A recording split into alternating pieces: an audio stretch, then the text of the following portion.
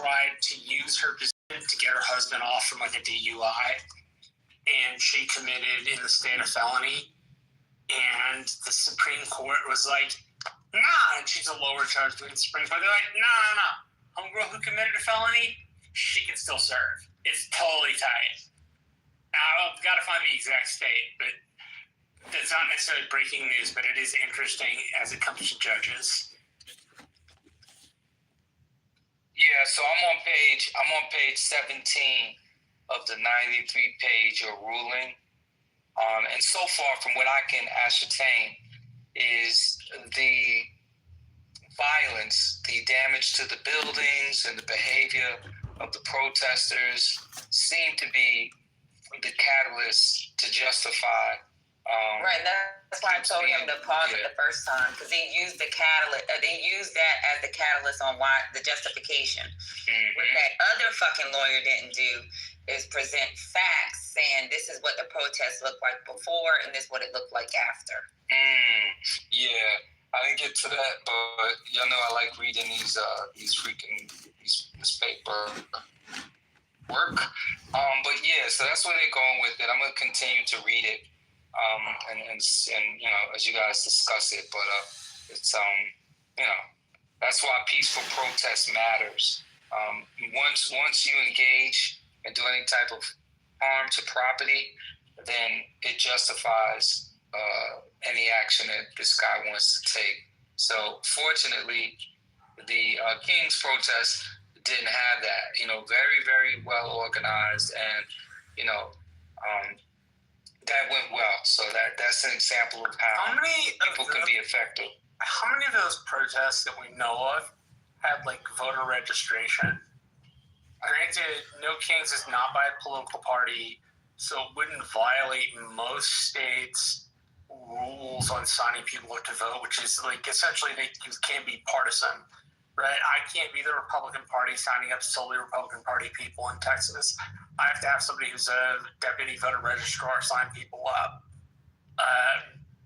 Is there any sort of recording of there being people like mapped on to Democratic lists so that when it's time to like show up at events or like door knock, that like those folks are around? Because the midterm elections are a year out, and it takes some gumption and skill to keep political will going for a year. So if you get these people and you keep their will going, what is it that you keep the will going on? I think that Trump will be out of office in 4 years, which I feel like is kind of a gimme. You're only allowed 2 terms. But like, how do other people aside from myself see that question? Well, if it's not happening, then it's something it sounds like would be a good thing for you to start. Yeah, and I think... I mean, we're going to have more than one No Kings. We're going to have more than one protest, right? Yeah. Yeah. So, sounds like something that we can all be vigilant about. And if it's not going on in your local area, start it. Well, this wasn't the first one, so I find that kind of weird. Right. It was. Yeah, this is the second one, but I think, there was the first one way back in the days when this country was first founded.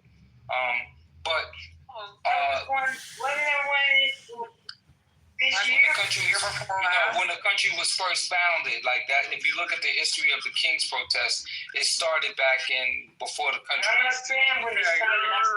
There was one. Yes, there was. But there's a point that I'm trying to get to. No, I meant since this administration. Right. It's been one. Yeah, this is right. It's been 2. Right. Okay, right. So to the point that Marsha was posing, which is a good point.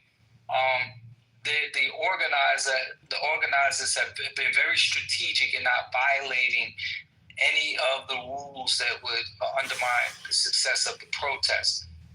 With signing, but I think implicitly everybody's like wink, wink, and I think people on the ground are having conversations about the upcoming midterms. People are having the conversations. It's just like, and I think they're moving smartly, I sound like Trump right now, right? They're moving smartly in that they're not going to allow themselves to be caught violating, the protests. Are there They've been rules very smart about in this. a protest saying that you can't sign people to register to vote? Really? Yeah, according to Marshall. So I thought that was just at polling places when you were voting. I don't know. We got to do a fact check. Rallies. We got to do a fact check that because they were doing it in several places. Right. Yeah, let's fact check that. Somebody fact check that. But I think We did it in several places, so I don't know what's the problem with that, Marsha. well, the goal of the protesters is to have this not partisan. No. We're trying to figure out what the fact check on it is because I've never heard that before. And I'm like, Alex, that's not something I've ever heard of. Anytime they've done protests, we've done concurrent voter registrations because when we did our march in DC with our veteran protests, when we did it with Martin Luther King Jr.'s son a few years ago, and I have the picture when we did it. We did our we did voter registration at the same time simultaneously. So that's super cool. I'm reading it right here. I'm reading it right here. Third party. The reason I asked the question is because I was more curious. Can you guys get a cue? Gemini has information. Can you guys get a cue or something? I'm just going to say this. It says that third-party vote registration drives are legal and actually very common, often at rallies, concerts, campuses, etc. Volunteers can even help people fill out voter registration forms. Forms are then submitted to the local election office by a deadline. That is if the rally is held in a state that requires third-party registration groups to enter, and the organizer failed to do this, or the venue is a private stadium or campus that bans political activity or voter registration on the premises. So, no, it's not illegal at all. Thank you, Gemini. Here we go. So does that answer your question? Okay, so the No Kings thing, I know it felt good and whatever. It was great turnout, more people there than I understand the Vietnam protest. So, and then we got the other side, that, just being dumb and ridiculous, talking about they're just older people. I don't care if they were on wheelchairs, on respirators, rolled in hospital beds, caskets, whatever. It's just the fact that somebody's doing something and they don't like it. Now it's old people. Who gives a damn? They could be, I don't care, caskets pulling down the street. I would volunteer to drive a casket down the street if that's what it's going to take. But it went pretty well as far as them not being harassed and not having some dumb stuff break out. There were pockets where there was dumb stuff happening, but, it's all good. So as far as San Francisco is concerned, I've been keeping up with what was there. And actually, they have, for this new Proposition 50 that Governor Newsom is doing for the redistricting, 20 million additional people registered to vote for November, I think it's November the 4th. Yes, ma'am. And it's 84% or 85% of people who can vote are registered. That's wild. So I am one of them in San Francisco. Yes, ma'am. We are. They mean business up there. We're not playing up here. We are. Excellent. We are on the bridges. That's what I'm trying to tell y'all. Every day on the bridges, on the overpasses, we are here. We have no kings. We have Prop 50. Yes, the Prop 50. People are out every single day. We've been out for months protesting. We've been out talking, galvanizing. There are grassroots people doing the work out here to make sure that we get the additional seats because it's fuck Trump. Excuse my. And then another thing, thank you, Rez. And then another thing, I go to you, Alexander, while I got two bars. I'm going to say this real quick. And another thing, there was a football player who played for the Buccaneers, and then they said he was excellent. I don't know, I forgot his name. Y'all need to look him up because this is concerning. He was 36 years old, and he died in Oakland police custody, Oakland PD. Now, this guy was 36 years old. He spent 7 seasons with the Buccaneers, and his last season was with your team that plays in San Francisco, the San Francisco, whatever you guys call them, the football team. Yeah, and I think he only spent a year there because they caught him doing some type of hormone. It wasn't no kind of bad drug or whatever. But anyway, anywho, they said he was breaking into a house, which I stopped because they're showing a picture of the house, Rez, and it don't look like it's in Oakland Hills or wherever where the rich area is. But regardless of that, he was supposedly breaking into a house. It looked more like it could be one of his family members' homes. And then they called the police, and then the police showed up, tried to detain him or whatever, and then immediately he went into some medical emergency, which they're not saying what it was, and all within minutes. And then he was obviously dead before he got to the only trauma center that's in Oakland, which is Highland, the only level 1 trauma center. So when he got to Highland, he was dead. It wasn't like he got there and they could revive him. He was literally dead when he got to Highland. So it all happened within minutes. Put a pin in that because it's all over. If you read, it's all over the news here in the Bay Area. San Francisco. Yeah. So he died in. Right now, they're performing an autopsy in Alameda County coroner. So here's some of what I know about it currently in our local area. Yeah, so here's what the update is so far locally. The cause of death has not been released. An autopsy will be conducted. This was the statement that came from Alameda County Coroner's Office. The police statement is that he was involved in a brief break-in. He was involved in a brief break-in, and a brief struggle, quote unquote, happened between him and police as he was being attempted to be detained. The department has not released any additional information. Martin was originally from Oakland. He lived in Stockton, where he played football. The family has issued a statement asking for privacy. The police. The Oakland mayor has reached out to the family and stated that we mourn the loss of Doug Martin, an Oaklander, a distinguished NFL career, and the tragic passing this past Saturday. So apparently, it sounds like he's had some issues with substance, and it sounds like he got into a scuffle with the police. And he passed away. They are doing an autopsy in Alameda. There's more to follow, but this has made national news. And I am suspecting there's some situations that's happened with the police, but there's more to follow. There needs to be context, though. Yes, we can't just talk about this out of Alameda County and Oakland Police Department are notorious. They're one of the most corrupt departments in the country. They just had a whole internal scandal where a homicide detective was fabricating evidence and paying people to lie on people, like 300 murder trials. So they killed him. I don't know if they shot him with a gun. I don't know if they, all did a dog pile on him. But that story makes no sense, and they should have an independent autopsy done because Alameda County Coroner is also in on their bullshit. God bless. Yeah, Oakland PD is, I think, if I'm mistaken. Go ahead, Ms. Alexander. Yeah, they won't get away with shooting. The family would be able to tell if he was shot. So that's out of the question. I did hear one station mention something about CTE.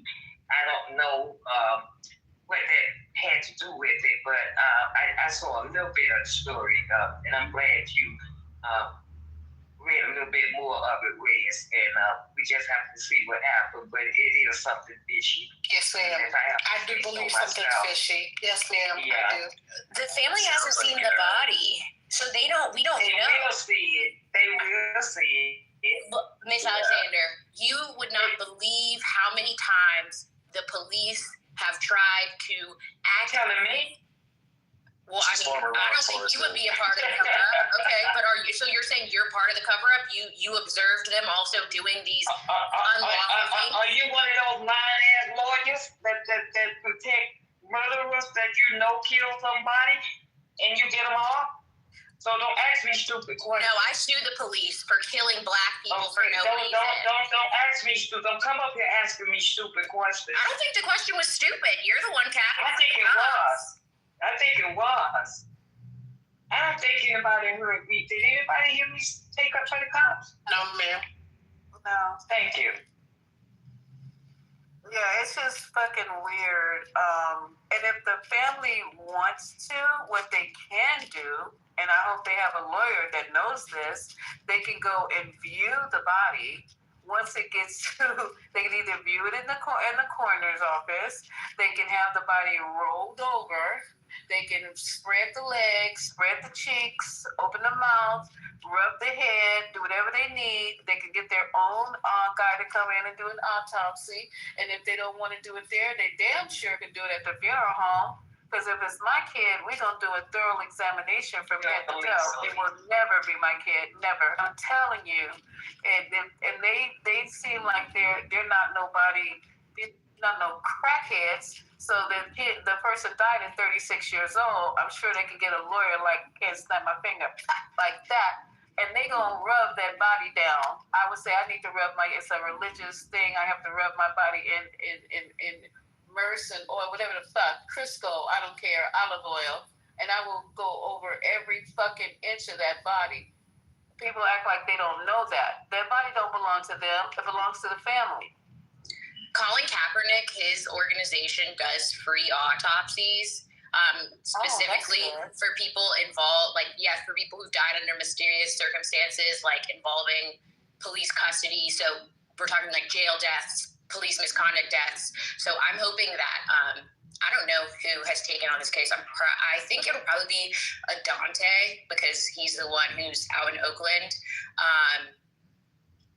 But this is tragic. Yeah, it's a horrible situation. Why not you? You'd be good enough. Yeah, that's true. Why don't you go up there? I'm really busy with what I'm doing right now. I can't speak too much on it, but I'm not trying to take on that right now. Well, glad you're busy. Busy is better than being not busy. Okay, y'all. So I just had to throw that out as breaking news before we get to the bullet points that Haitian has, and he done disappeared. Now I gotta go find the bullet points. But anybody else have any breaking news that we can touch on? I just got some. Comey has filed a motion to dismiss the case against him. I just got that. Oh, good for Comey. Yeah. Lisa Cook is cooking. I heard that all Trump shit is backfiring on Lisa Cook. We need to do a deeper dive, but it just came across my top of my screen that some kind of motion he put in failed or something. I didn't open it up. So you lawyers in here and people who are in the legal part of it should be able to tell us what's going on with Lisa Cook and her case. She ain't going nowhere, it looks like. That's why she don't work for that mother, Exactly.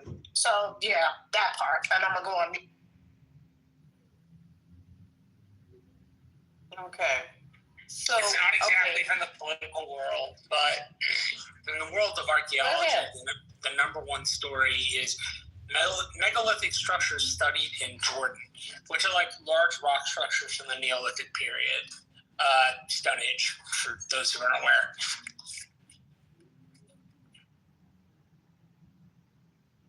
Thank you, Maya.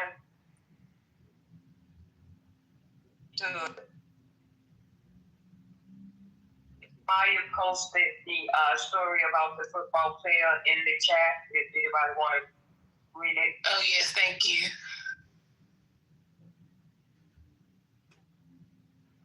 News.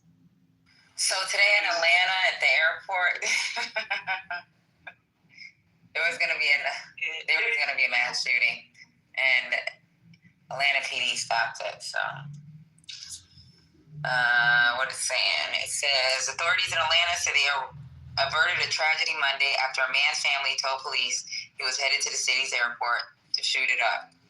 Police found an AR-15 assault rifle with 27 rounds of ammunition in the man's trunk, which was parked outside of Hartsfield-Jackson Atlanta International Airport. So yeah, his family called and stopped it before it happened. I'm glad they stopped it. Thank God. Ooh, wow. So he was going to run back out and get the... But Patty, I thought that they stopped people from parking that close up to the terminal. Yeah, they did, but you know you can unload and load at that terminal. I'm going to be honest with you. Yeah, unload and unload terminal, y'all are too lenient. Like, it's a long... Oh, they're way too lenient. I flew in there one time, and I had a friend wait there in the riding zone for 20 minutes. For 30... Yeah, I've waited for 30 minutes. I've had other people wait for me for like 30, 40 minutes. I done parked at Hartsfield in the front for 45 minutes. So, child, please. They too lenient. Way too lenient. They lazy as crap. I tell you what, some of our airports need to look like some of the Middle Eastern or Asian airports. We haven't had major airport upgrades in our country in a very long time. It's not the upgrades. They've upgraded Hartsfield. The problem is the traffic control. APD is lazy. They don't move the traffic along quickly. Yeah, they let everybody sit. They let everybody sit their ass over there. That's what the problem is in Hartsfield. You see the ones they got their reds? Are you kidding me? That's my point. The only thing they do is direct traffic. I don't give a shit. You see the ones they got out there? You already know. You know, some girl, one of the, you know how the traffic director, you know how they be directing just traffic. Mm-hmm. I don't watch one of them motherfuckers beat the shit out of somebody. Listen, I watched one of them. She had her AirPods on. She wasn't paying attention to shit. Somebody could have ran her ass over. She had her AirPods in her ear. I was like, how you directing traffic and you got your AirPods in your ear? Hello? What? Yeah. When I seen that shit, I was like, oh, Lord. I said, they out here. She out here beating this girl ass in uniform. But the girl was wrong because I think the girl ran up on her and got in her face and then tried to mush her. And that girl grabbed her hand and beat the shit out of her in the street. Wow. Years ago, they had a height and a weight limit, you know? No, and them girls thick too. Yeah, not anymore. Heels and everything. BBL Drizzy out there. I'm trying to tell you. Like, what you know about me? Right. Exactly.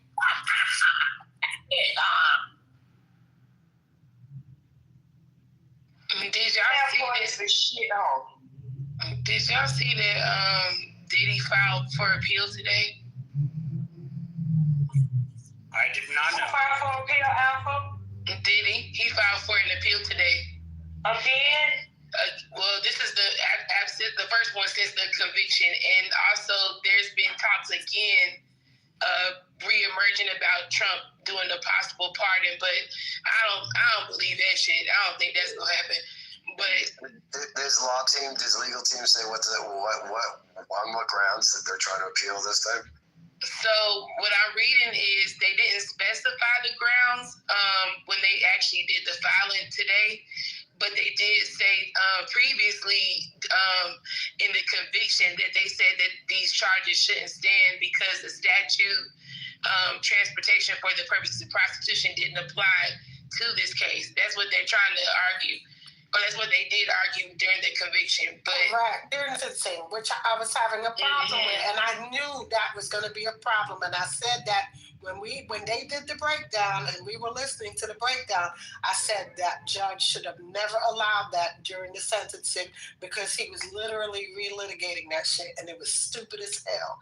I understand that he opened it for an appeal. It was dumb as hell. He fucked up. Yeah, he really did. He fucked up. I saw that. I said that's an automatic appeal right there. That part, absolutely. But I'm gonna tell you, Alpha. Here's the thing, right? If you let gay ass George Santos ass out And that motherfucker ain't had no money. Hello. Child. Diddy could get it. Diddy could get it. Diddy could get some because Diddy got some money. So Diddy got some hits since nobody want to play at his. That part. Everybody wants to sue him when he that part. Fatty. Speaking of hits, did you hear that? One second, Riz. Who was it? Rihanna? Was it Rihanna? And R. Kelly made a song. Huh? What? When did that happen? I heard that. I saw that last week. No, not Rihanna. That's got to be AI because I can't. That's got to be AI. Yeah, I'll look into that more. Yeah, it said that it haven't came out yet, so yeah, we'll see. Yeah, hopefully it's AI. But yeah, I think that when I saw Santos, when I was just looking at his face, I said, "You got to be kidding me!"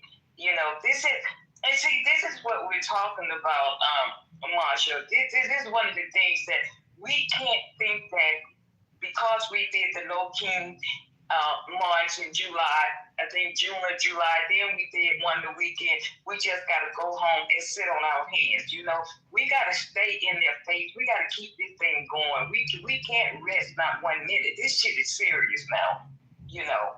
Yeah, that's what I was hoping. I was hoping people had that reaction to it. I just didn't know if they did. I didn't get to go to the second one. I was at the first one in my town, but I got stuck out. I had a truck problem, so I couldn't go. What was the vibe of the first one? It came from a discussion from Gary's Critical Thinking Forum, which was what kind of electoral impact will it have? And so it got my political mind thinking. How do I keep the 4 or 5 out of 10 people who are interested in political activism actually interested? And what would the opposing side of the aisle have to do to bring those folks into the sphere and keep them both activated and interested for over a year? Noting that midterm elections are usually lower turnout, and they if it's not gubernatorial in the same year, they're much lower turnout usually. And so it was more that kind of yeah, presidential is very low. You know, it's low gain, and it's also low. And it's also low in a runoff. You know, I hate runoff. You know, it's also low. Runoff in Georgia, very low. Yeah. So did I. And the first one moves was on the Army's birthday. It was June 14th. Yeah, well, we know that. We know that's that. what We all remember how that. What was that Trump birthday? Yes, child. Right. But the birthday party? Military parade. Being a military parade like a good dictatorship. Yeah, the parade. That was his birthday. That was the first No Kings protest. Yes, it coincided with both his birthday and the 250th anniversary of the Army. So he got to ride off 2 for 1, basically, on the taxpayer.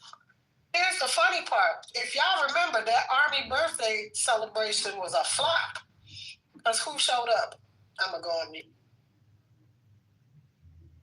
I think when you tie something like Johnny's birthday into Trump, it's one of those things that just doesn't work out very well. Well, the Army's 250th birthday should not have been tied to the President of the United States. I get it, but here's the problem. He always supposed to have these big crowd sizes that he always complaining about, but don't know. All these wonderful MAGA people don't never show up. His crowd size would be sucking. For all these people who he got on his team, they sure the hell don't show up. I'm going on. Here's the thing. I understand exactly what you're saying, but they showed up when it mattered. Yep, they showed up to vote, so... Because they broke, they ain't got to travel nowhere but to the local area and vote. Right. You know what I'm saying? Right.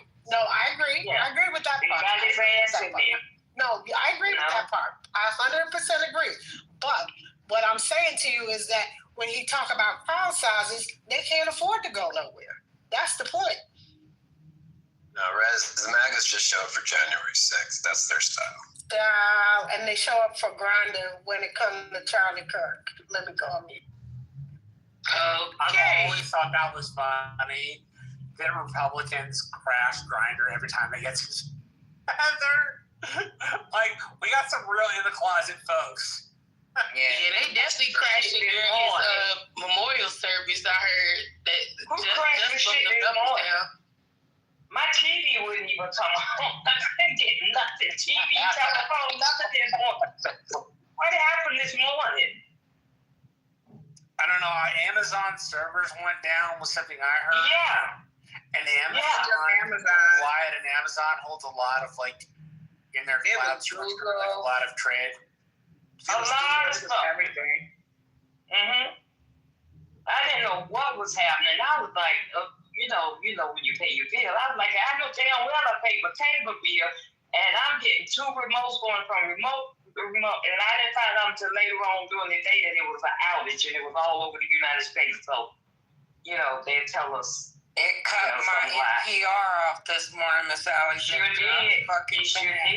It was worldwide, you guys. It was worldwide, but they resolved it now, they say. But I've been trying to work today and can't get anything to work right on my computer. Lady, like for Lisa was held hostage in her room. I saw that, Patty. I saw it. I couldn't get in. Couldn't do nothing. I was like, Lisa, let me come back. And I couldn't even come back. But I ended up closing it. But it took an hour. I had to keep, like, refreshing. Like, I was like, shit.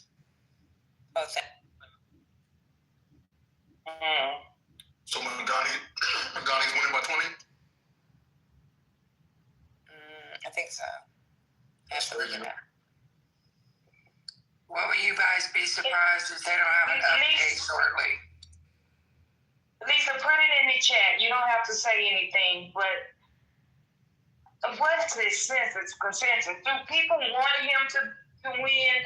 Because I'm hearing different. I'm hearing they want him out so that Cuomo can get back in or something, can win. And then I'm hearing they want him to win, and some people saying because what he's campaigning on will never happen. It's mostly young people. You know, I love young kids. Like, their ideology is crazy, but the truth is, like, can what he proposed really happen? He can't show. Even during the debate, he couldn't even say where he would get the money from. So, like, I think it's cute, but I still pay New York State taxes. And I pay a lot in taxes. My daughter don't know no better. So she's going to vote for Madani. Her and her friends, like, these kids at these colleges, they're, like, actually, like, making little groups. Like, the Black Union at her school is pretty much like, yeah, we're going to go on this day. Group A, Group B, and Group C. We're going to get Madani in. Like, I'm a Group B, Ma. Like, that they really are, like, guys for him to become the mayor, so.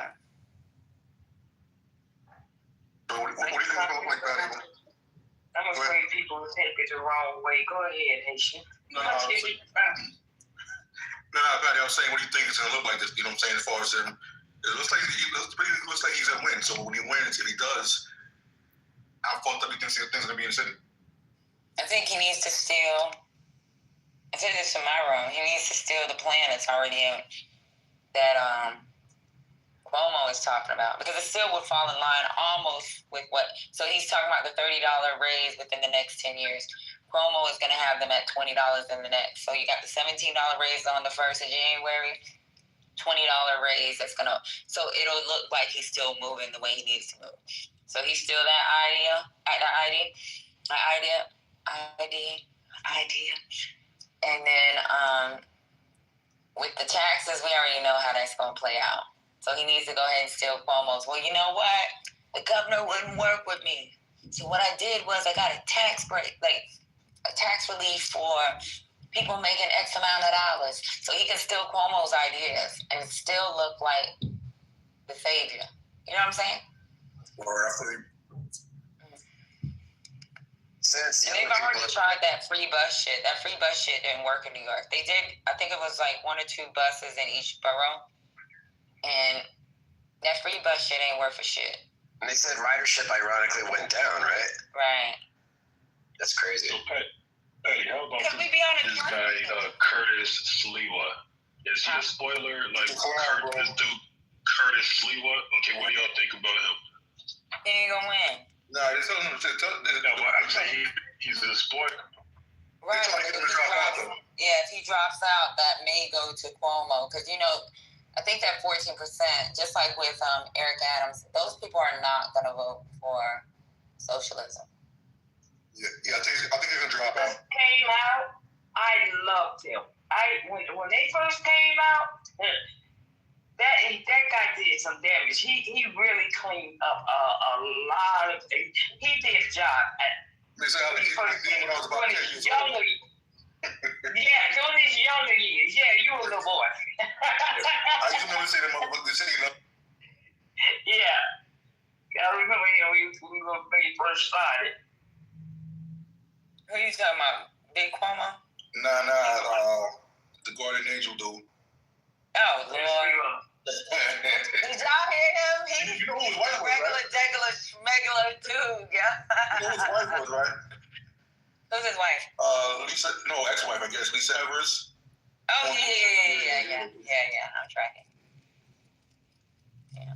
But he's regular dude. Mm-hmm. Like, even when he sound like he's from the streets. You can tell he is. Yeah, you can the real guardian angel. He was the real guardian angel. Yes, he was. 50 years later, he still can't wear the beret properly, though. That's the shit get on my nerves with that motherfucker. Man, that shit funny than a motherfucker.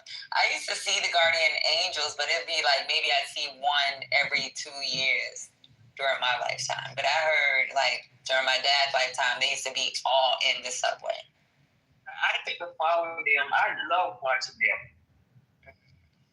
When I started coming to New York in the 80s, they were everywhere.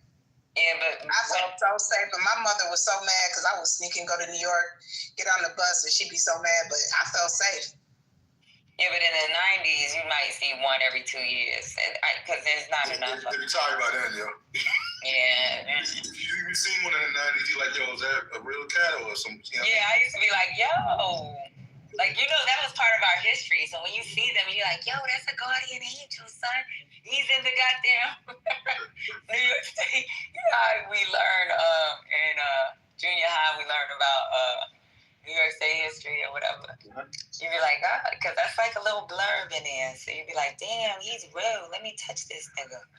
We used to hear about him in Chicago. Like, they were big. I don't know, like in other cities, but yeah, they used to like idolize him even here. And just talking about like what they used to do in the New York subway. I mean, people I guess used to wish that we had something like that here. But no, that was legendary. Yeah, it definitely was. Yeah, it was. So, patient. Yes, ma'am. I can't find my list. What's next on the Did I interrupt you guys? Because I can't. No, they were talking about New York. You didn't interrupt shit. Oh, Yeah, but what's your favorite part about New York? Okay, so let's talk about. Okay, so let's talk about Mark Benoff. Y'all know who he is? Mark Benoff. No, but next is the Salesforce CEO. Yeah, in his career. He's back in the National Guard in San Fran. Yeah, not only that, he's willing to either he's willing to use or give them some type of access to AI to hire more ICE agents. See, you all have to know, you have to open up these articles and read this stuff because I have such bad Wi-Fi, but I'll try to go here and see if I can. Benoff, there he is. Okay, so he is, let me see if I can, he walked back the need for National Guards because after they got a hold of him in San Francisco, he all of a sudden found Jesus and said, oh, well, now I don't see a reason. But there's something about him and AI. Back to National Guard. No, he's trying to get a contract. Benoff walked it. He's trying to get a contract with the government, so he's a grifter. Okay. Wait. Did you say he joined the National Guard? No, I said he's offering him. Can somebody just find the article he's offering? No, I'm looking at it now because I see his picture first. So what he's trying to do is help support ICE. Yeah. And he's trying to use his company Salesforce as the contract that would because he actually pitched to them what he can do to support. So he's actually trying to make some money. Oh, so he's a grifter. So he on both sides, isn't he? His guts are getting smashed, hanging on both sides. I apologize though because people are like, smashing it down nuts. He also has a history of pressuring whatever mayors in San Francisco to, crack down on the homeless and what have you. Or he'll pull up the 10 strings for Dreamforce, which brings in a ton of money to the city. But I don't know what article y'all reading, but he has pulled back, y'all. He's actually on a side note too, Salesforce is good to get certified in this, so you know. Yeah, I do want to say this, right? Just for people that really don't know Frisco like that, Frisco is one of the least violent cities in California. In 2024, they had 30. Proper, yes. Yeah, they had 35 homicides in 2024, which was the lowest in the last 6 decades. And then this year, they so far have had, I think it's 15 or 19 so far. So they're on track to have lower this year because we're 9 months in than they had last year, which was the lowest they had in 60 years. So it's not like there's some escalating crazy crime. Violence, yeah, we don't have that kind of, we don't have that. Now they do have people breaking into cars. Yeah, that's breaking and entering. Tourists leaving their bags in, but like Jim and I saying, crime in San Francisco literally is at an all-time low for 23 years. What are you talking about with the National Guard? It's such a flex. Yeah, something else is good. We know what the something else is, and it's 2 words: Gavin Newsom. That's it. He wants to come in here and harass this man and try to make him look bad at any cost, whatever cost, even if it costs the taxpayers all their fucking money. He wants to do it and not pay those men who are going to come up. They can come up to San Francisco, right, you guys? Because they can guard the whales, guard the seals, and the National Guard. You got to speak of a little city. When he said Oakland, the natural guards, natural, Natural Guard. There you go. Take care of Golden Gate Park. What about Oakland? To me, if he said Oakland, it would be a lot more valid, right? I'm not need the National Guard, but it would be a lot more substantiated. It would make more sense. But they're not doing anything in Glen. I mean, they're just separated by a bridge. Yeah. It's just weird. This is what I got. If anybody else want to add to Mark Benoff before I read this article, I got 1 bar. It's capacity of Mark Benoff to distract from his national comment. The CEO tried to get San Franciscans to believe Salesforce was growing its local investments. It's not even close to true. Last week was a tough one for San Francisco's formerly favorite social conscious plutocrat. First, Mark Benoff town newspaper that President Donald Trump's stormtroopers should patrol the city streets. The Salesforce CEO was miffed that his company needed to deploy 200 or so off-duty cops to protect its 45,000 guests in town for the annual Dreamforce conference. And he reasoned,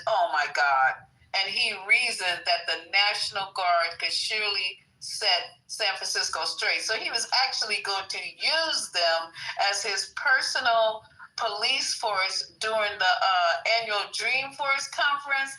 That's what he was doing. Oh, this piece of shit. Then he huffed and puffed to the standard about all he's done for his hometown, even though he now lives in Hawaii.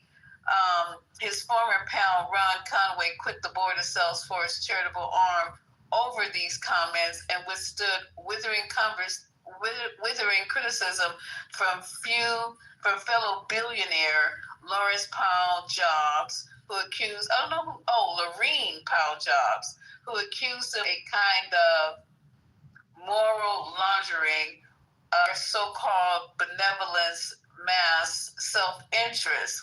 It ended with Benoff issuing a half-hearted apology for his original comments, a classic sorry, not sorry statement of regret for the concern they caused, and rescinding his call for a Trump takeover. For all that, at least there was a shred of good news. Salesforce pledged to invest $15 billion in Francisco over the next 5 years.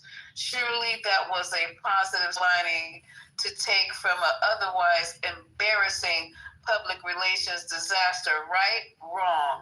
When you look at Benoff's big investment, it becomes clear that the move was demonstrably fake as the cartoon forest creature Salesforce uses in its branding. In real life, that $15 billion investment isn't an investment at all, but rather business as usual for Salesforce, which is the city's largest private employee and has been headquartered in San Francisco since its founded in 1999. Let me see if there's anything else good in here.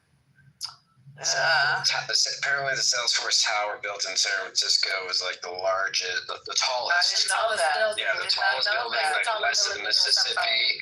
Like Dreamforce is no joke. I didn't know that. He's hired the Red Hot Chili Peppers. The late General Colin Powell spoke there. Like hitters go there. Salesforce as a whole. Yeah. Wow. Exactly. And if he's throwing $15 billion at San Francisco, great. What a philanthropist. But I'd like to know how those funds are going to be allocated. Is it going to the homeless, or is it going to more expensive development? Most, here's the thing. The key word in that sentence was pledged. And that's where the problem I have with this conversation, because I just heard the word pledge. Put your money where your mouth is. See, be a Lindsay Bezos. Be a person who actually about action. Be a person that writes the motherfucking check. When you say I'm going to give the money, write the motherfucking check. Exactly. Anybody can pledge. Right. I don't give a frig about pledging, because I hate when people, they say they're going to pledge. You know what happens? It makes the headline and the money never got a damn place. They never give shit. I will say, though, I'm not defending it, but Salesforce does do a lot in the community, federal community.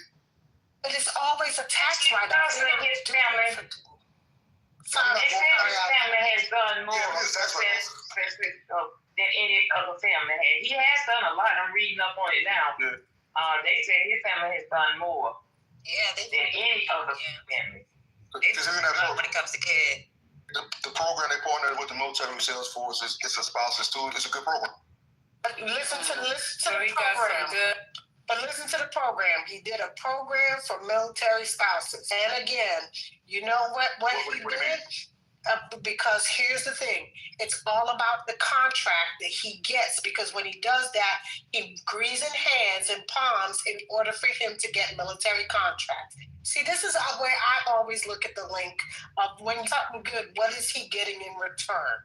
Because when you do for military, then you also get your foot in the door to then turn around and do something to get a military contract. Yeah, but Rez, but there was a lot of companies that they were recruited to partnership with the military and the federal community, right? For like, if you PCS, that way your spouse has, some type of preference to get a job. And guaranteed income. Yeah, so at the end of the day, the nonprofit's gonna be a write-off, but they actually doing legitimate work at the end of the day.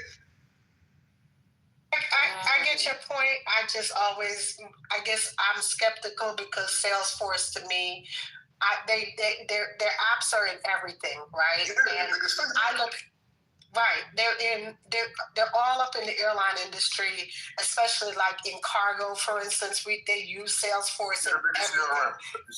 Right, correct. And that's what I'm trying to say. And they're always looking to divide and conquer, and they monopolize in a lot of areas where they have dictated in a lot of areas as a CRM. And I'm not saying they don't do things without a good conscience. Look, sometimes I don't think they do it with the best intentions. That's all I'm saying. Yeah, we know that. A lot of them, we know. Okay. Yeah, so I'm dropping in everything I've been saving with no Wi-Fi. So if I'm all over the place, I just want to get it in because it's going to get nervous. I'm literally sitting on the ledge of the window with my foot up trying to get all this stuff here. But breaking news. Don't be falling out no windows, child. No, baby, I'm not going to fall out the window. I just got to get, I got to get up on. I got to put my cheek to the glass just to get this one bar. But the House, breaking news, this is updated 3 hours ago. The White House economic advisor, did you guys talk about this? Hassett says the shutdown could end this week. Did y'all hear this? Well, that'd be nice. After the bill just fell for the 11th time today? Right. Okay, I just want to make sure y'all heard about that. And then they were saying that the Democrats were waiting until the No Kings protest against Donald Trump. I don't believe that. That sounds ludicrous. But maybe they were. Maybe that was a good move that they thought they would just let everybody get out in the streets and do what they're not doing, which is, putting their hands up and their feet down. So I don't know. That could be true. Anything though. Right? I'm sorry? It doesn't change anything. The No King? I'm not understanding. No, not the No King. I mean, the bill. I mean, I'm not understanding. If the Democrats just going to throw their hands up and just say... So Mark Kelly actually said that if they negotiate the term, then it will end this week. That's the only thing. The person that made that statement... The person that actually made that statement is the economic advisor. It's not. Kelly said, so they got an interview out there. I think it's on CNN. And when they asked him about the shutdown, he said we should be able to complete it this week, as long as they sit down and have the negotiations. So you gotta remember, the only time they've been able to talk to anybody was that Monday, about 2 weeks ago. Nobody has talked to them since. So. Yeah, but the bill failed again today. Nobody has the vote today. Yeah, they did, but they pulled They've been voting almost every day, though. Right, and they failed for the 11th time again today. So I don't see where they're saying that any. My thing about it is, if we're at the 11th vote failing, where are we looking at an end in sight by the end of the week? That's all I'm asking. You know what I mean? But that's the economic advisor saying that. Yeah, so he don't really know. That's something he said. Unless he knows that Trump has said, go ahead and give them what they want. Okay, that makes sense. That's all Trump said they're gonna have to negotiate. I'm still highly upset with Ms. Cortez Masto.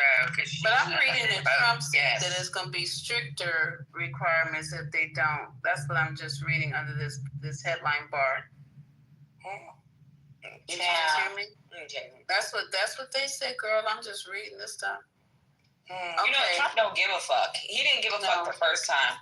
We had 35 days. It was the House Speaker that had to do something. If the House Speaker didn't do something, that's why his ass got fired. Because he went against the grain and said, hey, we got to get this shit through.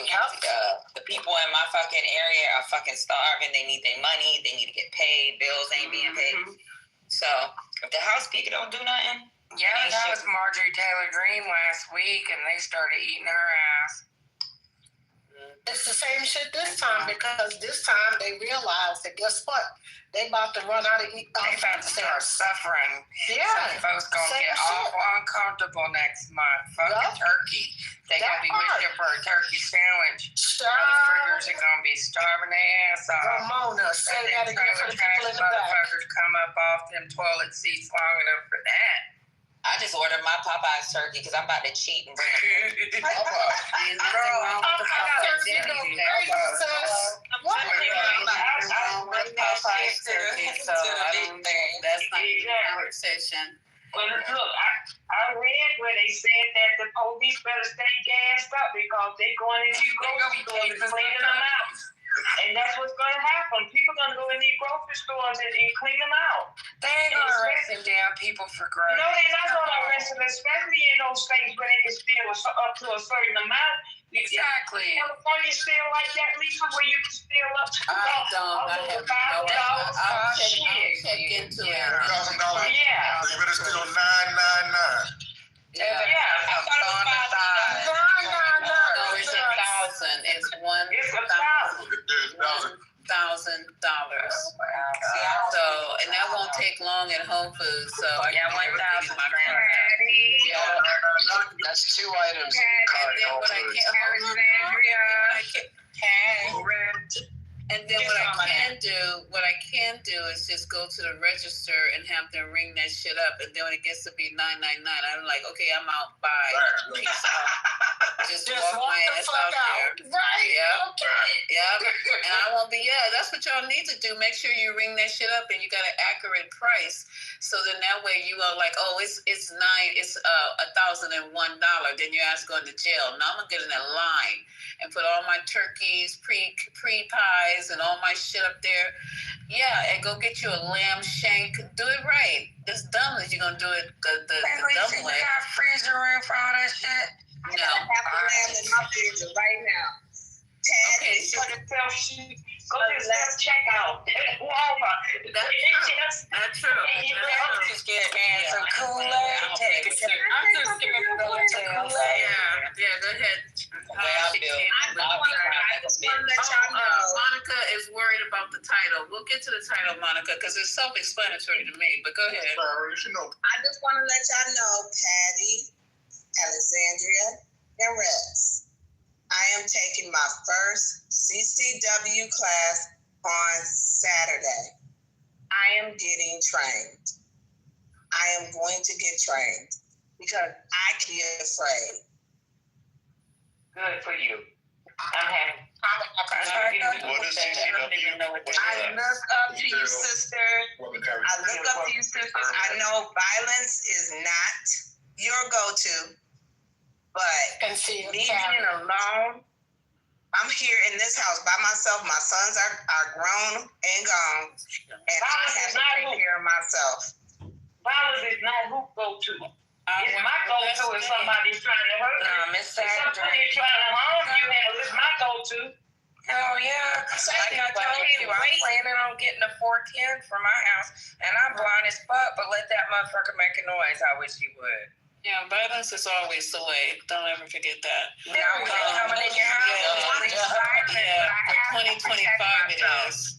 And that's always the way. I'm going back to my roots, violence, and I feel good. I feel good about it too. I feel good about it. Okay, so I'm down now to this one bar. I want to play this thing while I have the ability to. Not trying to cut you off, girlfriend, and I'm very happy you're doing the CCW.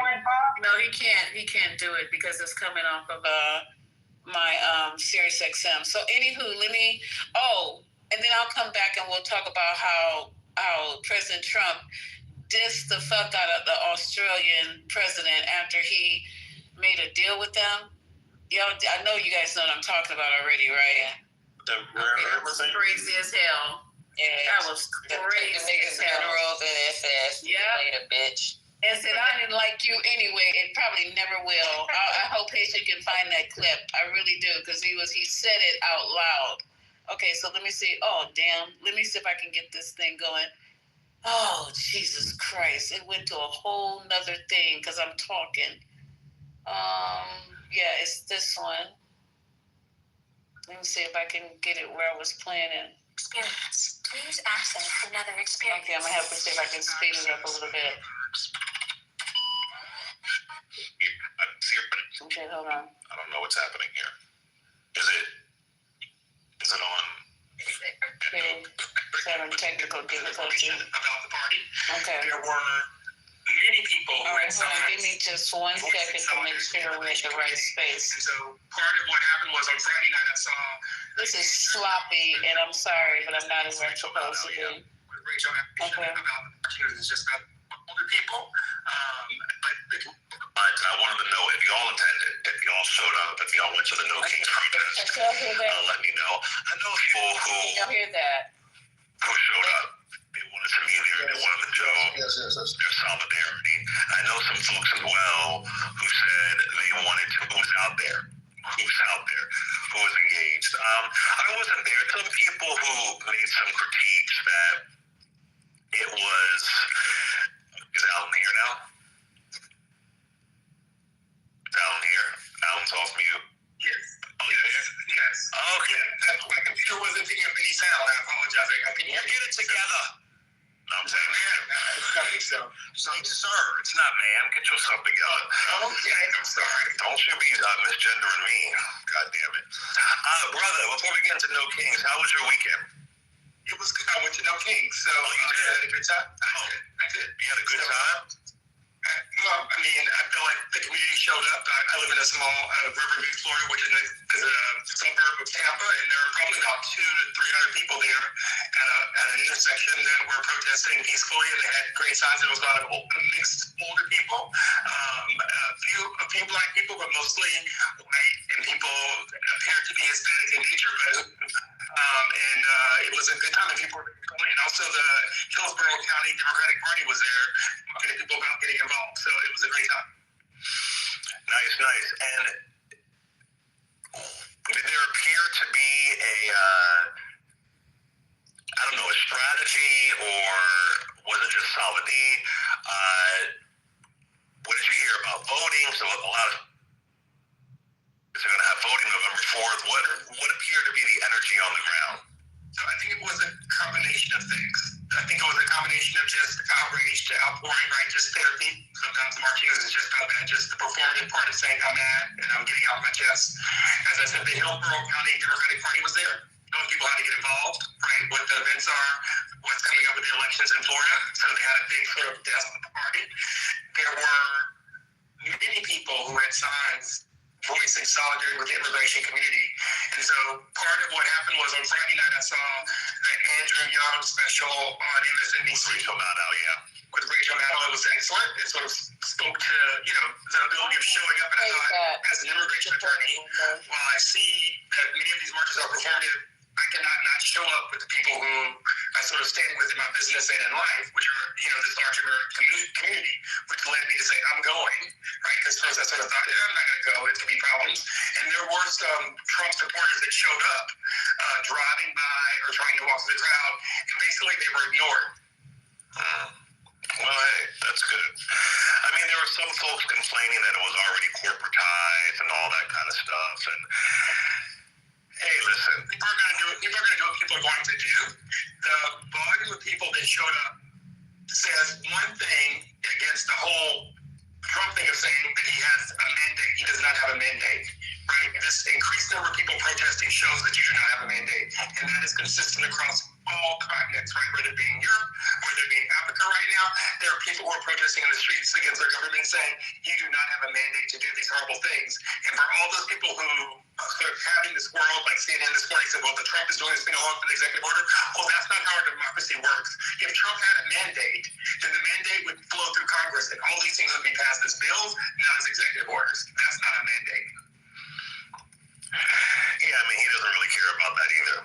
His thing is we're going to do whatever we have to do to maintain the power, to maintain the GOP power and so on. So they talk all this shit, but it's not really, it's not really. Did you already cover your weekend? I didn't mean it. Did you cover your weekend? Today's the day for this afternoon, and Saturday's the day for the last event. So how was your weekend? The weekend was good. I just kept it chill, rocking that. So yeah, it was just a chill weekend. I did Nice Neighbor. Have you seen it on Netflix? Is it scary? No, it's heartbreaking. It's about this white woman. They killed that. Go past that. Details, and it was filmed entirely with a body. They're going to be kids. Not even assumed. They knew. What's the person who made the video in 2022? The big station. I don't understand what you mean, honey. I built the melanated people there, and I get it. I understand. I mean, I wasn't there either. I could have went, but I was like, I think I'm okay. But yeah, curious to know if y'all were there and your thoughts on it. Let's go to a call here, 866-801-8255, 866-801-8255. Let's go to Terry from Cincinnati, first-time caller. Good morning. Morning. How are you today? Doing good. all about, you talked about the documentary. Yes. Yes. Please, girl, that's all what I want to hear. This baby's right.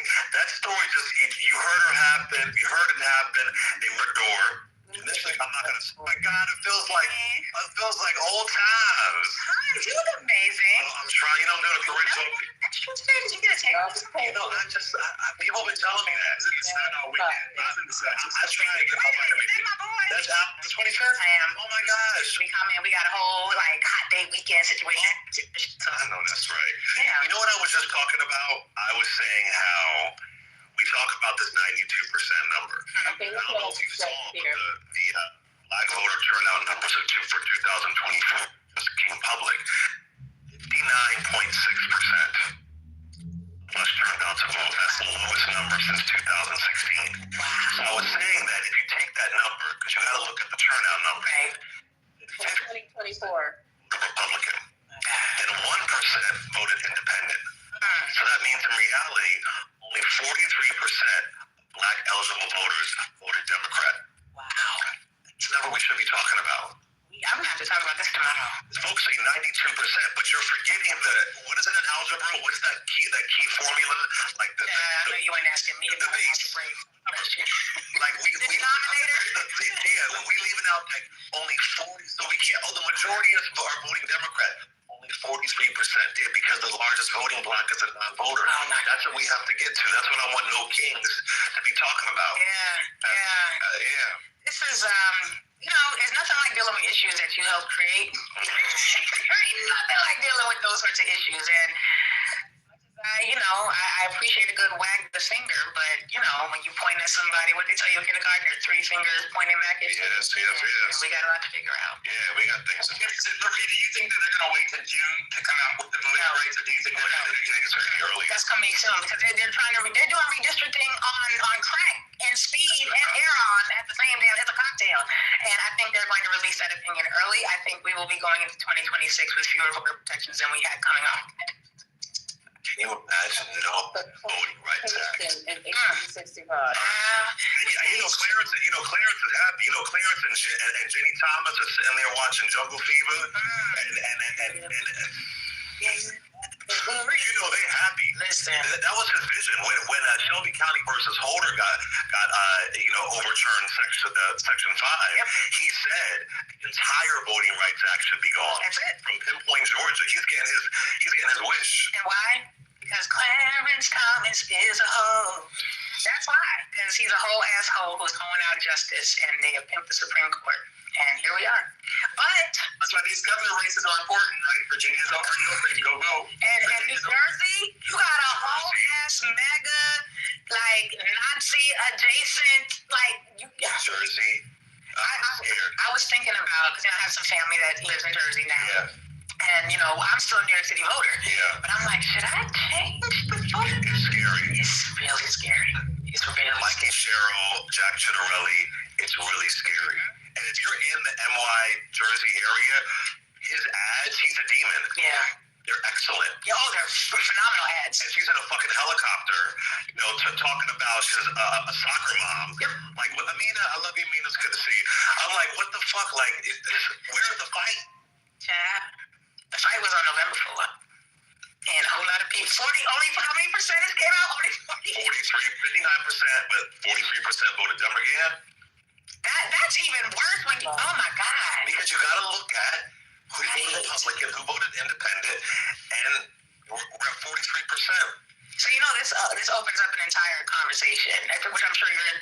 I just interrupted you were having just a whole conversation about what it means for us to have to now take responsibility. Because again, we done pointed a lot of fingers. I've been wagging fingers at everybody, but we got to ask, what does it look like when this is something we co-created? And it gets even worse when you look at it per state. They don't have all the state data, but when you look at it in Texas, when you look at it in Louisiana, in Mississippi, even in my home state of Pennsylvania, it gets really bad. So I'm just saying, it's just to be said. Did you get your invitation to the Underground Railroad ticket? I've had it for a long time. See, I was notified that instructions would be forthcoming. I got an advance ticket. Okay, so did you all hear that shit? I didn't even realize the numbers were that bad. And if this thing passes to the Supreme Court, we're going to be going back to 1863. We have more rights coming off Emancipation Proclamation. Are we for real right now? Y'all need to get out and vote. It's abysmal how we just take this shit as a joke, as a game, that we don't need to vote, that we don't need to participate. But after Reconstruction, and only when Black men can vote, I said this 100 times, that there is 85% Black men registered to vote and voting, not just registered to vote, but and voting. So I don't know what the hell right now is going on. 45%, 15% for Dems, 15% Republican. I forgot what 9 or 7. But this is ridiculous, and we want to bitch and whine and scream and rub our tummies and lay on the floor and kick our legs every fucking time something is not going on, and then they want to blame particular parties. No, it's you. It's you. Get out and go vote. And locally, probably he did a show on Mississippi, and it was embarrassing for all them Black people to be up in Mississippi, and I think the voter turnout was like in the low 30s. That shit don't make no sense. And Philadelphia, but you crying all the goddamn time. That's what I don't understand. So I don't know where we're going from here. I don't know. All kings, no kings, 3 kings. I don't know. But if we, as a populace, don't get out and vote, the largest populace of voters is the non-fucking voter, and they're probably the loudest ones on this fucking app. So that's what I had. That's one of the clips I had, and I'm sorry it was tacky, but I'm in a tacky situation. So there you go. Yeah, I got that clip. I got that clip you want to listen. Which one? The one about I don't like you anyway.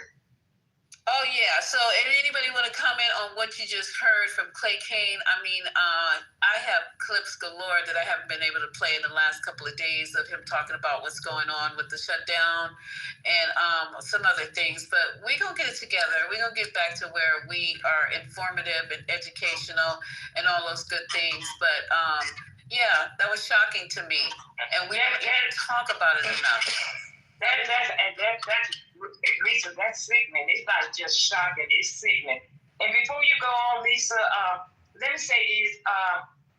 ML, Sue, Monica, Hakima, Alaf, we heard Alpha, Ashton, Coach Meter, King, Queen, we would be glad to hear your voices. If you want to speak up on that subject or the next one that come up, we would love to hear from you guys. Let's hear some new voices on the stage, please. Oh, that would be great. And our pink tickets down. Okay, and I just want to say to everybody, welcome to the 420. I haven't had a chance to ping anybody in. I see you guys haven't either. But please ping some of your friends in, most of your enemies, so we can get this room and try to educate people. We're coming up to a voting situation, and we go watch. Y'all gonna be complaining on the other side. You watch and see, oh, woe is me, woe is me. Well, I don't want to hear it no more. If you didn't get out there and put the work in, if you didn't get out there and get people not just register, because we keep saying register. You register and then you still sit home. Go and vote. They're making it so easy in California. God damn, they sent out all the, from what I'm understanding, the material. Then you can register on your goddamn phone. Then the day before, you can actually register in person. I mean, what? It just don't make no sense. There's no excuses anymore for us to be this complacent, lackadaisical, and just, what's my other word? I can't even think of it, apathetic. It's getting ridiculous, y'all. We fighting for our lives. And then people always talk about, well, I'm going to leave. But these countries hear you. They don't want you there. They do not want you there. If you don't have nothing to offer, like you some goddamn doctor, dentist, highly skilled healthcare professional, or whatever, IT, NT, so they got their own anyway. I mean, you're not that important. They don't want all of us floating to their country. And then who you gonna leave here to help your relatives? Nobody. So I'm on my soapbox because I got one bar. But anywho, anybody want to come up and talk about it? Please do. Please ping in your friends so we can educate and motivate. That's what we're going to be doing for the next few months. Educate, motivate. Okay, so let me start pinging people in. coming up. Monica, you have something to say? Come on up, girl. Nobody's trying to run you off. Nobody's trying to hurt you. Come up to the stage and say what you got to say. Monica. So, what you think, Monica? What you got cooking in your brain? Well, I just posted the link to the room on a Telegram since you said ping in friends and enemies. Okay, I'm getting ready to ping in. You mean No, I'm getting ready to ping in. Thank you, Monica. Where are your friends coming So from? what you think about the case though, Louisiana? What do you think about the case, the VRA case? JD, the ones with the sheets. Monica, or did she disappear? No, I think she's there, right? I can't see her. Nah, I think she disappeared. Oh, damn. Okay. No, she's there. Monica, what you think about this case? The what case? The Voting Rights Act case. It's about Section 2. Oh, the gerrymandering decision? Yeah. The white death. No, it's the black death. No, theft. Oh, yeah, theft. Yeah, there you go. Did the Supreme Court make the decision already? They haven't, but they had the oral arguments the other day. So, did you listen to them? No, I haven't had a chance. It's good listening. But what do you think about it? I understood that they gerrymandered to get another district that was predominantly black voters. And so overturning of the Voting Rights Act would change that. So it's overturning Section 2 of the Voting Rights Act. That they are basing the voting districts for representation of black voters. Right, because that's the only thing we have right now, like for black people that can. So gerrymandering political parties is not racial, but the Section 2 actually says like we have to have representation, right? And they're basing it off that Louisiana case where they tried to use the map and they put them all into one district. And the way they got it drawn, it's like you got all these black folks and we're going to only have one representation. Nate the lawyer did a really interesting video about gerrymandering and what? You talking about Nate the lawyer, the black guy?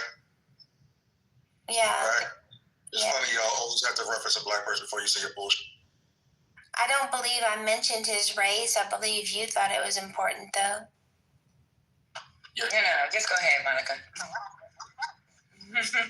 So he talked about how there are some states that are very good at gerrymandering. And he mentioned California and Florida. And I can share the link if anyone's interested in the video. I thought he broke it down very clearly. It's been a couple months since I saw it. I'm trying to introduce you guys to another black coon. No, we voted for Trump for the economy or against crime will be tolerated. What are you talking about? We're talking about Voting Rights Act. I have a question. What part of California was gerrymandered? Because if you're talking about the true form, that is the act of taking the voting rights away from minority voters.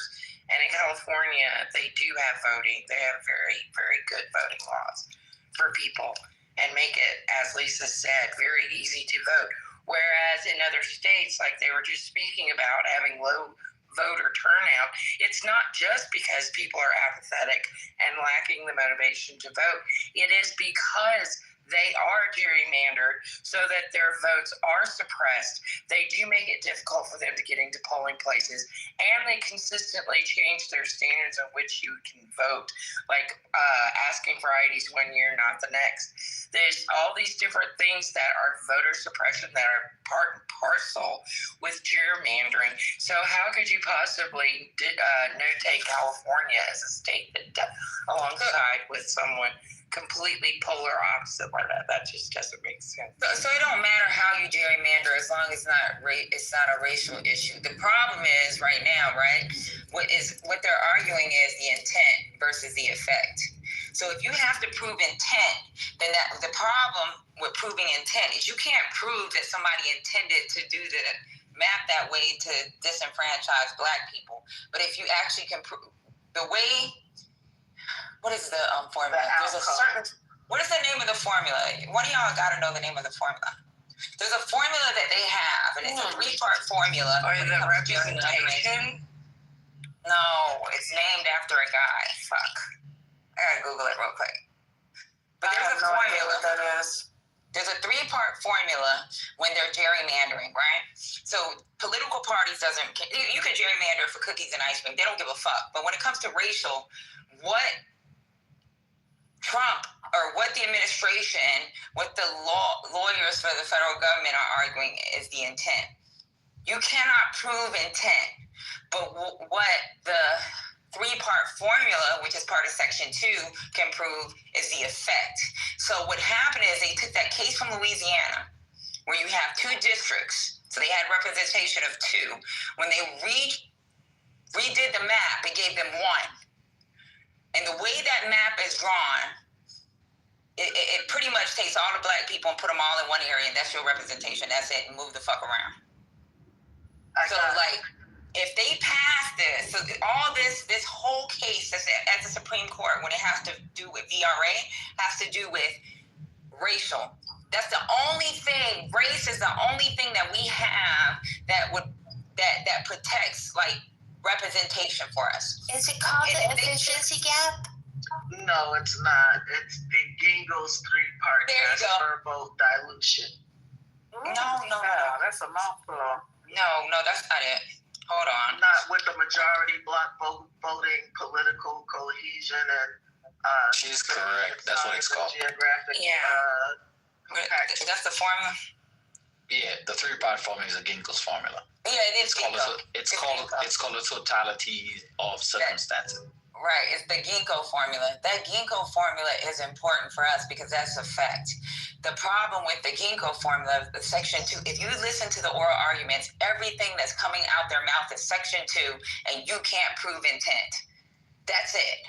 And the thing that's crazy is the argument is strong because you can't prove intent. And one thing about the Constitution is no law can be written that's racial. That pretty much, it's just real crazy because I was listening to that shit and the questions that were being asked. You know who fucking came off the mic and we haven't heard him come off the mic one single time? So the last oral arguments we've been listening to for the last year, I have not heard Clarence Thomas talk at all.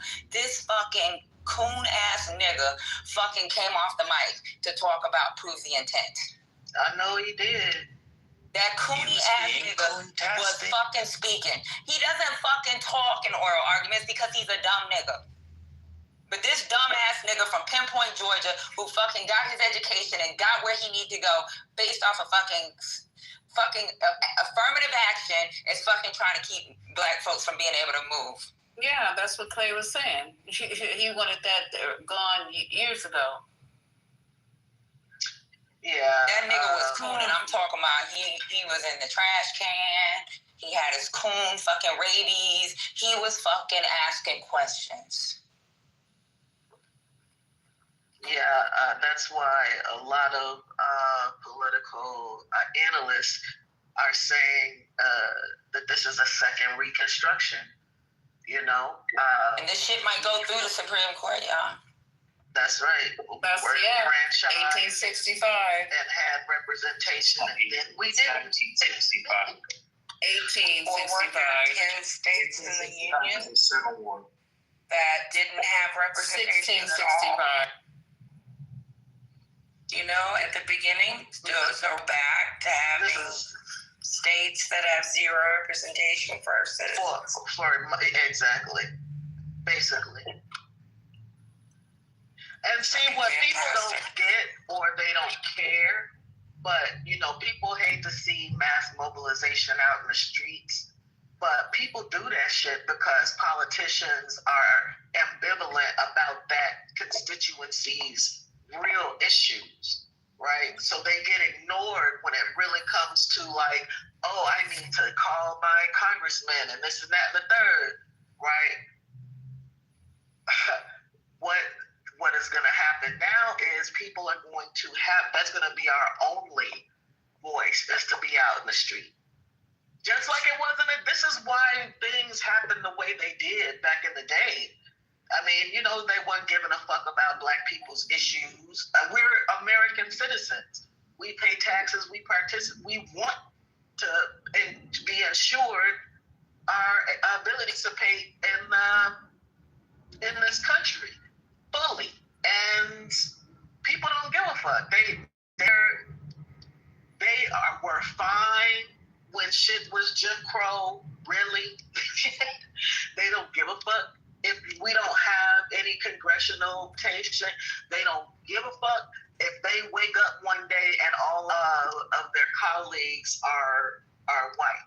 I don't think people was fine when it was Jim Crow. The people that was back there during Jim Crow, they dead now. This a whole new group of people. So you know, this whole new different people. Right. They don't think these to understand the way Jim Crow was all about. Yeah. But look at it though. They're doing a hell of a job cosplaying, because between the Nazi shit and the white supremacist bullshit on the alt-right, it seems like somebody that had a visit from the ghost of Christmas past, a racist, right? Because they're right back on the same shit. What happened a couple of months ago?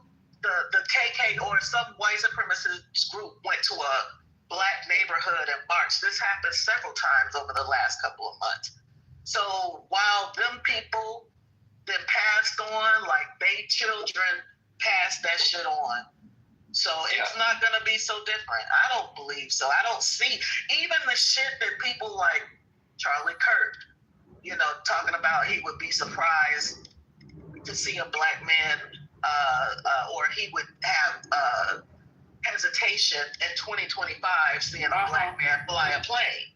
Right? This is the same shit the motherfucker said back in the day. Like, this is the same script. Ain't none of it different. Yeah, that's true. But okay, can I ask a question? Yeah, jump in real quick. And then you guys, there's a breaking news. I don't know if you guys heard about the mass shooting that was spoiled at the Atlanta airport. Thank you, Ed, for dropping that in the chat. We just talked about that. We talked about it earlier, Lisa. No, I don't know, service. I didn't hear you. Okay, so it's not breaking news. Go ahead. Go ahead. Okay. Wow. Ashley, Chris. Yeah, my name's Chris. You can I just have a quick question. I live in a Black household. My grandfather is Black. Half my family is Black. I live up in Massachusetts, where Frederick Douglass basically came from when he came up from the South.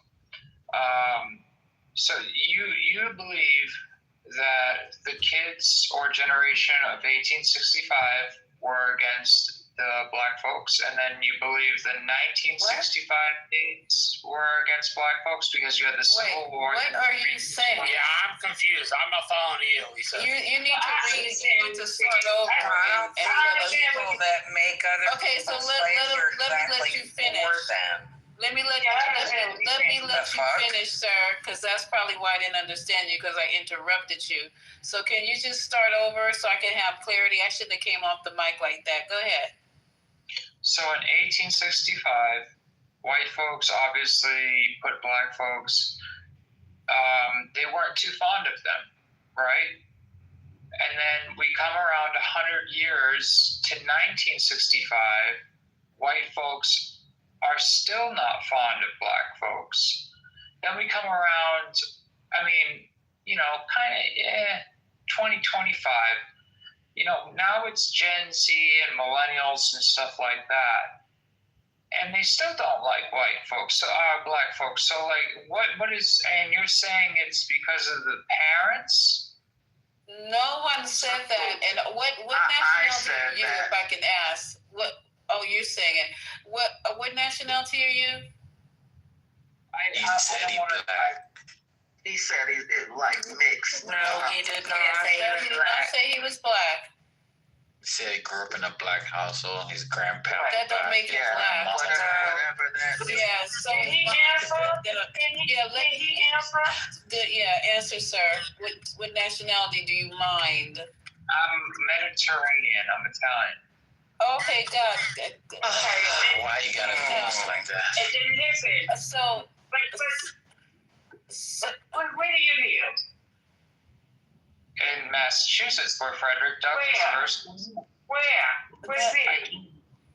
New Bedford. New Bedford. Okay.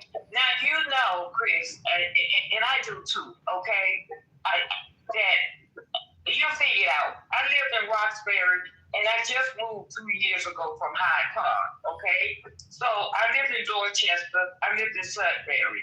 So you tell me, where you think you came from? Think about South Boston. Okay, put that in your head. You ever been to South Boston? Where your land is? I'm born in Connecticut. All my family's from New York. So okay. I'm just trying to figure out. Okay, so I'm just trying to figure out what you're asking, because you're raised in a black environment. You're Italiano, okay, and you said that you are saying because nobody in here said it, that black folks up to right now, white folks don't like them. Well, that is a very, very volatile statement, because I heard you say, or somebody say something upon the grounds of that whites are, they're not fond of black folks because, and I thought I heard you guys say something. Yeah, it's not because it's my opinion. Even if somebody said it's because of these, you don't think it's because of their parents? No one said that. Can I restate my claim? My claim is that white folks don't give a fuck if all of a sudden their neighborhood is segregated. They don't have colleagues that are black at work, or if black folks lose their congressional representation in any of the legislative bodies. They're fine with things looking like they did in 1950. That's the Make America Great Again. Oh, so you mean the 77 million, because all white people don't feel that way. Right, of course. And he took it as that, because that's why he came off his mic and said what he said. But let me tell you something, sir, and you're Italian. They don't, first of all, Italians were mongrels when they first came here. And it's not just blacks. You guys love to sing. Excuse me? What? We were neighbors with you. Yeah, you were. You came to because of you guys, that's where they came up with the title ghetto. So what I'm saying to you is that the ghetto came from Jewish neighborhoods, dear. Yeah, it could be German, Jewish, I don't know, but it wasn't from blacks. I can tell you that much. That's your term. It was a German term specifically referring to stuffing Jews in places with gates. I knew something like that, Marshall. I'm telling you, because I read it somewhere before. I just don't remember exactly. But what I'm saying to you is that it's not all white people. We got our good friend Marshall on stage. We have a lot. It's just some people. So Marshall's representing the whites now? Don't do that. What would you like him to represent? Being ignorant now. What would you like him to represent, sir? Marshall, what would you like to be what are you representing? Oh, no, you got jokes. Okay. Well, my thing is, this country is a melting pot. It's always been a melting pot. Except the pot is melted. It's always going to be a melting pot. And regardless of what people like, it's called human rights. And everybody in this country has the right to be a human. Everybody in this country has the right to be treated equally. And that's what Trump is really trying, I think, is his goal to switch that up. But there's always going to be some people with dark hearts and dark souls, and we can't legislate that. So what we're talking about now is just voting rights, and that also goes for you too. It goes for you too. It goes for Asians. It goes for Latinos, Hispanics, whatever we doing today. That's what it goes for. So it's not a black issue. They don't like anybody who's not. What do you call the pure white race? Anglo-Saxon, which I am not. Okay, there you go. So you got any other concerns, Chris, that we can address right now? Because I think you know better. I think you just threw that out there just to see, who would bite. And No, genuinely, I just wanted to know because I was confused when I came in. I just came in right when that was being said, and I was like, that makes sense. So that's why I had asked. And I'm sure you got lovely parents of African descent who raised you with love and care, who gave you the best that they can give you, and you just, Cape Verdean, but yes. I was going to say that I was waiting for you guys to finish talking so I can say that school built in New Bedford. That's where the Tavares brothers are from. Oh, okay. I remember them. I just can't remember. I remember the Naturals. I don't remember too much else about Tavares. But anywho, anybody else want to jump in? I've been talking way too much, so I'm thankful I got a bar. So we're talking to people who don't really know the history of this country. I didn't hear anything. Say what, King? I said, so we're talking to someone who really doesn't know the history of this country. A lot of immigrants don't. That is all they know. That is that there was civil war. They don't know that black men were given the right to vote in the late 1800s, but that didn't stop motherfucking Jim Crow for another goddamn 100 years. I don't think, you know what I'm saying? I don't think he said he didn't know. We're not gonna be too hard on him. He asked a question and we answered it. Let's not be too hard on. We let us. I also like to offer stay in the cookout for a while. Opportunity to go if he cares to, Alexander. Yeah, that's the door for you to go and read more. And I'm not gonna say research. Just go and read more on the questions that you have. And so next time you come into a room, you'll have a little bit more meat on your bones to be able to have these discussions. But at least I understood what he was asking. He just didn't know how to ask. I understood exactly what he was asking. Oh, okay. But I'm just sitting here listening and waiting for the next question that he had. That's all. I understood what he was asking. That's all I have to ask. I hope you guys have a great night. We see a very beautiful. Are you a member of the symposium, Chris? I'm not. Okay, can you turn in your pink ticket so I won't have to try to find you to ping you in? You sound like a reasonable. He said you're very beautiful, Lisa. And you probably are too. What happened to Lisa? The hell, Lisa swipe. Oh, there she is. I hope her phone didn't go dead. Ashley, you was trying to say something? Okay, Chris, I bet you're beautiful too. Thanks for coming. Turn in that ticket, okay? I had got a bar. No, I was just watching something that come across the news. Donald Trump's remodeling or tearing down parts of them. So I'm just like, man, you got money to do all this. We don't have money. Republicans, we don't got money to feed people and all these other things, and it just doesn't make any sense. It really does not, y'all. And at the end of the day, even with what y'all were talking about certain cases, the East Wing is $250 million. He doesn't care, so we might as well move on $1 million. No, I'm looking forward to going to the ball. I don't care. Thank you, right? Because it's gonna get done. It's gonna get done. I'm going to invite it. Trust me. I think I'm more like a coronation than they are a ball. What the hell was we talking about? We're talking about I'm saying that I think it's a throne room rather than a ballroom. No, we're talking about a ballroom. Well, we were talking about what, Patty? We were talking about Section 2, the VRA, Voting Rights Act, and how it's going to affect voting in the future. Because I'm sorry for that interruption. I didn't.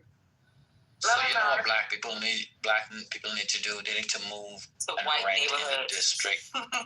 Yes, where they're so basically. Patty, what you talking about? So whether the way the district is carved out, they should rent or camp out and register in that district still. Really fuck this shit up. Go make a good white friend that'll let you use their address. Yeah, I'll change my voting to another place, and yeah. Okay. I think Haitian was waiting to play that. I think we're gonna, if no one has any more comments about that, I think Haitian's ready to tackle the Haitian's not Australian in here. thing. What? Haitian's What do you guys want to play? Well, damn.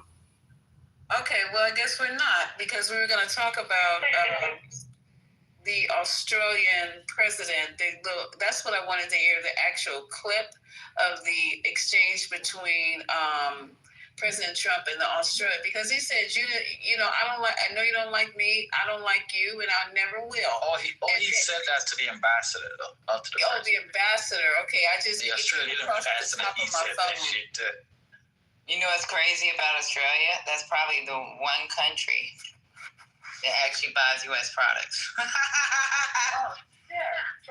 That is the one country that the only thing we buy from them is fucking Uggs.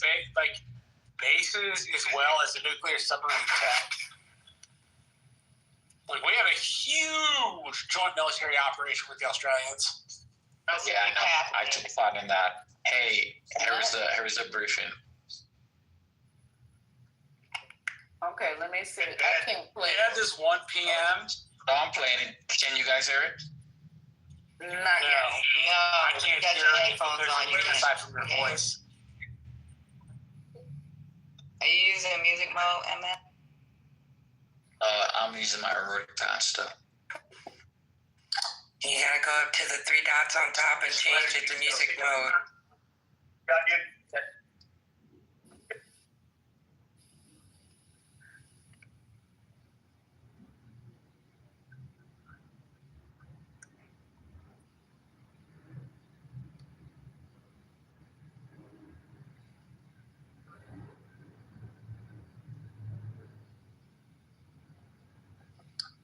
Are you guys hearing anything? Because I'm not. No. Not at all. I'm not hearing a word.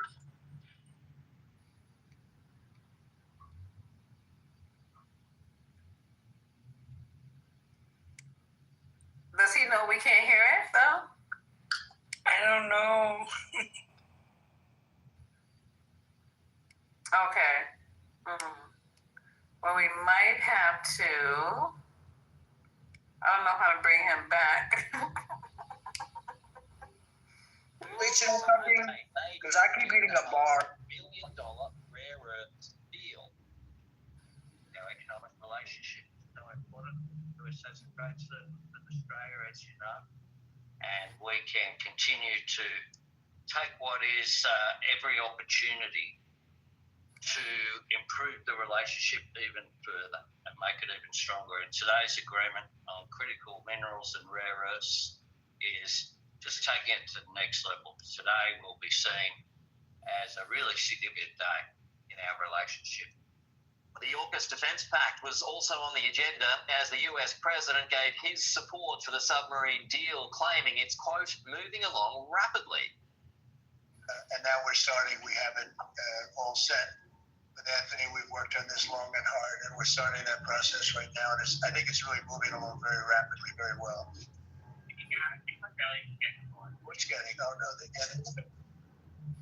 However, in what was a very awkward moment, President Trump scolded Australia's ambassador to the US, Kevin Rudd, who was at the cabinet table, following a question by our political editor, Andrew Clennell. Concerned in Australia that it's taken 9 months to get this meeting. Have you had any concerns with this administration, with its stance on Palestine, climate change, or even things the ambassador said about you in the past, the Australian ambassador? I don't know anything about him. I mean, if you said bad, then maybe he'll like to apologize. I really don't know. an ambassador say something bad about me? Don't tell me. Where is he? Is he still working for you? Yeah. You said bad? Before I took this position, Mr. President. I don't like you either. And I probably never will. Wow. After a mostly friendly meeting, the Prime Minister invited the US President to Australia for talks and perhaps even a trip to the Gulf for the President's Cup. Well, I would. In fact, I've been invited to go, and I'll have to give it serious consideration. No, it's a real possibility. Did the Prime Minister invite you today? He did. Is this good?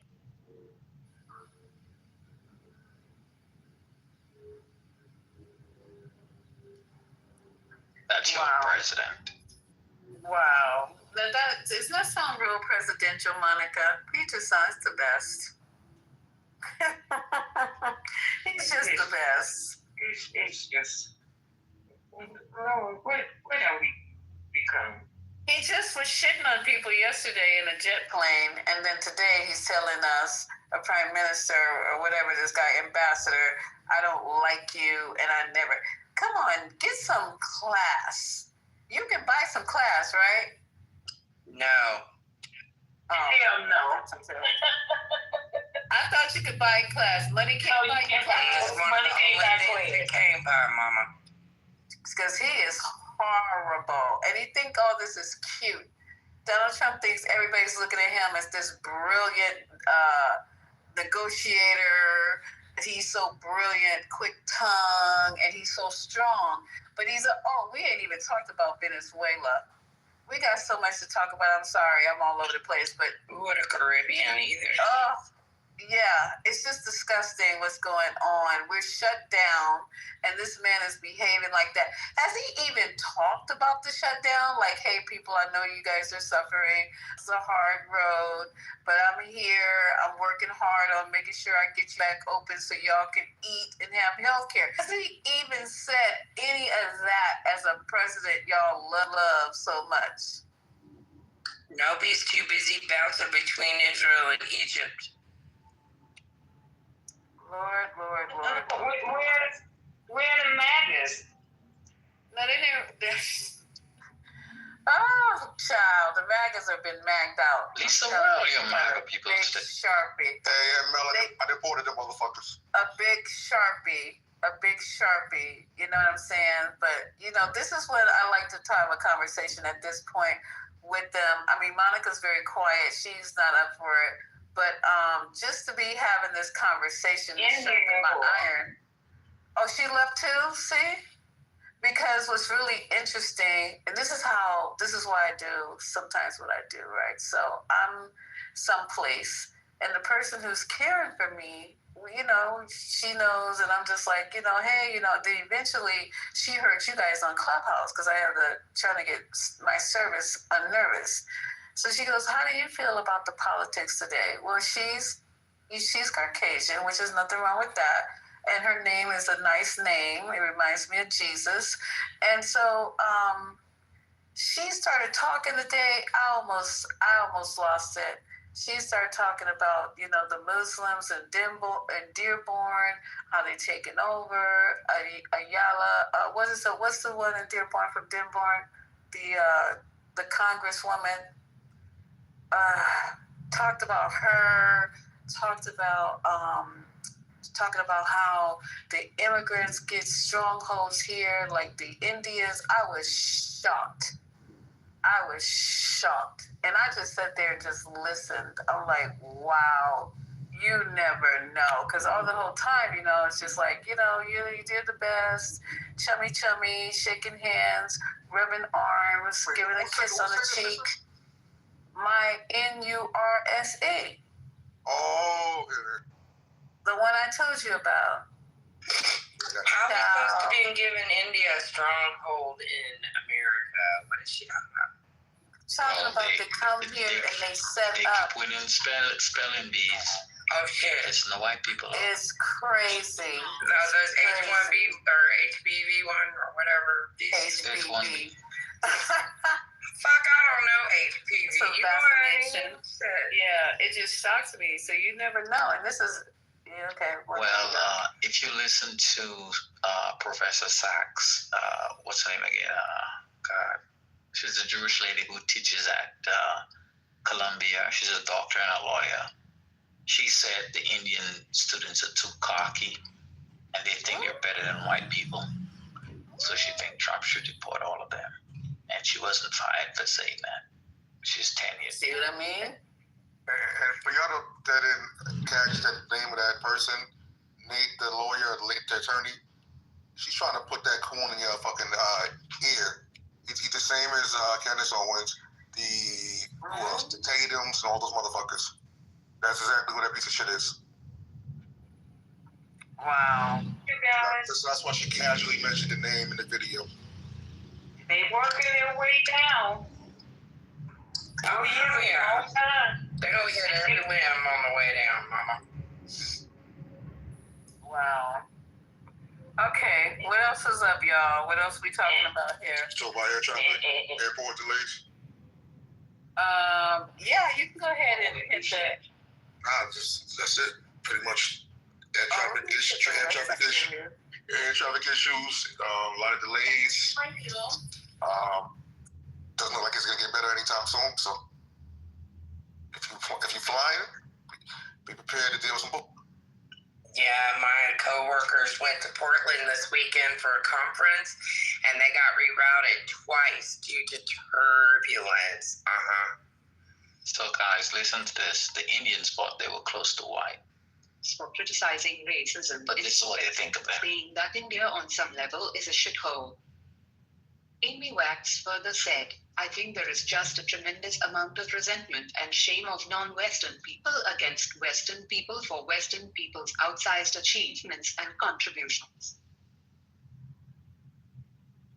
India is a shithole. Yeah, so I received it. Amy Wax. India is a shithole. U.S. professor on Indian immigrants criticizing racism in. You guys remember when Amy Wax said that? ML, you're in my brain because I was also just thinking about Amy Wax and the things that she said about East Asians and Black folks in these so-called liberal universities with professors like tenured professors like her. A joke. She said their feminization. She's a woman who says the feminization of institutions is hurting America.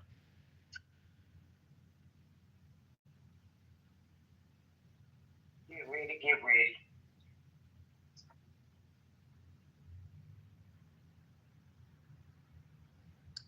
Any other breaking news? Oh, Ashton. The guy didn't get a chance to shoot. He said he was going to shoot up the airport, but he didn't get a chance to even take the gun inside. They got it. Did you hear me, Ashton? That's really great. I'm glad to hear that. Yeah, I think the family member called and alerted them something. But yeah, he said he was gonna. I saw him when they was bringing him out. He didn't look like he was tight, but he looked like he was gonna do what he said he was gonna do if he had a chance. But they're like, he might have just wanted attention because if he was gonna do it, why did he take the gun in with him? You know what I'm saying? He left the gun in the truck. And they got him inside the airport, so. Maybe he was dry running, trying to, play out some strategy. Speaking of strategy, what you were talking about, Lisa, earlier, that, continues to stay with me is, when you mentioned how our voting rates have gone down. And I think that, unfortunately, the Democratic Party has taken for granted that people are really just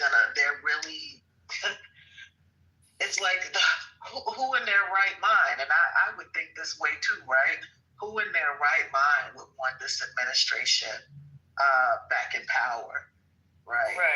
But that's just not enough. That's just not enough. And according to Steve Bannon, the Democrats will never win because they're not going to ever take a left populist position. And he said that Trump won because he pushed, at least in rhetoric, in rhetorical sense, right populist policies. But I think that identifies very much of his appeal. He was a populist. He was charismatic. Like or believe his charisma, it was appealing to 77 million Americans. And that populist sense that he has is one that came at the turn of the 20th century. We have faced that kind of stuff before. Yeah, because he was goddamn racist, and the racists wanted him back in there. That's why Trump won, for no other reason. Trump won because he's a goddamn racist, and they wanted him back in there. Trump didn't do nothing else. Didn't do nothing else so goddamn grand. Not one thing, but to put on a clown show. Not one time did he hold a rally where he said anything that made any goddamn sense. He said trucks and batteries. I mean, yeah, but that doesn't mean that trucks and attended those. They would tell you the same thing. They would tell you different things. They can tell me what they want to tell me, but I'm telling you what how I feel. I'm not saying you have to like the different things. I'm saying they will probably, in answer to your question, they will probably say different things. And they probably will, and I'll tell them the same thing. He won because of all of these goddamn racists. And it's very obvious because they started coming out to closet as soon as he won. For real. Racists and transphobes. But yeah. I don't disagree with that, but I will say and then they want to make it seem like it Kamala lost because she was talking about trans because the Democrats. Are y'all stupid? Not you, Marsha, but are y'all stupid that think only Democrats are gay? Are y'all stupid that think only Democrats are trans? Are y'all stupid? You know, that's I honestly don't think that's why she lost. I think she lost because Trump proposed the future and she proposed the past. Trump lied about the future he was going to propose. Okay, so Marsha, for 1 second, let's have a conversation. So, what did Kamala pose that was in the past? Which one points on her platform was it giving $25,000 for housing? Was it wiping away student loans? Well, I think was it giving money for your first child? Was it small SBA loans to people who have bad credit? Was it health care, lifting up Obamacare, which people don't want to call it that, but I'm going to keep calling it Obamacare? Was it not taxing Social Security? What was going to the past? What was taking us back? I think one of the things that did her, damaged her in a substantial way was when she was asked if she would do anything different than Joe Biden. She did what a vice president should, which is protect her president's flank, right? But that's not the right candidate response. The right candidate response is, well, I would have increased this business tax or that business tax, right? And because she was a good vice president, as she should have been, don't get me wrong, I think she was obliged to hold the president's flank, so she couldn't say much. But Trump sketched out a future that things would be cheaper. Now he lied. She was still working for him. I'm not. Well, I kind of agree with that part of it, but still don't make sense to me why it happened. That she was not able to give that honest response because. But that's not why she lost. That's not why she lost. You know, that's not why she lost, and nobody's going to make me believe that they can say what they want to say about Kamala. That's not why she lost. No. I don't think it had anything to do with any of her policies because what Biden was doing. None at all. You're totally wrong. None at all. Don't get me wrong.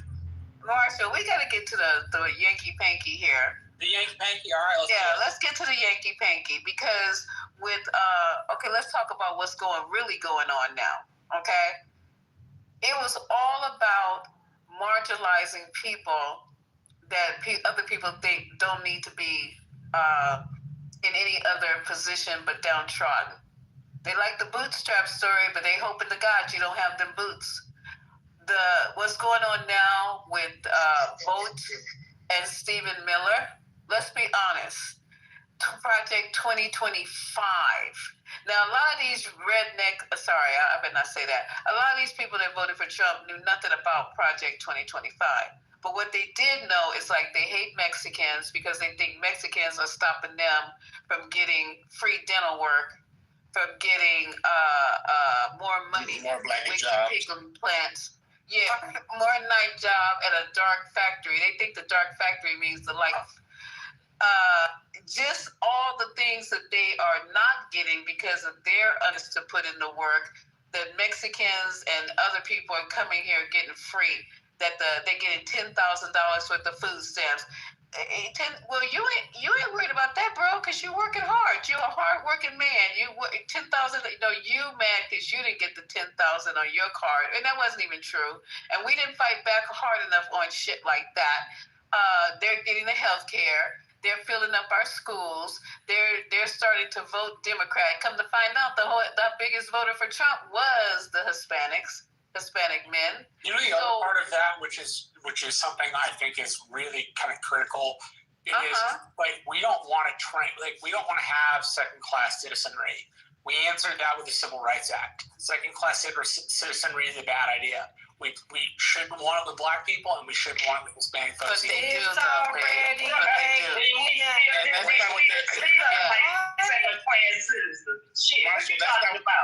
that's not even what they ran on. They didn't ran on wanting second class. They ran on line. There were military-age men coming. Hate. They were military-age men coming through. They were all murderers, killers. All this shit. They didn't run on us not wanting to have second classes. That's exactly the population. Hold on, guys. Hold on. Ramona, go on mute, please. Ross, come off mic, please. Ross, you wanted to come up on stage. You said every black person should own 2 Mexicans. What's up? Hey, Ross. Go ahead, Ross. You, obviously. He said every black person should own at least 2 Mexicans. I don't want to own anybody. Go ahead, Ross. I might need to take you up on that right about now, Ross. Go ahead. Pull us in. All right, Patty. What do you say? Oh, forget Patty. She might be beautifying right now. But go ahead, pull us in. What up? Dirty Foot Haitian. What's good, Faye? Okay, y'all. Don't start no shit. Let's go. Let's get Ross to tell us why I can get 2 Mexicans in one pot. Come on, Ross.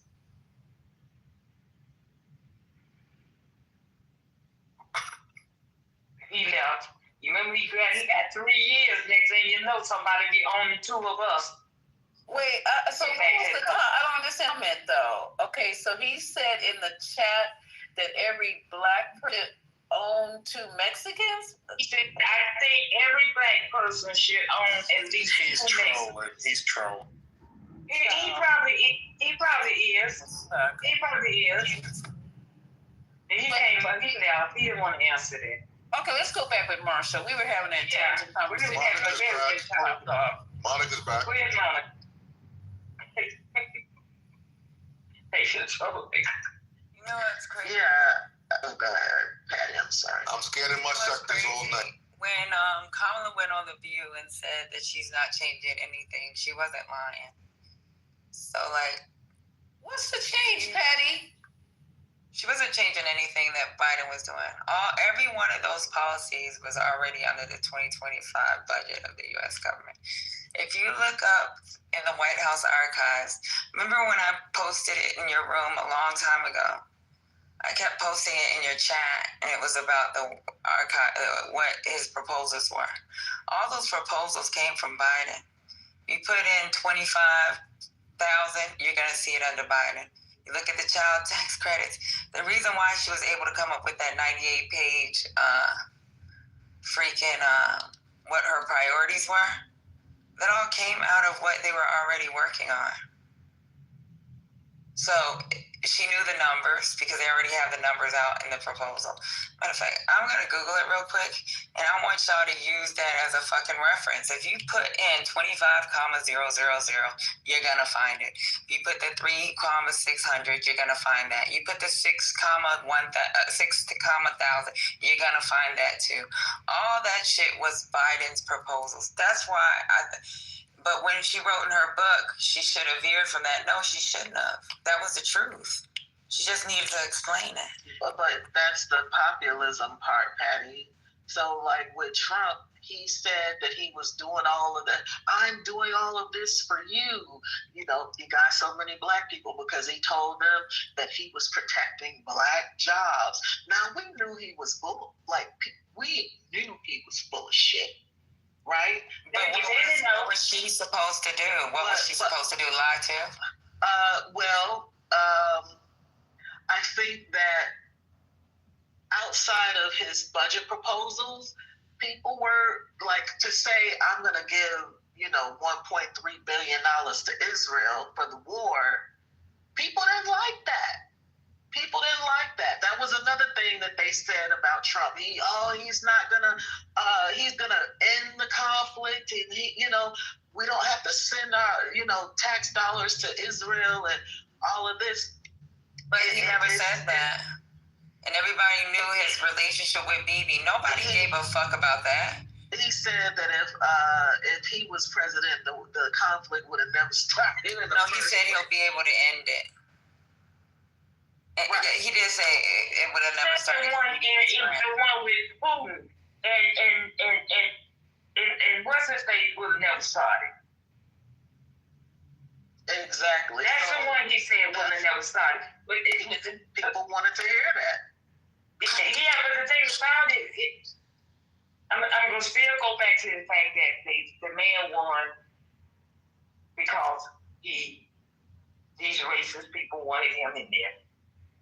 Trump didn't say anything so fantastic to make anybody flip over, do cartwheels. Not one time at any rally did Trump say anything to make me sit up on the couch and say, God damn, that was deep. Not one time. Of course. Sorry. Go ahead, Jay. No, I was going to say, and let's not forget, when we say his voter base is a cult, we can't forget it. That's the damn truth. It doesn't matter what that man said. He could have said, I'm gonna give him $1 billion. They were still gonna vote for that man. We didn't like it on go ahead. So you guys heard about Hagsaf's pastor today? What Hagsaf pastor said, that slavery was okay? Nah. According to biblical, so listen up. Republican politicians, offices and shit. So here we have a guy by the name of Christian nationalist pastor or Christian nationalist podcaster Joshua Hames, and this guy is Pete Hegseth's pastor, and he said this into a microphone in the year of our Lord 2025. Listen to this: the institution of slavery is not inherently evil. I know some of you guys are upset by that. Some of you guys are saying, I've been saying that for years. Okay, I'll take it a step further. It is not inherently evil to own another human being. I know, just wait. Some of you guys are really upset, but let's talk through this because it is very important that every Christian affirm what I just said. And not only should they affirm it, every Christian in today's society should be able to defend what I just said, okay? I know a lot of you are watching this and your jaw's on the ground and you're like, holy fucking shit. But I gotta be honest with you, I saw this coming. I knew this was coming. And the reason I knew this was coming is the right has already said, we don't give a fuck about democracy. The right has already said, we don't give a fuck about Israel doing a genocide and massacring innocent Palestinian children. So if they've moved beyond democracy and they've moved beyond giving a shit about genocide, why would they say, oh yeah, let's treat everybody equally and let's be anti-slavery? No, like slavery is on par with genocide. Like let's call it what it is. Like the crime of crimes, when you talk about the crime of crimes, it's probably genocide and slavery are the one. So they've already greenlit genocide. what would stop them from greenlighting slavery? Right? And if it's perfectly in their racial hierarchy ideas, I mean, that's what it means to be a right-winger, is to believe in a natural hierarchy. And in the minds of right-wingers, it's like white men are at the top, and then everybody's beneath them, right? And then at the bottom, you have, Jews and black people, basically, and women. And so I'm not surprised by this in the slightest bit. But yes, now the idea, like debating slavery is back in question, which also, by the way, shows the stupidity of the idea of like, bro, I'll talk to anybody, bro. Bro, I'll debate anybody, bro. And no, that ideology, that approach only makes sense if your opponent is within the realm of that which is reasonable. As soon as they step outside of that and they want to debate, I don't know, like creationism versus evolution. Well, that's fucking stupid. Creationism is fake. Evolution is real. We shouldn't even give it any credence whatsoever to say, yeah, have a scientist debate a fucking like flat earther or some shit. So like, this is where we are now though, where they will take the most grotesque, insane ideas and trot them back out and act like we're the crazy ones for opposing them. Big evangelicalism has been getting this wrong for years, basically since the genesis, since the advent of Big Eva. That's a really dumb point because big evangelical Christian movement, the televangelists, the Pat Robertsons and the Jerry Falwells, the main issue that they got their notoriety over was they didn't want to end segregation. They wanted to keep segregation. So, no, they've actually been on the record for a very long time being racist pricks. And had a good answer for the slavery issue, right? Christians in America have the slavery issue. The slavery issue. This thing everybody's talking about, real hot button issue, bro. Led astray on this topic. They've been led to believe things that the Bible doesn't teach. And when we go beyond the Bible, there are dire consequences. Now, do you see the problem with relying on an ancient text for your life lessons? You can call me an agnostic, you can call me an atheist. All you need to know is I'm a fucking non-believer, right? And this is one of the main reasons why. Because if you go to that Bible and if you look through it, you can absolutely find things that are glorious that, make you live a good life and make you be a good person, of course. But you could also cherry pick the shit that makes you an evil motherfucker. And that's what the entire evangelical movement does. But remember, we're talking here about Pete Hegseth's pastor, and he's defending slavery in 2025. The ugliest ideas that we all thought were dead and gone. They are not dead. They are not gone. They were just pushed beneath the surface. And now they're bubbling up again. There you have it, ladies and gentlemen. They put in all your acting chains. That's a conversation we were having with Marshall. Marshall, that's a good segue. Because anything Trump said compared to, you're saying, once again, you said your list of things that Kamala did wrong was that she was going back to the past. Well, goddamn, Marshall, nothing's more pastor than slavery. And they still talking about slavery, Marshall? 2025, your group or your whatever is still talking about slavery. I thought you wanted us blacks to forget about it. I thought you wanted us to move on. It seemed like y'all talking about it more than we are. Because they want that situation back. They want to see people subjugated, submissive, in chains, in their place. The 2025 in their place. They're not calling this slavery for 2025.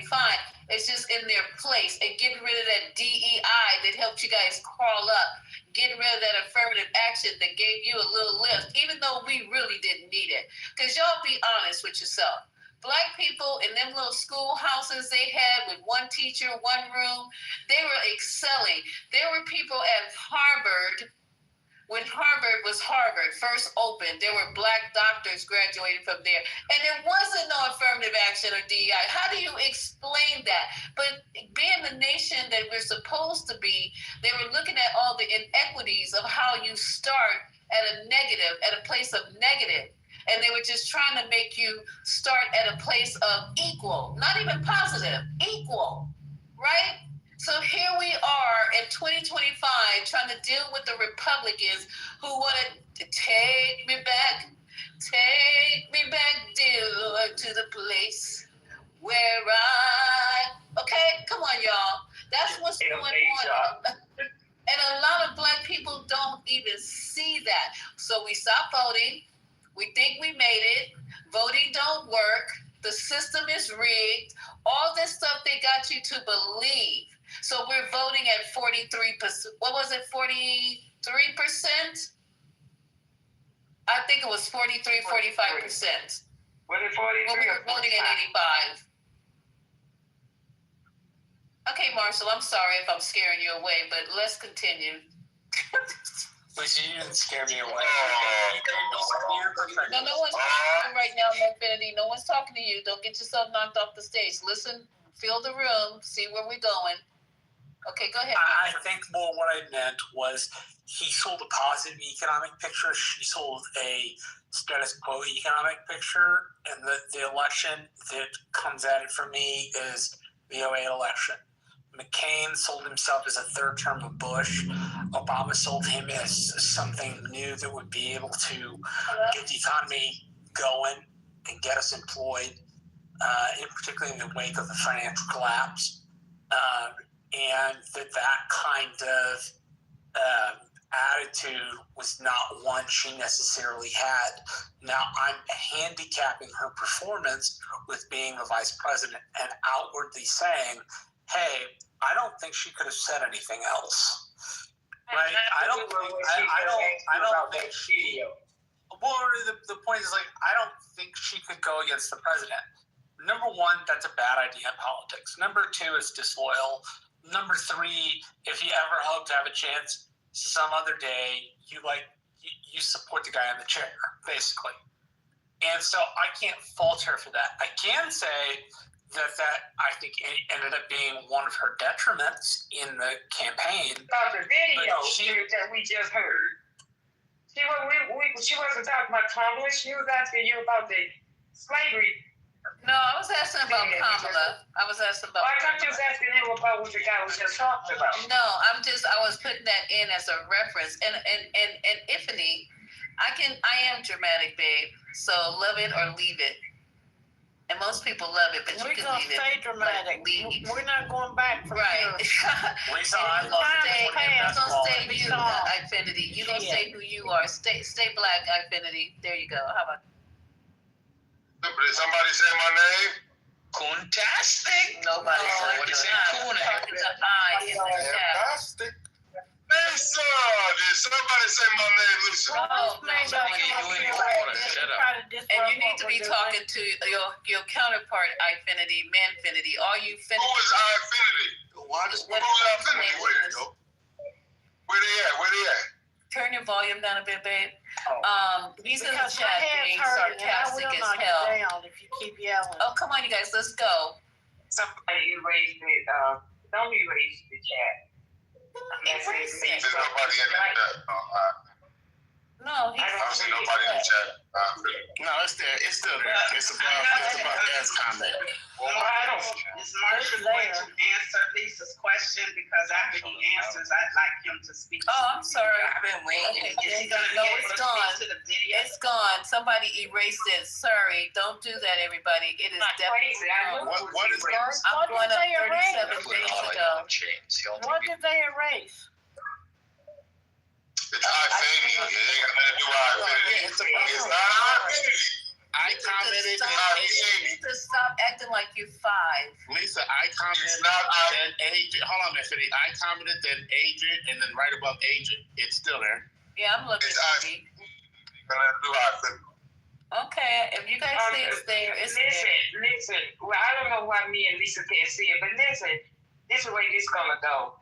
We have had a nice, calm. Oh, I see it. It's there. And everybody have had a chance to talk.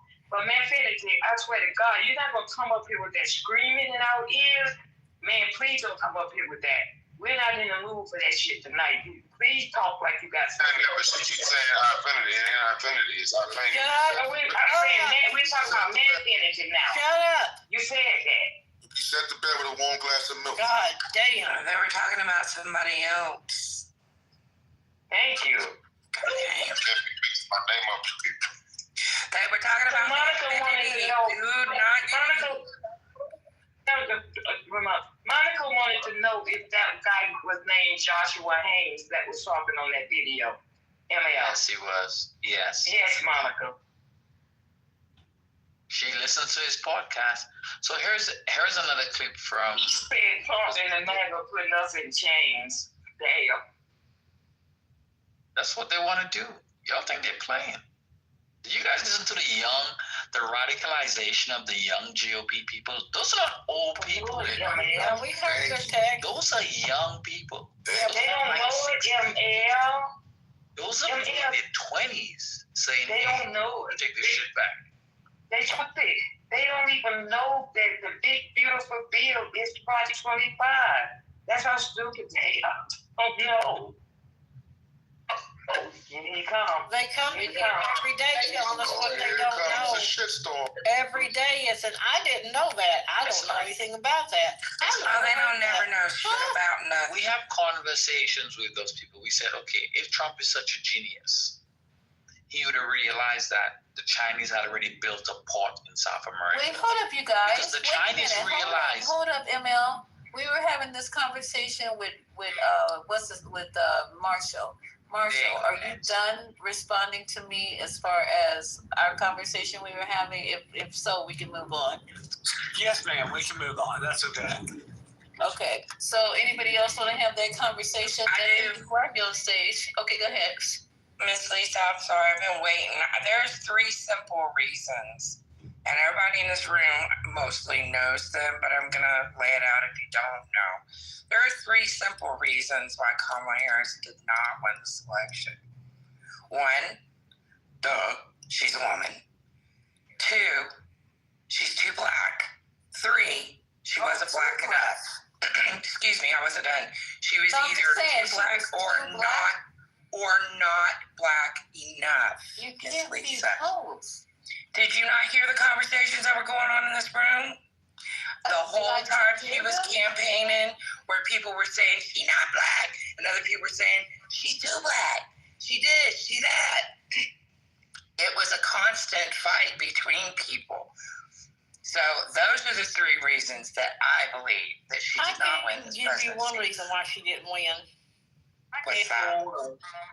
The elongated muskrat. That's the reason right there. Yes, Alexander know what I'm talking about.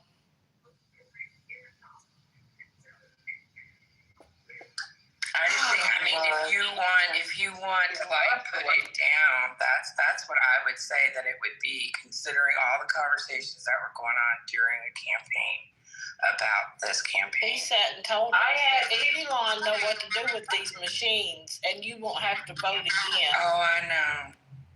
And Trump said that months before the election. And people tried to act like it was a slip of the lip.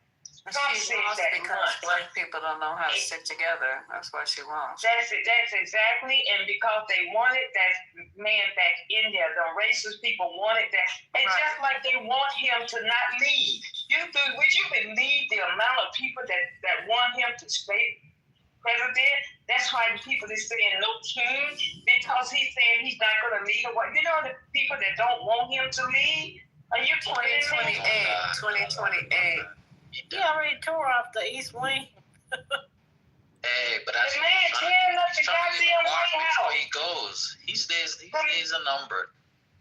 He's tearing up the White House full of fucking ballrooms. The White House need to be teared up. Miss Alexander, freaking Melania fucked up the Rose Garden the first administration. Wait, hold up, y'all. There's so many conversations. Have you guys heard Trump speak about his health and But you know he has the best access, even though he has a cardiac arrest or vascular insufficiency, he does have access. He can stretch out, you know. Yeah, I know that. Rich people could extend their life because of They can pump it with formalin. He is scared of dying. But this is not to be funny, ML. But when those people want somebody to stay in power, they will do whatever it takes. There's a well-known pastor, a very well-known pastor. That man, they brought that man into the courthouse on the goddamn hospital stretcher.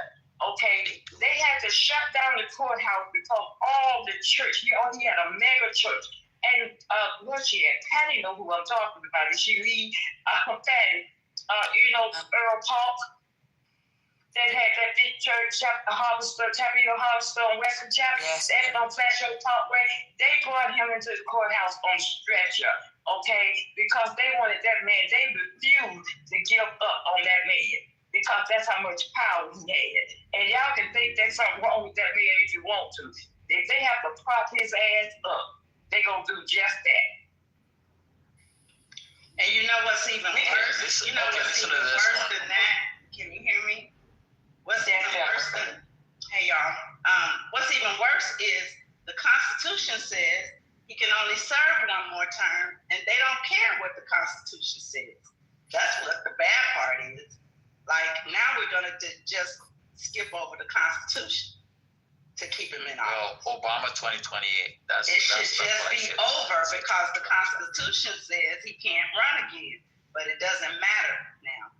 That's the scary part. Well, doesn't it though? Wacky thing that they said yesterday. Go ahead, Marshall. Wouldn't it, in a practical case of being, wouldn't he file and the FEC say no, you can't file? Like, wouldn't you be surprised the Federal Election Commission let him register as a presidential candidate in the first place? I'm not saying it wouldn't happen. No, not this time. If he's staying for a third term, there ain't gonna be no election. I think that would be obvious. How many times do you need to be Breaking news. Breaking How do you practically stay for a third term? Wait, hold on for a second with the breaking news. Of the president.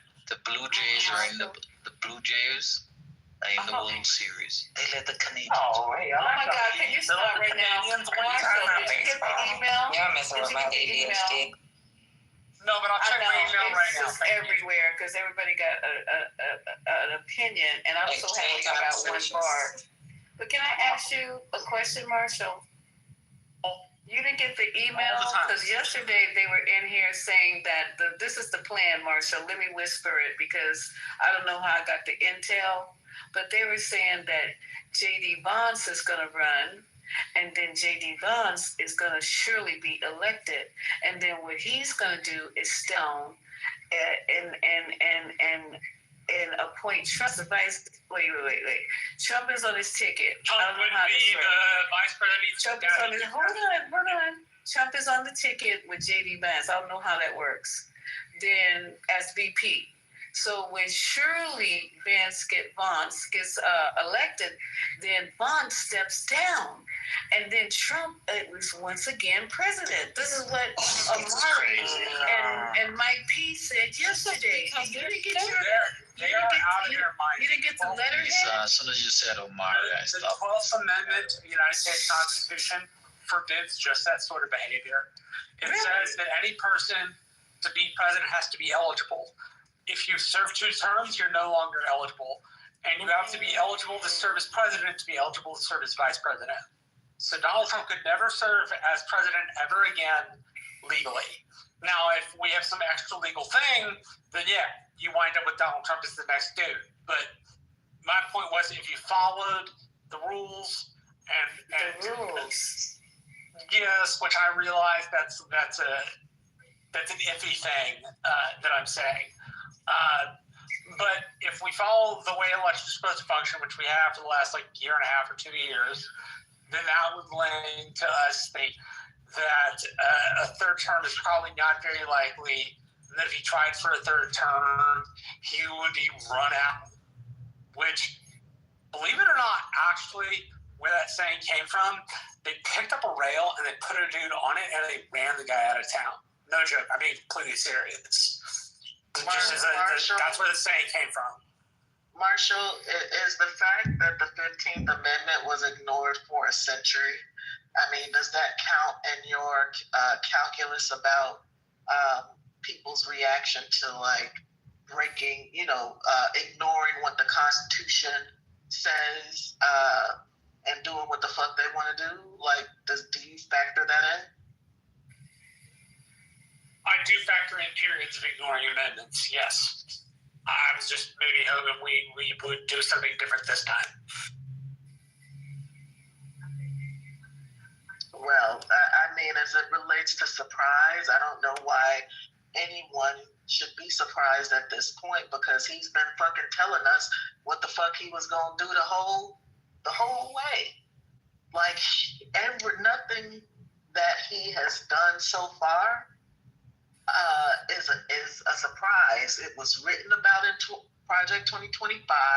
We already knew what his agenda was. We knew what fucking Steve Miller's agenda was. We knew what Vogt's agenda was. Like, none of that. No, this fool cannot surprise me anymore. Only thing that surprises me is that people are surprised. Because haven't you? We've all been listening to this man. So the argument is, I've been reading the opinions, right? So the argument is the Constitution, like the 22nd Amendment says, no person shall be elected to the office of president more than twice, right? But then the 12th Amendment also says something about the office and being eligible for VP. But the question is, and this is where they freaking, the argument is, he wouldn't be elected as a president. So when we're talking about a vice president being elected, they're trying to say, and this is why this is what they're trying to say. They're saying it's a succession. It wouldn't be an election. To the bullshit. No. That's what they're saying. Yeah, but but that's not how it has been enacted since it started. I mean, if you're not eligible, he can't be vice president, so how could there even be a succession? Exactly. That's what the legal scholars are arguing. The ones that are on his side with this shit. It's like saying, okay, so when you read the 12th and the 22nd Amendment, there is, because you know how the Constitution is, like, certain things in it is like really ambiguous. So like they're trying to say that he wouldn't be elected as the president. So the succession would be different. Yeah, but the eligibility is the same. If you're not eligible to be president, you're not eligible to be vice president, period. Yeah, that's the weird part. Like J.D. Vance couldn't select Trump as his vice president. He can't be an option. So where is that specifically stand? I'll look it up. But if you look it up, look up the vice president's. So the 12th Amendment actually says no person constitutionally ineligible for the office of president shall be eligible to be that of vice president of the United States. Right. Look up the qualification for vice president. I think it's along the lines of vice president. There have to be someone who qualifies to be president. He qualifies to be president. No, he's not, because he already served 2 terms. He's not. He wouldn't be able to be president. But I'm telling you guys the way he's talking about doing it. The 22nd Amendment only applies to the president, saying you can't be president more than twice. Yes, but if he's vice president and anything happens to the president, that would put him in the position of being president. And that's why that's where the word secession comes into place, because he wasn't elected. That's semantics. It's still eligibility. Right, but if it's eligibility, he still would have served 2 terms. Right. It's worded, isn't it, Pace? It's like, I think it's like maybe one word in there that throws it off. There's nothing on the books that's come from the court that actually states that there's nothing on the books that has anything that's theoretical. So, and that's what they're trying to challenge: the secession versus the election. You understand what I'm saying? Exactly. So, however they interpret the Constitution, because that is the job of the Supreme Court, is to interpret the Constitution. However they interpret it is what it's going to be.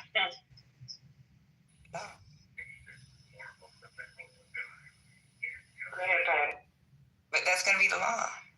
So if he does try to do that, then there's going to be, but even if he tried to run for vice president, that'll probably be when they'll be like, oh, hell no, because then this could happen and he can, but I mean, it's going to be up to the judicial branch to interpret the Constitution properly. Yeah, I think the judicial branch should have, even on plain meaning, would not be able to ignore that. Wait, I know you read the part of the 12th Amendment. So it says no person constitutionally ineligible. Oh, but you're saying because constitutionally it's saying elected. So it's saying, but no person constitutionally ineligible to be office of the president shall be eligible to that of vice president. Exactly. So he's ineligible for president, so he can't be eligible for vice president, according to the 12th Amendment. But then, if you look at Article 2 of the Constitution, that gives you the actual occasions. There is no secession provisions. Fuck, let me look up his damn article. But how would he be Jeremy, hold on, JD. Jeremy, what did you say? Jeremy?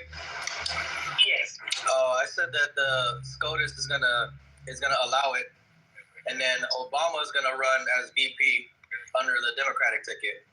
If that's gonna be the hit. What would you say? Consecutive versus intermittently? That would be the one motherfucker that could be him. The problem is Obama said if he ever ran again, if it was possible, his wife would leave him. Hey, he got to take that sacrifice. She could be the VP. She could be the VP. Country over party. Gonna leave his baby mama. No, but so I hear what you're saying about the succession. The problem is, I guess I'm not understanding the succession part because. See, the Constitution is so fucked up because we got this, we got that, we got this. Like, the 22nd Amendment didn't come about until, what's his name said, you know what, I've been president 4 times. FDR, yeah. Yeah, I've been the president 4 times. So it's like, when it was written, when that amendment was written, it wasn't written. Fuck, it's just so fucked up. Like, I read these guys. I tell you when I was a little kid, my mom used to make me watch Court TV. So I read all these arguments, and it's fucking crazy that how you can fucking loop through the Constitution to try to find an argument and just hope and pray that the Supreme Court doesn't take it. Read what Matt wrote in the chat. Ifeanyi better stop talking about my son in the chat. Patty ain't gonna appreciate it either. Ifeanyi saying, of course, JD don't understand something. Yeah. Where'd he go? Yeah, let that go. Don't be doing it. Yo, he was on the comments the whole time. You know what you need to do? Read what Matt wrote in the chat. You guys, because really, seriously, Afani, if you want to come upstairs, you're welcome to come upstairs. You're talking in the chat. Maybe you feel uncomfortable coming upstairs. Yep, I said that, Matt. I said that's the only way. Come upstairs. That's the only way they're gonna. Matt, there's nothing on the books, and you know this. I said what's gonna end up happening is gonna happen before he even, if he announces him. That's when it's going to go to the court. But wouldn't he have to be accepted on the ballot still? Even if he with him. You have to be in alignment with federal election procedures, and he would because federal election procedure comes off of the Constitution. Hey, J.D. Vance is a bitch if he hands it over. Just like J.D. Vance is not going to be the dude that, the only dude in the last 40 years to inherit the presidency from the vice presidency is George H.W. Bush. Before it was that, it was LBJ because of an assassination. Before it was that, it was Truman. Before it was that, it was Teddy Roosevelt, who took over from McKinley after he was dead. So there aren't very many presidents that have made that jump. That transition to not been that many presidents that's done a lot of stuff that Trump. J.D. Vance is. He's being. Yeah, but Rick, y'all know that's. I just think the grooming doesn't necessarily match with what the American public feel. You can be given all the training in the world. Training can fail if you don't understand the American public. And I have this feeling that J.D. Vance, no matter how smart he actually is, because he went to an Ivy League, is not really going to understand that stuff. and that he's going to fall prey to it just like everybody else did. And that Donald Trump, while being a canary in a coal mine for problems with the political system, he's also going to be somebody that people can't repeat. Like they'll try to repeat his shit, and it just won't work out very well. So Dr. AG, I did read the 12th Amendment, and then I found it. So I found it. It's under cornerstone law. So this is what they were saying about the 12th Amendment versus what they're trying to say, and this is what these clowns are trying to say. They're trying to say that here you guys checking. Okay, it says argues that under a strict textual reading, the 22nd bars election to the presidency more than twice, and the 12th bars only election of VP for those ineligible as president. Thus, theoretically, someone could become VP and then ascend. That is interesting. Yep. I had always been under the impression it was the exact opposite. I had to look it up. Anything, I'm just afraid that anything that have to go before SCOTUS is a loss. Other ones too. Yeah, Alex. It's a loss. Yeah, Alex is right. It may be, but the three justices are different. Gorsuch is a textualist. So that means that whatever the plain reading of the text says, he tends to... Well, it's important to note where he's fallen, though. He has fallen in with both Lane Kagan and Sotomayor more than once, and so has Amy Coney Barrett. Kavanaugh is the one that has held kind of the strict party line. Any court that gives the president or any other man that much power to make him feel like he's the damn king of this United States, that anything he do, that he won't be held accountable for. I don't fucking pass them. They gave that man too much power. Yes, ma'am, but that's not... So, two things. I agree with you, the president has too much power. But that's not what they said. What they said specifically was, in the pursuit of his job, he was immune. If he had stepped outside of job, he was no longer immune. But I agree with your base principle. The executive is far too powerful. That is something that is undoubtedly truthful and is not very good for our system. I'm sure you would agree. We're not meant to have king-like presidents. We're meant to have presidents that reflected the public. Okay, Marsha, somebody say if the Democrats say it's not for his job, and it goes before, again, we going back before SCOTUS because he said it does pertain to his job. Who do you think wins? I think it depends on what the thing before SCOTUS is. If it's something well, I think that matters. If it's something that's inherently political, Trump probably wins, noting that the court can be political. If it's something that is like noted as a legal matter or a legal principle, that's probably a little bit more difficult. But if it's something the court has like failed to do well in the conservative era and has always shown some sort of bias toward, well, then you would have to admit that would be a flaw in the ruling, right? Hey, Patty, my point is if they're just referring to their own side, and they're saying, well, but the Democrats are wrong, and there's no real reason why they're wrong, then that legal reasoning should not be taken as acceptable. Hey, right? Patty, I found you need to be able to provide a reason why somebody is wrong. Patty, I found the argument you were talking about. So it says where the ambiguity and debate lies. So because the 22nd Amendment uses the phrase elected more than twice rather than serve or be eligible, legal scholars debate whether a person who has already been elected president twice is ineligible to hold the office at all, thus barred from being vice president under the 12th Amendment, or merely barred from being elected again, which might leave open other paths. For instance, some argue the 22nd Amendment only says you cannot be elected as president more than twice. It doesn't explicitly say you cannot serve or assume the office by succession. Others argue that given the 12th Amendment's requirement that the vice president must be eligible for the presidency, a two-term president is effectively ineligible to be vice president because they cannot become president again via the election.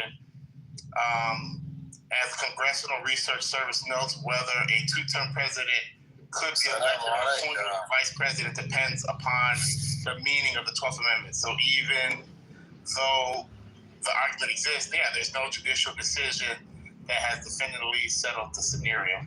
So it's never been in front of the court before, is what you're saying? Yeah, so there's a chance. There's a chance that this whole scenario that we're laying out is possible, basically. Yeah, and Amy, is it possible, or is it possible in that it gets legally challenged and then shot down in exactly the way we outlined? Legally challenged by SCOTUS, that's in favor of Republican Party, 6-3. That's what I had. That is 6-3, but I will say Gorsuch is a textualist. Gorsuch is somebody who goes with what the text says. The text says you can't predict what these SCOTUSes are going to do, dude. Amy Coney Barrett already said. You're right. I'm unable to predict what they will write. I can only say in their past rulings, Gorsuch has been wed to textualism. So he's wed to what the statute says. So whatever the statute they're arguing over says, that's what he's usually wed to. And we already have evidence that these SCOTUSes are bribable, right? They're given vacations and shit. So all it takes is some bribes, and you got your votes. And then we also have examples of vice presidents that tried to run a third term. So I was looking that up too. You got Richard M. Johnson. He didn't win the third time. Would have been the third time as a VP. They have examples during Thomas. Let's see. And those were unchallenged, right, Patty? Unchallenged third term vice president. Right. So there's no limitation on vice president. It's just kind of weird. I don't know. Yep. And we have Price and Patty. Okay, after Patty, you can. And they actually talk about George Clinton. So it says he was the one that served under Thomas Jefferson, James Madison. He was one of the two people to serve as VP for two different presidents. Died in office during Madison's first term. If he would have lived and stayed on, he would have been under Madison's second term, he would have been the first to serve 3 consecutive terms. And the 12th Amendment was around. The 22nd was written during FDR. See, and I'm even reading one of these stretches they're trying to do is if he becomes the Speaker of the House. But even then, if you look at the rules of the Speaker of the House, you can't, even if you become Speaker of the House, which he could, in the line of succession, he would be skipped. So if something happened to president, vice president, and because he served 2 terms, he's supposed to be skipped and move on to the, whoever's next. Yeah, but we've never had a Speaker of the House that was outside of the House of Representatives. It would be, not to say we're ready a departure in politics, but it would be a departure from the departure.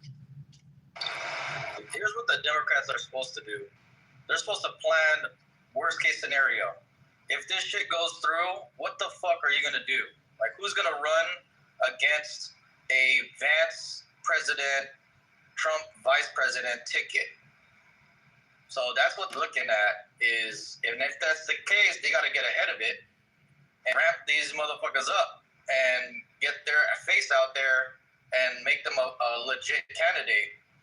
Or otherwise, they're just going to be blindsided. They haven't even gotten through the candidate phase where they do the post-mortem. Like, the Democratic Party is still officially in the middle of doing its post-mortem of the election. Right, you have almost booked 107 days, which does like a fairly decent job of sketching out the election. Go ahead, Price. So I'm with you, Dr. AG, on the speaker thing. It's one thing to be the speaker versus the VP. That's why I always.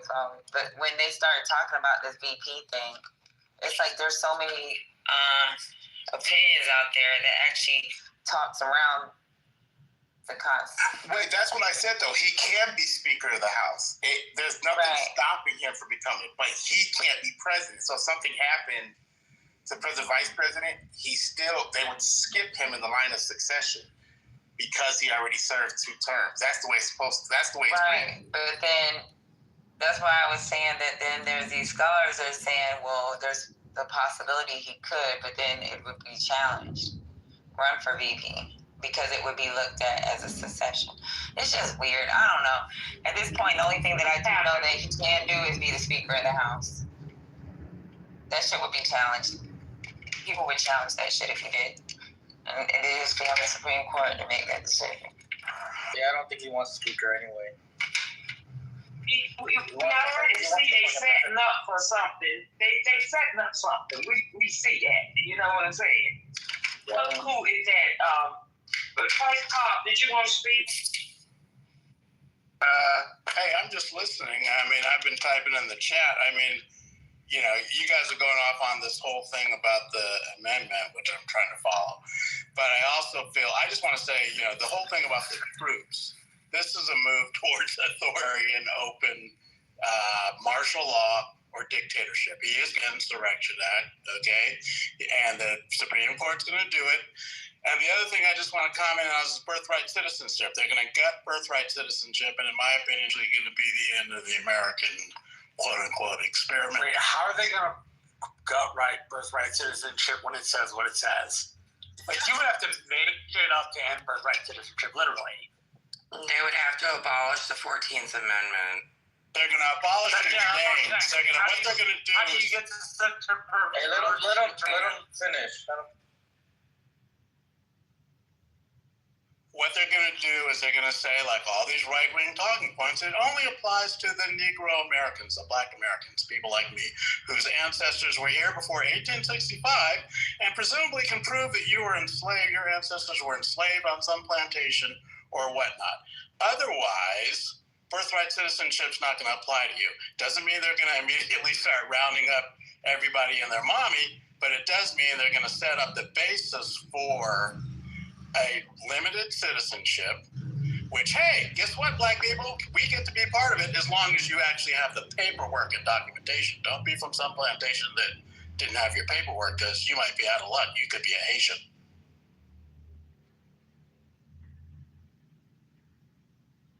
Well, how do you know what anybody on the Republican side's ever argued? But in number 2, where do you get the rest of that? Like the 14th Amendment doesn't leave any room for interpretation. It says under the jurisdiction thereof, which means in a place that the United States has authority. That means like on bases, in military transports, like on vessels, right? Like, how do you get around that? They're trying to say that if you're here illegally, exactly, your parents, they can argue the fact that the subjects to the jurisdiction. Even if it's settled law. Didn't Thomas just say it's settled law since long versus the state versus the United States? A Chinese kid, okay, who was decided to be birthright. That's the early part of the last century. Let me finish. And this is what's going to happen. Thomas already said he could overturn precedent. People like you, Marshall, don't understand what's going on. They're going to end birthright citizenship. I understand exactly what's going on. I just don't agree with your declaration that birthright citizenship will be ended, and that we should all take this on this part. Let him finish. Marsha, please let him land. Let him finish saying what he got to say, and then you can come back and answer him. Exactly. And I'll put this to you, Marshall, okay? Because I don't know you personally, but I've been on this app for a while.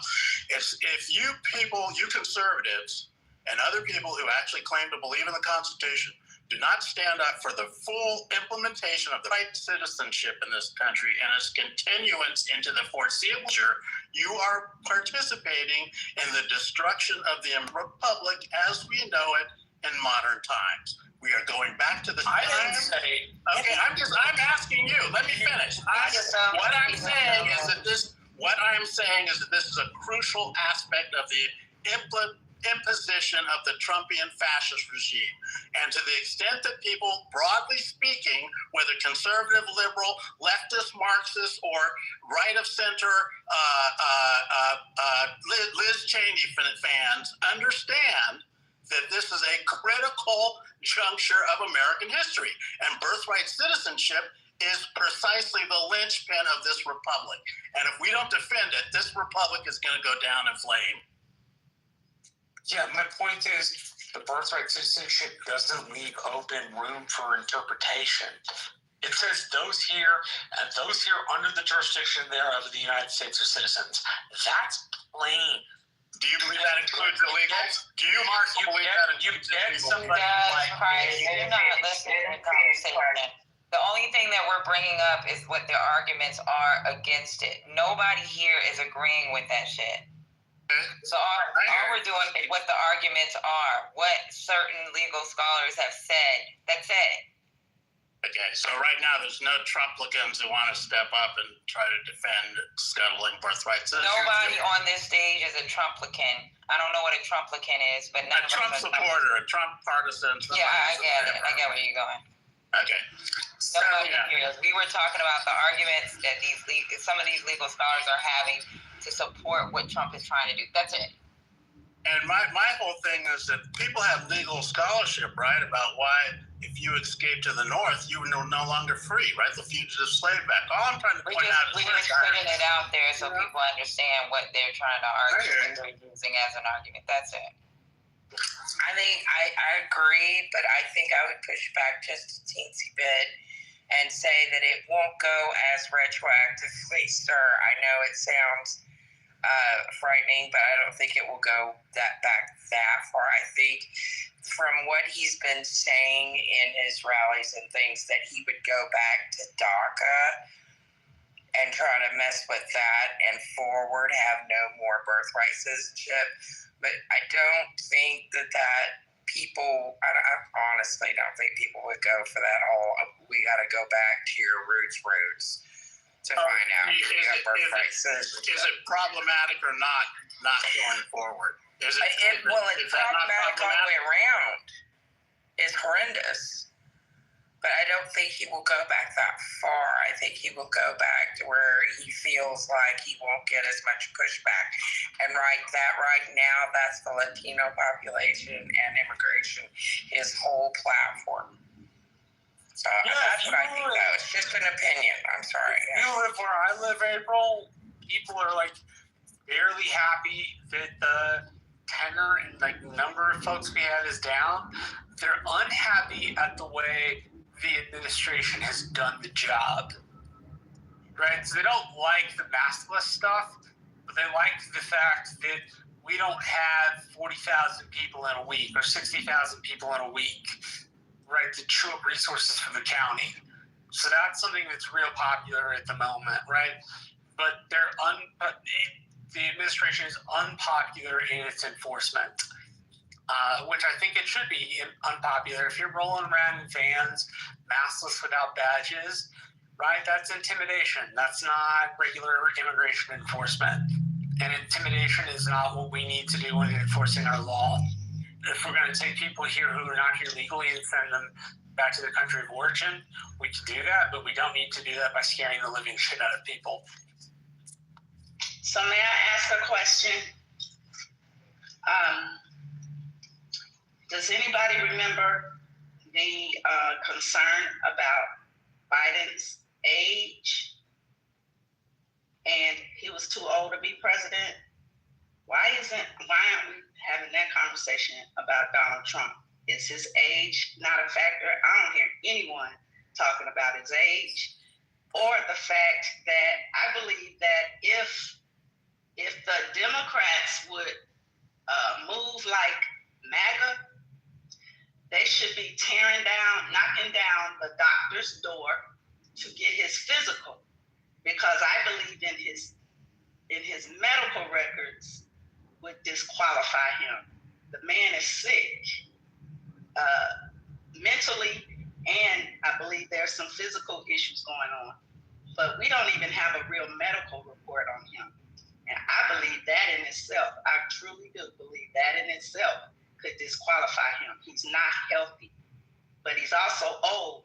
And every day on this stage, that's what I heard was an issue, particularly with MAGA, that, he was too old. So why isn't that an issue for Donald Trump to have another term?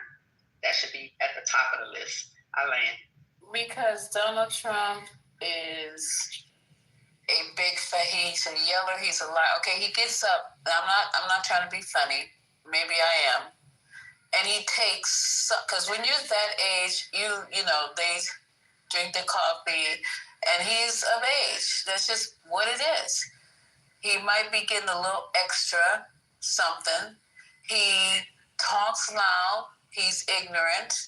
I think he almost fell down the goddamn steps when he was trying to do when they found that shooting thing. So he had to walk down the short steps, they said, from the plane in Florida. But I think he gets a little bump or something.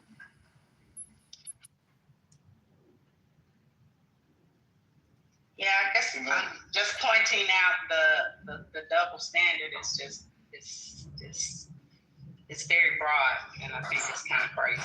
Like nobody's talking about his age. Everybody had a problem with age, but nobody's talking about age. But weren't they accusing Biden of getting a little bump or something too? Remember when he went to he was at the inauguration. He was at the Trump wanted them to get drug tested. Yeah, State of the Union, when he was like super hyped in the State of the Union, calling people out. They thought that he was on something because he was so flamboyant. Yeah, so there you go. I'm talking about Biden. Yeah, right. Yeah, they did accuse Biden or something. But Trump is worse than Biden. He's in worse shape. He's slurred. And it's getting worse and worse every time he talks. You can hardly understand what he's saying. And that's what I'm saying. MAGA would go after Democrats' records. You know, they be protesting to see it. Because that's how they play. The doctor said we need to move like that. Deborah, the doctor said a couple of weeks ago that he was in perfect shape. Yeah, but they need another doctor. He lying. And I understand. I'm just saying. That's the same doctor that told. We don't move like they do. That would be a gangster move. I have bad news. If he doing some shit like that. Oh, wait a minute. April said she got bad news. Hold on, move. Do you guys know how Trump fucked up the U.S. soybean market by driving China to get its soybeans elsewhere, like from Argentina and other South American countries? Yeah. Now he's going to undercut U.S. cattle ranchers by flooding the market with Argentinian beef. Are you fucking kidding? Yeah. Oh, no. That was his main purpose of dealing with Argentina. You're giving Argentina a lot of business. You got some free money. You got some buyers. Y'all trying to tell They must have the Epstein files. I bet they got them. That's where they at. Make Argentina great again. You know what's funny? On the roads of our cattle ranchers. They don't help us. Yeah. Hold on. Yeah, go ahead. Go ahead, JD. I was gonna say it was just real stupid. I was gonna say I was watching a video yesterday, and you know how he shakes everyone's hands and he pulls up towards them. That president's the only one that pulls Trump towards him when they handshake. I know it's stupid, but it's weird. And for the unbelievers, I'm putting my link in the chat because I don't fucking say shit unless I have a link, unlike the other people that come up in this room. That's because you got Hold on, Ramon. Oops, sorry. We've been trying to talk for about 10 minutes. Go ahead, move. Oh, sorry. Thank you, Ms. Alexander. Really good to see you. Good to see you all. You too, Move. Miss you. I miss you too. Hope you're all well. I came in here a little late, so if the news has been broken already, I apologize for that. But I read an hour ago that a high-ranking official of the White House, Donald Trump, is considering pardoning Diddy as soon as this week. What? Letting him out. Yeah, they were talking about that. Say again. Pardon me? Yes. So Trump is actually considering commuting Diddy's sentence as early as this week. Whose sentence? Puff Daddy. Oh. Yeah, so it's been reported today. Sean the Diddler Combs. Sean the Diddler Combs, yes. So it's like he's got to gear up for Maxwell, huh? Yep. Yeah, Maxwell got to wait. Gotta wait for Santa. Something bros before hoes. Charges on him? I thought he had state charges as well, no? He does have state cases, but these federal charges can go away. That's the only thing Trump can do. Somebody said that that the feds is doing like a little game that they may try to put like a Tupac or Biggie on case. You know what I'm saying? Allegedly, I don't know for certain. Saying that all along. I've been saying that all along. What did Mook say? I missed the whole thing. Somebody was here. What did he say? Hey, good evening, Lisa. So, hey, Mark, how are you? Very good. I hope you're well. You're doing well. Thank you. Thank you. My pleasure. So, what I shared earlier is that Trump is considering commuting Sean Diddy Combs' sentence as early as this week, the same way he did George Santos's.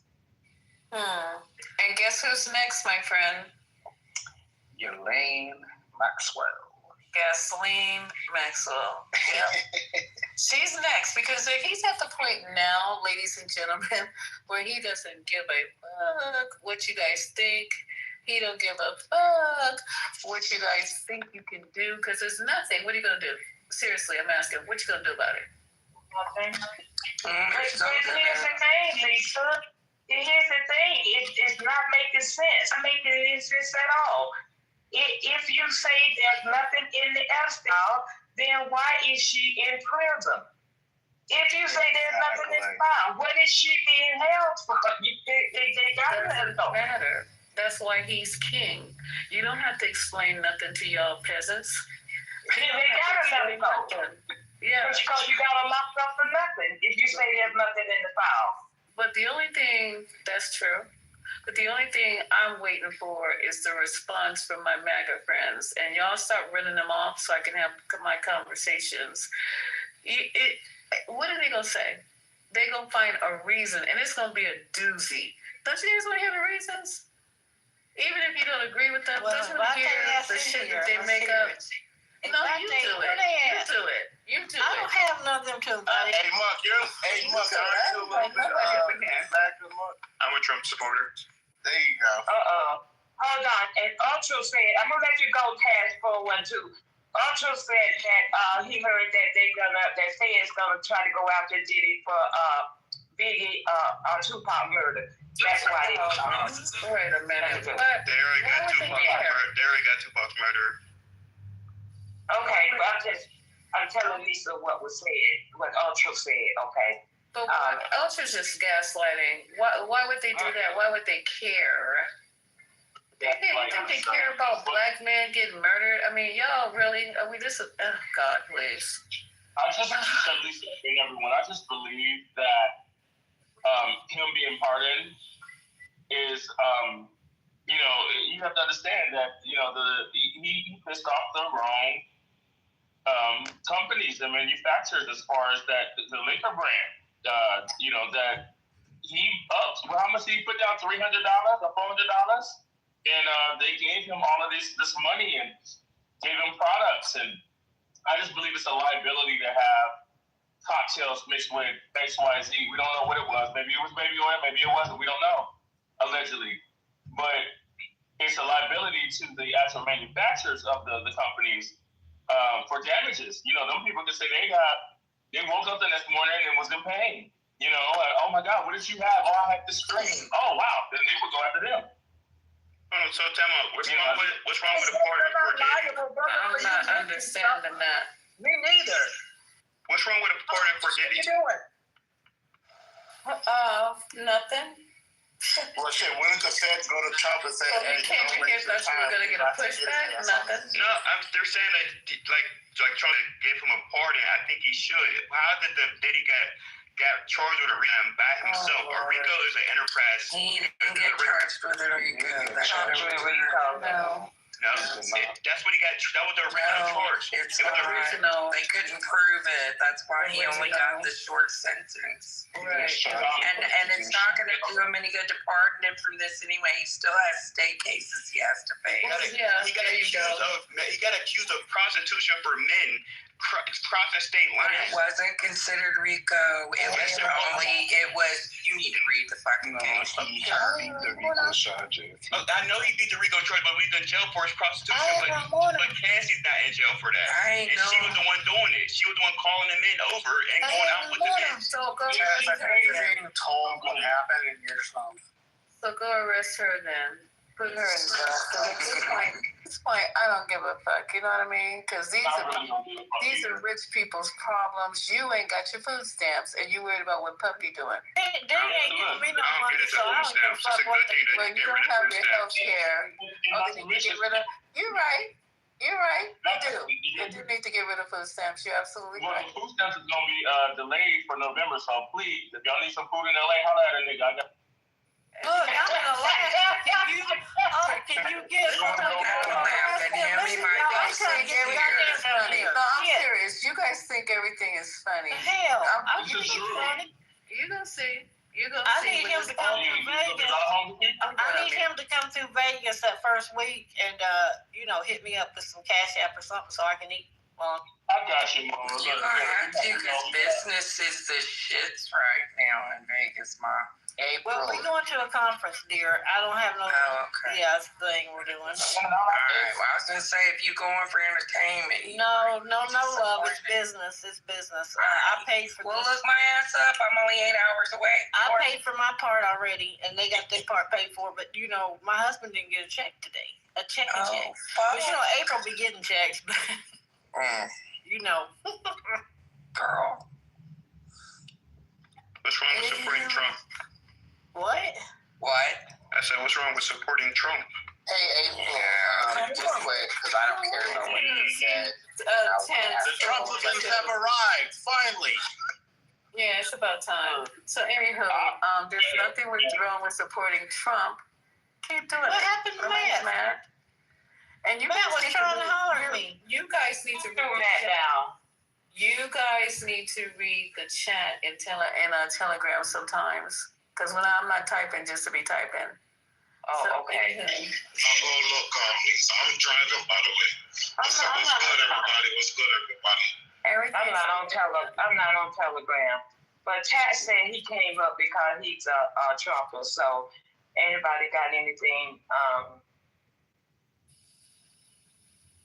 April, did you see the mayor patrol?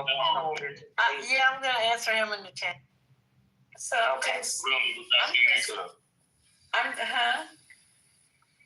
just concerned that everybody's taking LinkedIn as a joke right now because the wheels really haven't touched down.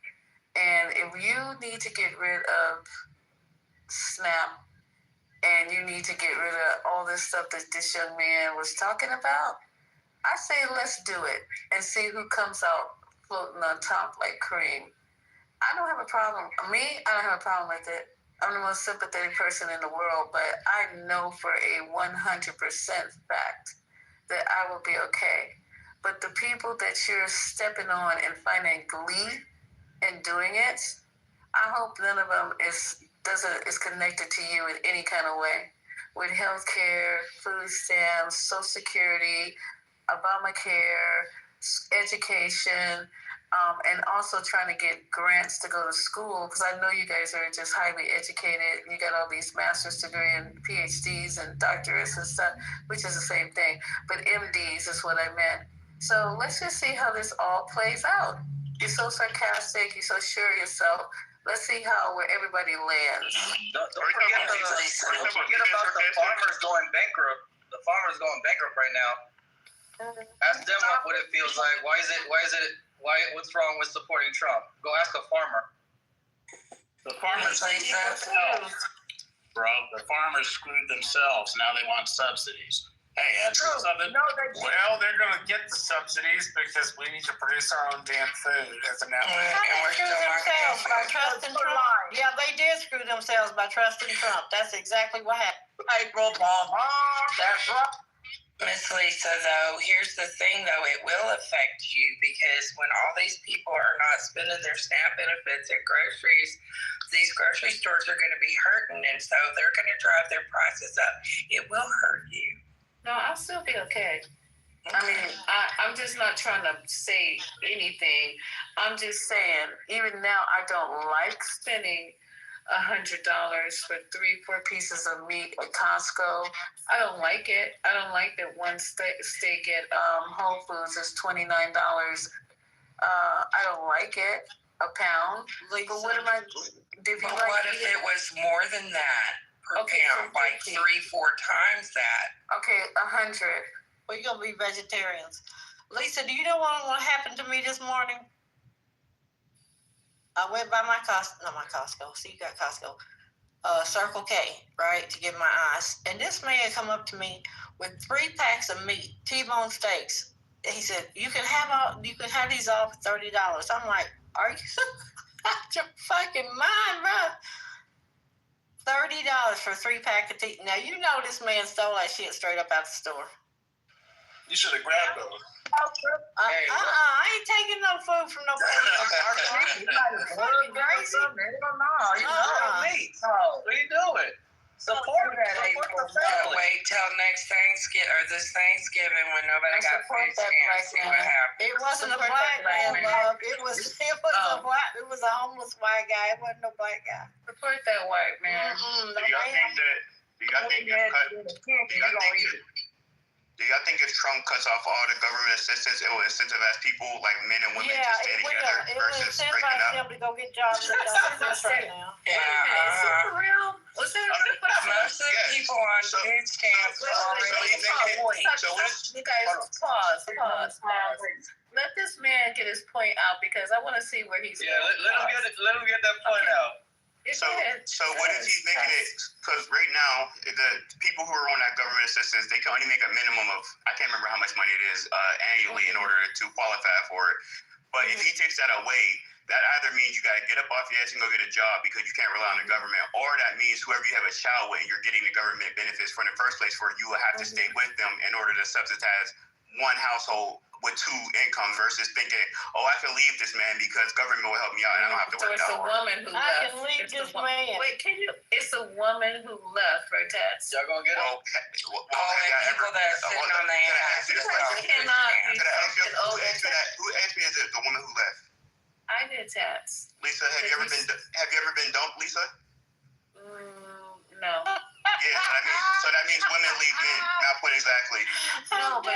But the point, have I ever been done? But the point of it is, as far as like breaking up relationships, I don't want to tell you my whole relationship history because if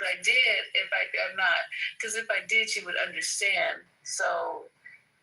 You know what I'm saying? You would understand it would make sense, but I'm not going to share that on this stage. I understand that. I don't need you to do that, but most women leave men. It's actually statistically proven that women leave men at a higher rate. We're not on that right now. Yeah, I was going to say,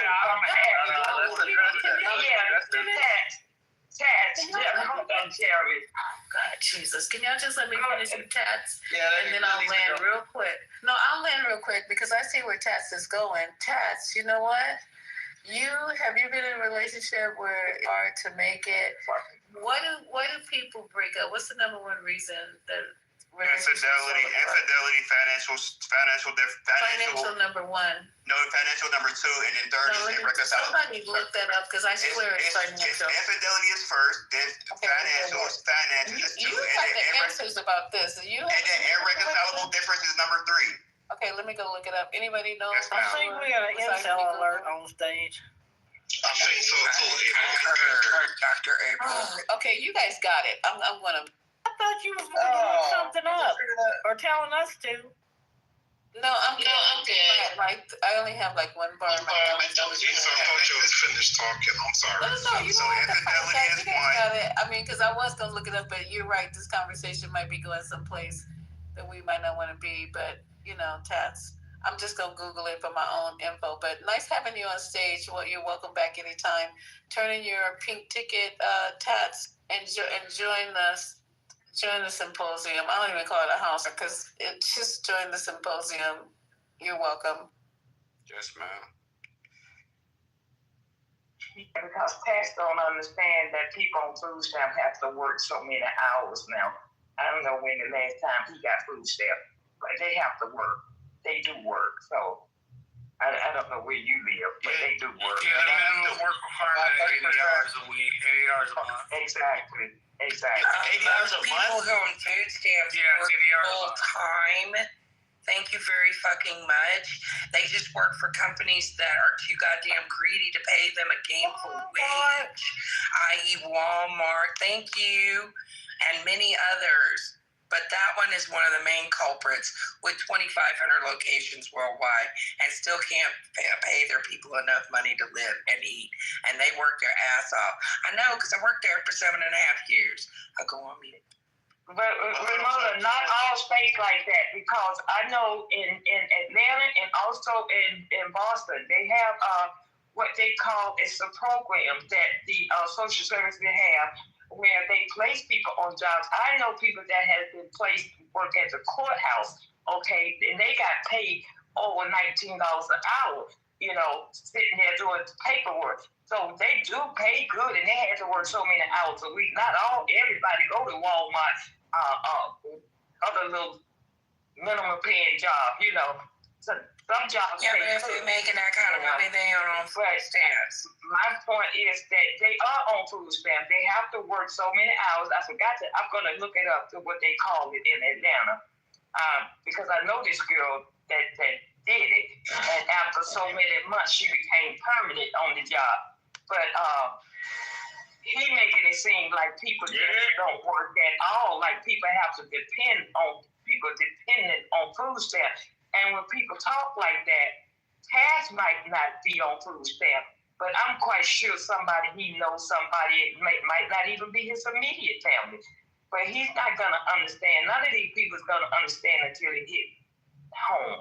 You understand? So I never said people receive government assistance doesn't work at all. What I'm saying is it's a maximum and minimum amount how much you can work and how much money you can make to qualify for it. So if they say that, let's just say lower class, which is close to poverty, is $30,000 a year, but they won't allow you to make $30,000 because you apply for government assistance. That will keep you at poverty state, and you can get a job that will pay you more than $30,000 a year, and it'll make you enough money. And now if you make 40 to 50,000 is middle or lower class. So if you're making that much money and you get a partner who also makes that much money, you don't need government assistance. The problem is when you try to do it by yourself, yes, you're going to struggle. We need each other.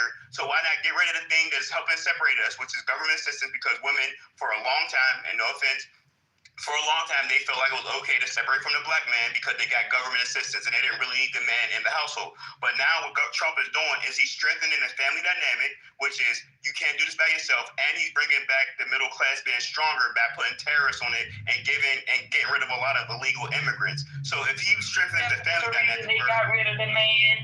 Are you sure that was the reason they got rid of the man? Who's the man? You said women got rid of the man so that they could get food stamps. I'm not saying that's the reason, but it definitely was. It helped. The fact that they say this all the time. In the black community, the black woman divorced the black man and married the government, and that's why, for the most part, at one point, women. And you believe that? Why you believe that bullshit? Why are y'all like this? He has a script. He has to complete his script. Can I say one thing? So when we talk about all the races of women, there's a reason why in a black demographic, only black women say, I'm a strong, independent black woman. And you ask them what they're independent of. Because we have a right to say it. That's fine, but the fact But do you know there's more white women on food stamps than black women? Nowadays there are. And that doesn't. I don't care what day. This day it was too. No, but they make up, understand that white people make up 73% of the population in America, where we only make up 13%, so that, yes, they should be on it more than us.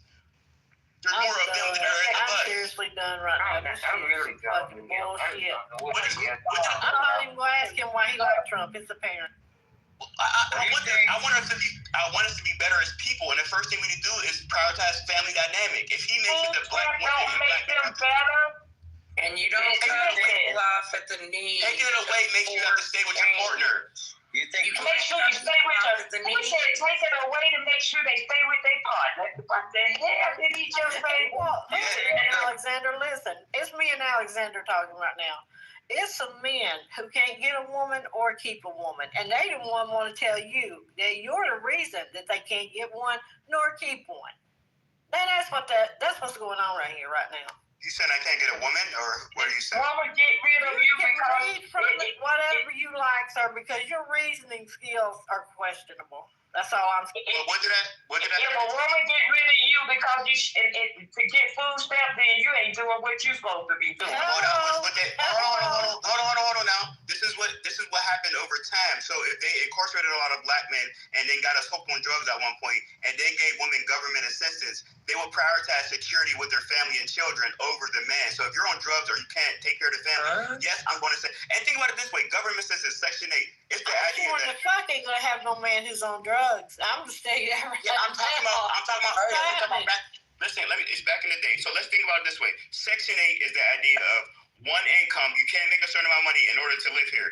And if you have two incomes, then you don't qualify for Section 8. So a lot of women, even in the black community, because I grew up in a situation when it was time for them to do inspections annually. That's not true. Well, yes, that's not true. That's not true. Which part's not true? That's not true. The stipulations for Section 8 that you recite. That's right. It's a certain, you can't make over a certain amount of money to qualify. No, you said you had to be by yourself. No, that's right. Two incomes will overqualify for it. So that's not necessarily. No. Man, you have to look this up yourself. It's based on your family size. You need to look it up. I live on housing. Let's say you got 20 kids and it's me and my husband. What's next? They don't let two incomes in the same household that make a certain amount of money. That's a lie. Look it up yourself. You know what I mean? You're talking to people that lived in housing. He only got one person in his household and I can't lived in get the number two. I lived in the two. Huh? The fuck? Wait. Time out. Hey, but Tats, you can't post anything to prove that point. Everything that you just said, you have to post the law saying, or the policy saying, in order to get food stamps, you had to separate here. You need to post that. That's not what I said, so don't misconstrue my argument. I said in order to get Section 8 housing, you can only make a certain amount of money, which is if two incomes in there, you make. Okay. You can't be married. So you can't. You said two incomes. Exactly. But not always equal that you overqualify. It depends on the size of your family. Yeah. Tats, what you're saying is a myth that has always Section been 8 for both, bro. Section 8 for both people. Hold on. What the fuck you keep talking over, Jay? Tat, what you're bringing up is a myth. It's never really been proven. It's been said. People have. That's just been a myth. That's never been proven. There's nothing that you're going to point out. There's nothing you're going to pull up where you can prove that black women stopped dating or left their boyfriends or husbands so that they can get Section 8. There's nothing. That's not what I said. You're not even listening enough to the argument to have the conversation. I said back in the day when it was something when people got government assistance, that's what it was. They thought to themselves, I don't need a man because I can get the government. That's what I'm saying. You're not going to prove that. That's something that. You are not. Yeah, someone move little Trump down. You're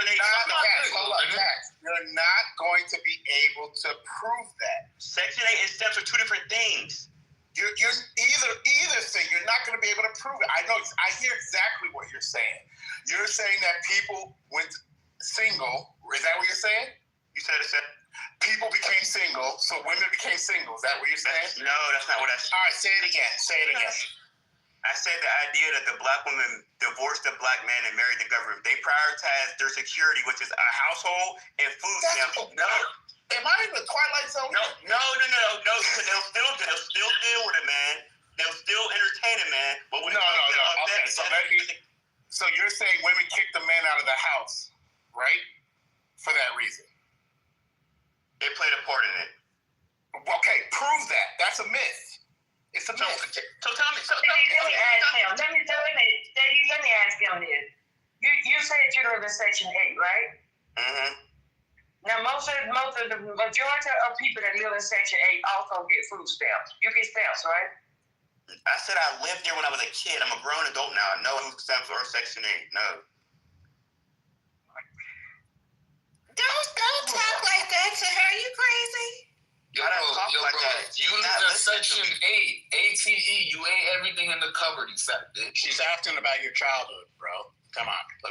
She's asking you can ask us, you can tell us. No, she thinks I live there now. She thinks I live there now. And no, you live in Section 8. Like I said, ate everything. When I was a kid. Well, you did live in Section 8 as a child. How would you know about this for Section 8 as a child? Because it's still the same thing now. You signed the pay. No, it's not. How would you know that? What I'm saying to you is, you were a kid. We'd like to hear about your experience as a kid, but you weren't the one paying, right? A rich person cannot. Why can a rich person? Why can't you have to be under a certain income qualification? But you can still have two income under that. Somebody said about the income. Lisa is talking. Go on mute. Well, why can't you just put the requirements that are currently now, because I don't know them. What are the requirements for Section 8? How do I qualify if I want to get Section 8? One person, please. One person. Somebody was saying it. All right, somebody was saying about the income. So I have the requirements if anybody wants to know.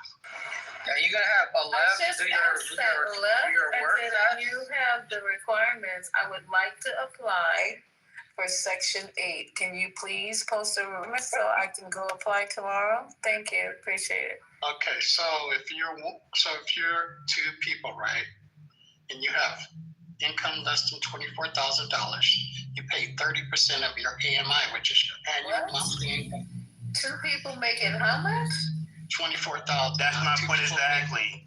If two people make $40,000, you pay 50% of your AMI.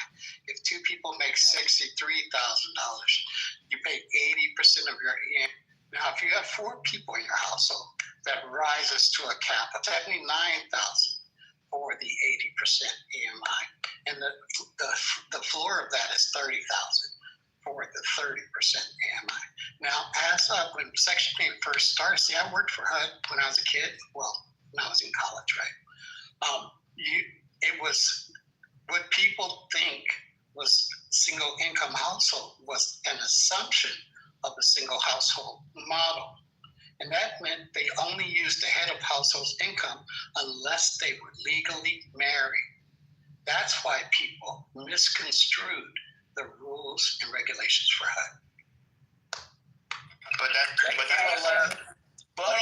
Is that not the point though? The fact that two people, what job?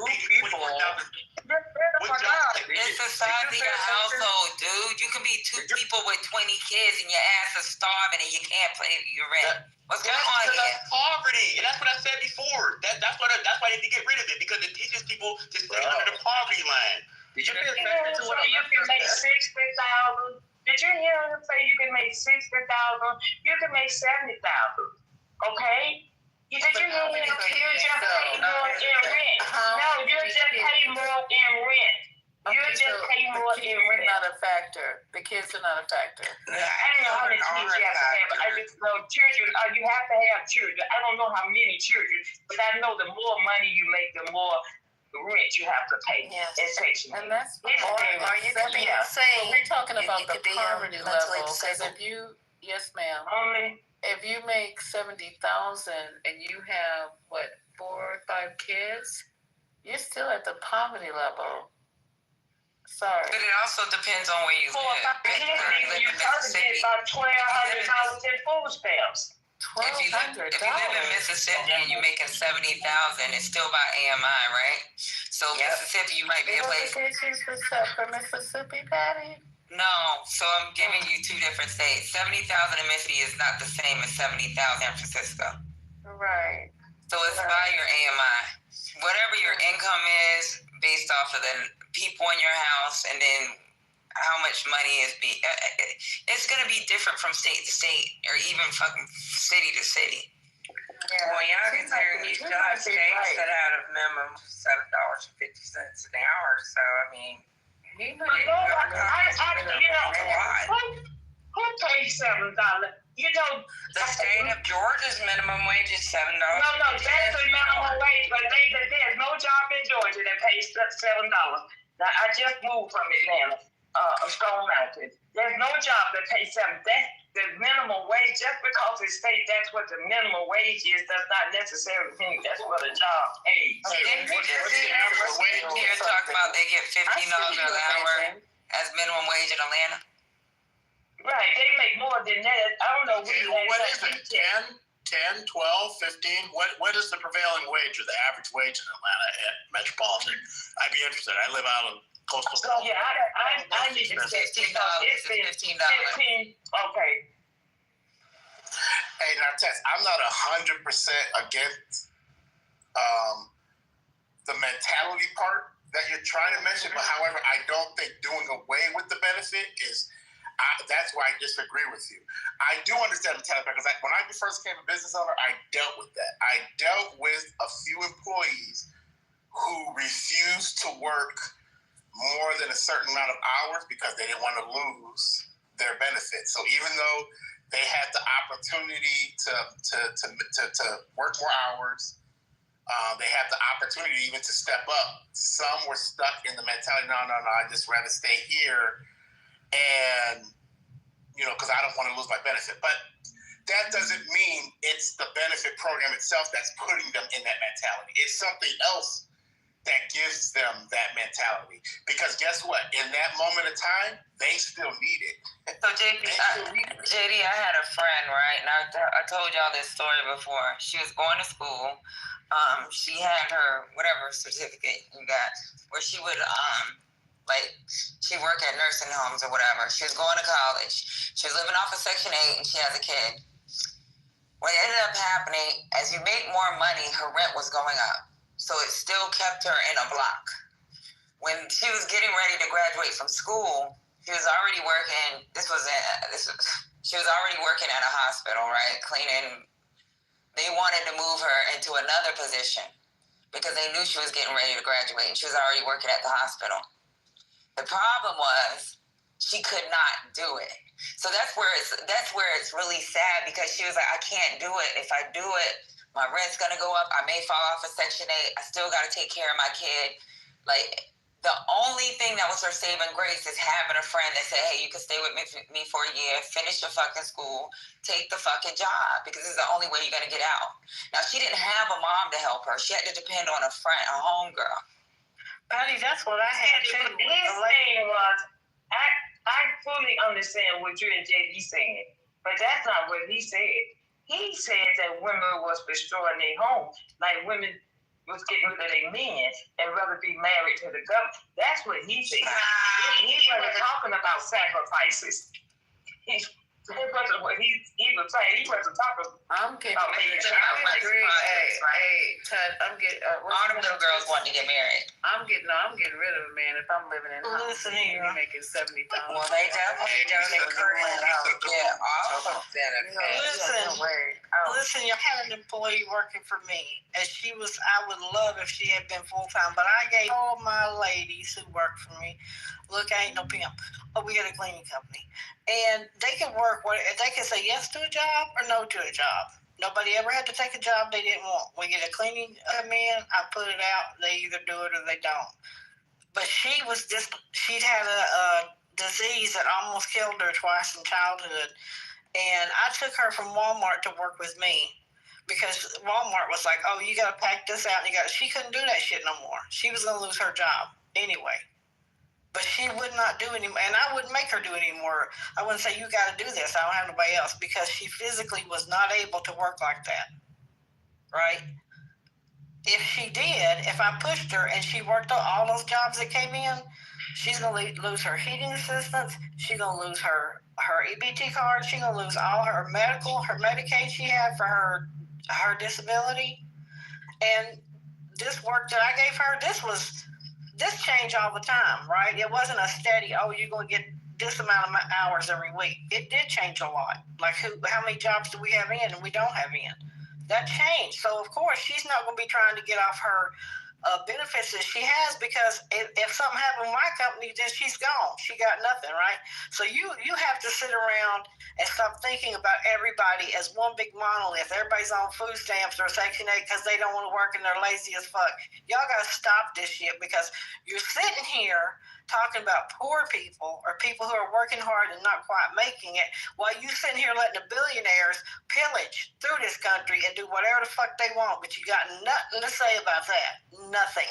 For all the shit, benefits, they get government welfare with their contracts and shit. Get the fuck out of here. Ding! I'd also like to add that they don't exactly encourage you to get off of benefits either, because this year I ran into a situation where I get a cost of living adjustment for my disability because I'm blind, so I get Social Security disability. I earn my credits. And I also have a job. And so I currently make exactly $300 a month, too much to qualify for Medicaid. Now, when I had Medicaid, it paid my premiums only for my Medicare, which helped me because that's $185 a month. So I ended up making $300 a month too much, and so they dropped me off Medicaid. And instead of taking out my Medicare immediately from my check, they waited 3 fucking months. So I went through June with a check that was $600 that I had to try to squeeze through June to get to July because I had to get back on track. And you know what they said when I called Medicaid to find out when I needed to start paying my premiums myself? She goes, why don't you just lessen your hours at work so you're still Medicaid eligible? I'm like, what the fuck? Aren't you happy I'm not on benefits? I mean, what is this bullshit? You know, I'm sitting here trying to figure out how I'm going to, maintain. She was doing you a solid.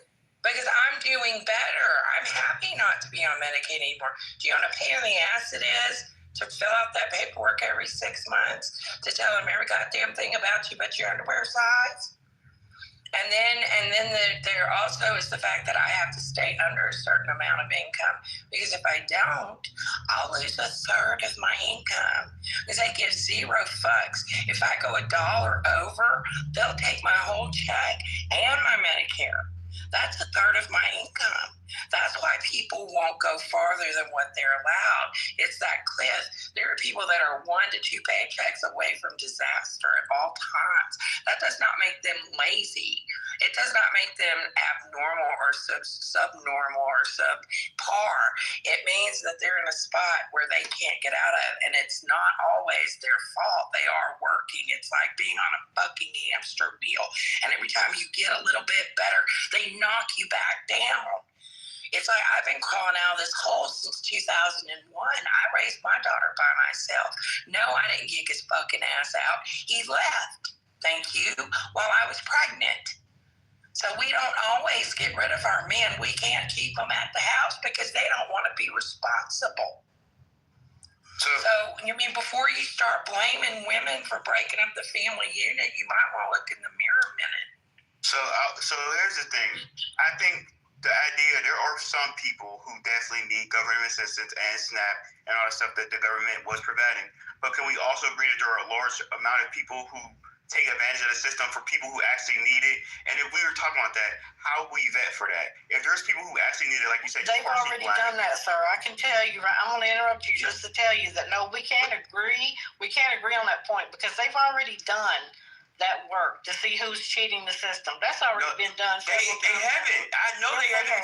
Yes, they have. Some of my sisters who are capable of working. That's your sisters then your sisters so that means nothing because they're cheating the system. I think what April is saying is that. Wait a minute, Marshall. Wait, why are your sisters cheating the system? What's going on? Because it's a loophole in the system. I'd rather them get up off their ass and go work for what the fuck they got. Wait a minute. So let me ask this man this question. Why are your sisters cheating the system? Because it's a system that's allowed. No, they're not doing it because it's allowed. What is their situation? If y'all don't let me get this question out, See how it feels to get interrupted? I have to. So why is it when a black person don't agree with another black person, you got? No, I'm not a black person, love. I'm not a black person. I'm talking about the dude said. I'm talking about the dude said coon. And what you gonna do about it? I want to hear about your sisters. I want to hear about the sisters. Me too. Let's talk about they take advantage of the system that's provided for them. Why? Who wouldn't? Just like Trump is the system, bro. Just like Trump. He's taking advantage of it. I told you. I'm not. I don't receive government assistance at all. But your parents did, obviously. When I was a kid, you got it from your mom. Right, Only. I don't know who you are, but you got to go. No, Only can say. Listen, Only gonna have to stop coming off mic then. Only. Can you hear me? You're talking to me and you're talking over me. Oh, I'm sorry. No, I'm not talking about you, Taz. I'm talking about this person that keep coming off mic. I apologize. Talking over you. Yeah, not you, Ultra. This You're next, Only. You're in the Only. Only don't want to talk. Only just keep coming off the mic making funny sounds. All right. Go ahead, Taz. I'm just saying I'm just saying, just like Trump admitted to taking care of the tax cut that Hillary Clinton was for her donors and stuff like that. And he said, I know the system's rigged because I take advantage of the same system, and she won't change it because her donors and the people that she support are also taking from it. So we understand that there's a system that people are taking advantage of it because it's there and it's allowed to. There needs to be a better vetting system for people who. I think I know what's going on here. His sisters is able to get EBT cards and he is not. I don't care about that. I make enough money.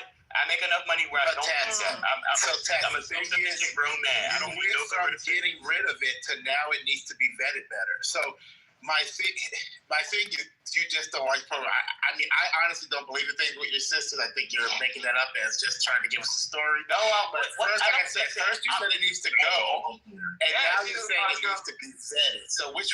Yeah.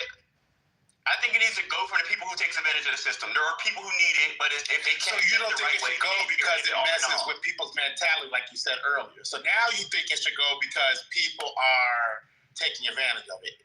Yes, like I said before, there are people who can actually work and they rather not work the hour they need to. Like people who are physically capable of working and they rather not do it because but that wasn't your argument earlier. Your argument earlier was that it was making black women.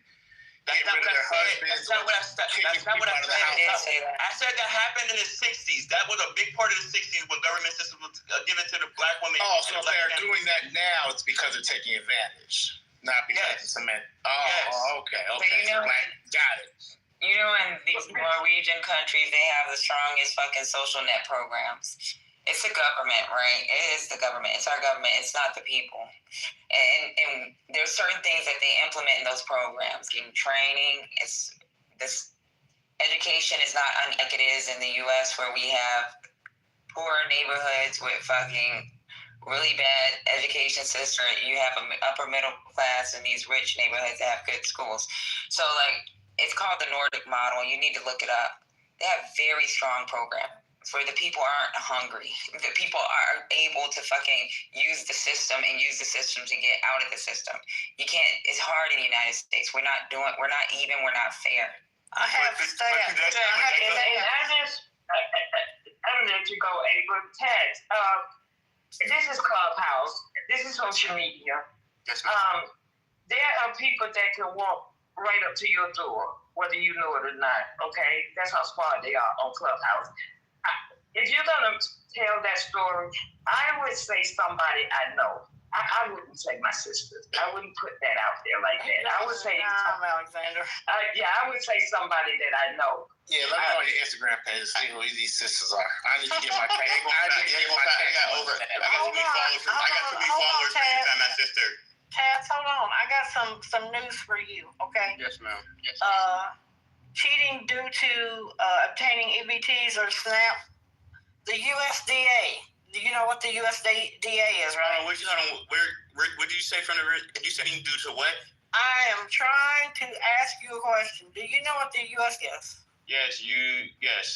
Yeah, they're the ones who oversee this. We're talking about EBTs or SNAP.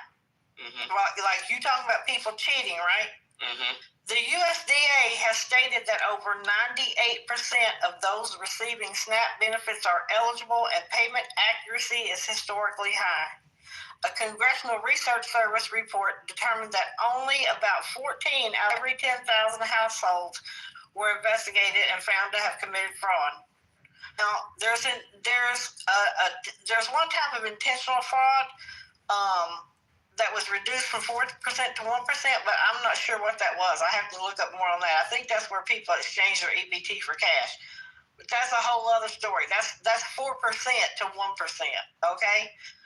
Improper payments are another area of fraud and error. And anybody who's dealt with the government, who's got any type of payment from the government, sometimes the government overpay you, but they make your ass pay that back, right? That's 11%. 11.7% of SNAP benefits were paid improper, but that's on the government end, and it's usually a state level error. Now, because of COVID, the state I live in, they really fucked up and messed up the payments, right? So they have a pit of millions of dollars that they have to pay the U.S. government because they fucked up. That's not the people. That's the states. And then theft via scams is a growing problem. But that's still not the people who apply for SNAP or EBT being fraudulent.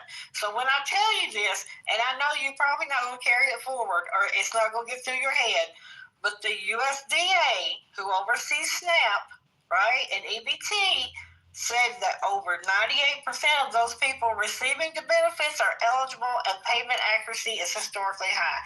98%. That leaves you 2 motherfucking percent of people who receive SNAP and EBT who may not qualify to get it or may be lying to get it. So you said it's a lot of them. It's hold on. So what I mean by that is you said it was 4% of people who sell their stamps or whatever it is like that. Yeah, that's the thing that was reduced to 1%, though. Yes, but that's the people who got caught for it. There's a whole bunch of people who don't get caught for it. God, how could they give that on people who didn't get caught? I can't. That's my point exactly. So that's the point. I cannot with this. That is only registered. Y'all can do this because this man need a woman. He ain't got one. I have a woman downstairs about to go to the No, you don't. That's a test. The problem is when you can't, like April did when she presented facts. We don't know where you're getting your numbers from. I talk to people. Look. I know many people who think exactly the way you do that tell me, oh, there's tons of people cheating the system.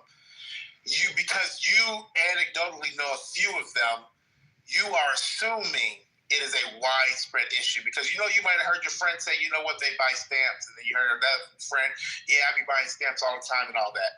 But that's the evidence. I don't buy stamps for my sisters. No, I don't. I don't. Yeah, I don't understand the trolling in this situation. We understand there are people who manipulate the system. Just like right, but you heard what April said. There's people who will only report one income even though they got a guy living there. That's also cheating the system. It could be working for them, but that is also a way of cheating. What about live and let live? What about live and let live? 2%. So do y'all agree? Do y'all understand? In school, did you pass? That's the people that caught. You're not understanding that, Felicia. And your circle of 3 between you and your sister, that is 66% of the people in your household that is cheating. First of all, I got 9 sisters. And if you want to be upset about welfare, you should really be upset about corporate welfare because they do billions and billions in welfare over what civilians get in their little social safety net. But okay, so what about just live and let live? What about that? What about just live and let live? I want us to be better. I want Black people to be better. The fact that we rely on government, it allows us to be less than. The fact that we rely on government so much, we don't have a lot of excellence because we rely on the government so much. Where at one point, 1920s, when we got out of what state you live in? I live in East Coast. Because where I come from, we got a lot of Black excellence in Atlanta. Yeah, that's fine, but there's also a lot of people who aren't doing Black excellence. Like Memphis, like it's always Detroit. A lot. There's never a yes, in Memphis too. It's a minority. Do you understand that only 8% of Americans, 8% of Black Americans make 7 figures? But here's the issue. That's not a lie. You need to. That's not a lie. You want to start with benefits. Well, guess what? I don't think that's the starting point. Man, maybe a future conversation. But there's so many things like systemic racism. This whole DEI bullshit. There's many other. No such thing as systemic racism. Oh, okay, I guess. There's no such thing, bro. Many, you don't know your history. Yeah, there we go. Right there, you just show you're a young person. You're ignorant of your history. We're ignorant of history. So, what is racism? They were right. Did anybody on here tell me what racism is stopping you from doing? Can someone tell me what racism is stopping you from doing? People that have been historically excluded from full participation in the economy. Maybe you need to fucking look at your own people and see what's going on with us. Can you tell me how racism is stopping you from being great in America today?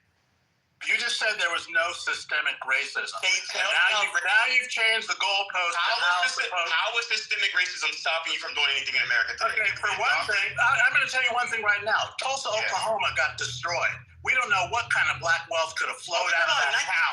No, bro. Yeah, I'm talking 1920. It's 100 years later. I'm going to tell you some other places, okay? Name something that happened. Development in my town. Okay? You have no idea. You're going to say, so we should accept the massacre of a major black metropolitan area with financial wealth because it was 100 years ago. And you're going to tell me that has no consequence? You don't know your history, brother. You do not know your history. Okay, how did that stop you today? How is something that happened in 1920 stopping you from going to go get $1 million today?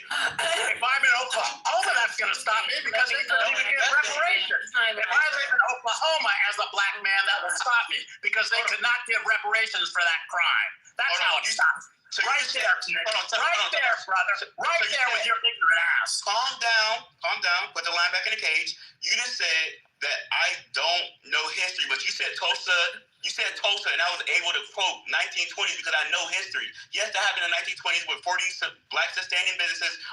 40 blocks of black sustaining businesses did well without the white person at all. They came to burn it down. Over 30 or 40 people got killed in a situation, and Black Wall Street has never been a thing again. How is that stopping you right now from being successful? He's a dumb motherfucker. I told you, bro. If I'm in Oklahoma, that stops you. That's called I'll give you an edit. The white power structure in Oklahoma had that happen, and they're still keeping black people in Oklahoma down. So let's not play a lot of games here, bro. Listen, okay, cool. Could we not start the conversation off with this? Do you know what Oscarville is? Do you know what Oscarville is? No, that wasn't 100 years ago. That was I think in the 50s. Yeah, I think that was in the 50s.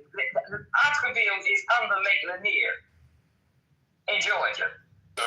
He's purposely playing dumb. He can't be this. No, I'm asking how is it affecting you today? Yeah, because apparently he doesn't understand what compound interest is. I just looked up some shit from today.